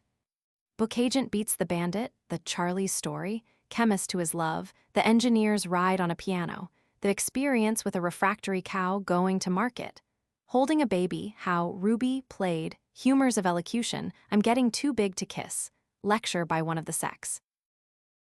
Little Torment, The Meeting at Wendelltown, The Merry Mike, Pa Reason Why, The Ruling Passion, The Studying for the Contest, Thora Village Choir, The Wanted, A Wife, Yankee Still Ahead, The Patriotic, Gallant 51st, The Last Salute, The Proud Flag of Freedom, The Soldier's Offering, A Unknown Speaker, The Valley Forge, World's Hero, The Dialogues and Dramas. All Wrong, Civilization, Crowning of the Sunday School Angel, Dorothy Clyde, Getting Ready, Meg Merrilies, Merry Sunflower Months, The Petruccio's Widow, Scene from Merchant of Venice. Juveniles. Boy and the Boot, The Elf Child, The Farewell, Old Shoe for a Little Girl, Johnny's Soliloquy, Katie's Wants, Little Foxes, Little Millie's Declamation, Little Tommy's First Smoke, Lulu's Complaint, New Baby, The Nobody's Dog Nose Out of Joint, The Only Child, The Oration for a Boy and Presentation Speech, Queer Little Stitches, Richard Dingle's Speech, Speckled Hen, The Tale of a Dog and a Bee, They Say Unfinished Prayer, The Valedictory, Wind in a Frolic, The Miscellaneous. Bill, the Engineer, Calls of the Bells, The Contrasts in Shakespeare, Coquette, The Echo and the Ferry, Enchanted Shirt, The Exercise in Pronunciation, Go Fan Yourself, Grain of Truth, A Hints on Expression, King's Kiss, The Legend of the Wissahickon, Little Brown Eyes, Little Christel, Maiden Song, Notation of Gestures, Nothing to Wear. Read this if you can, 6 o'clock, Stars, The True Remedy, The Word Pictures. Transcriber's note. This book was written in a period when many words had not become standardized in their spelling. Words may have multiple spelling variations or inconsistent hyphenation in the text. These have been left unchanged unless indicated below. Dialect and misspelled words were not corrected unless indicated below. The Unfinished Prayer, listed in the contents on page 412, was not included in the original book. Illustrations were moved to the nearest break between works. Obvious printing errors, such as backwards, upside down, missing or partially printed letters, were corrected. Apostrophes and diacriticals were adjusted as needed. Final stops missing at the end of sentences and abbreviations were added. Duplicate letters at line endings or page breaks were removed. Footnotes were renumbered sequentially and were moved to the end of the work too, which they pertain, anchors, and were not printed. In the original, there are 2 anchors and footnotes resolved to the first of each. Anchor was added to title of One Day Solitary as the footnote applies to whole poem. There are 2 footnotes numbered. The second is noted. Duplicate of footnote was deleted. Spelling corrections. Whispers We Spoke Forgotten It. are two anchors and footnotes resolved to the first of each.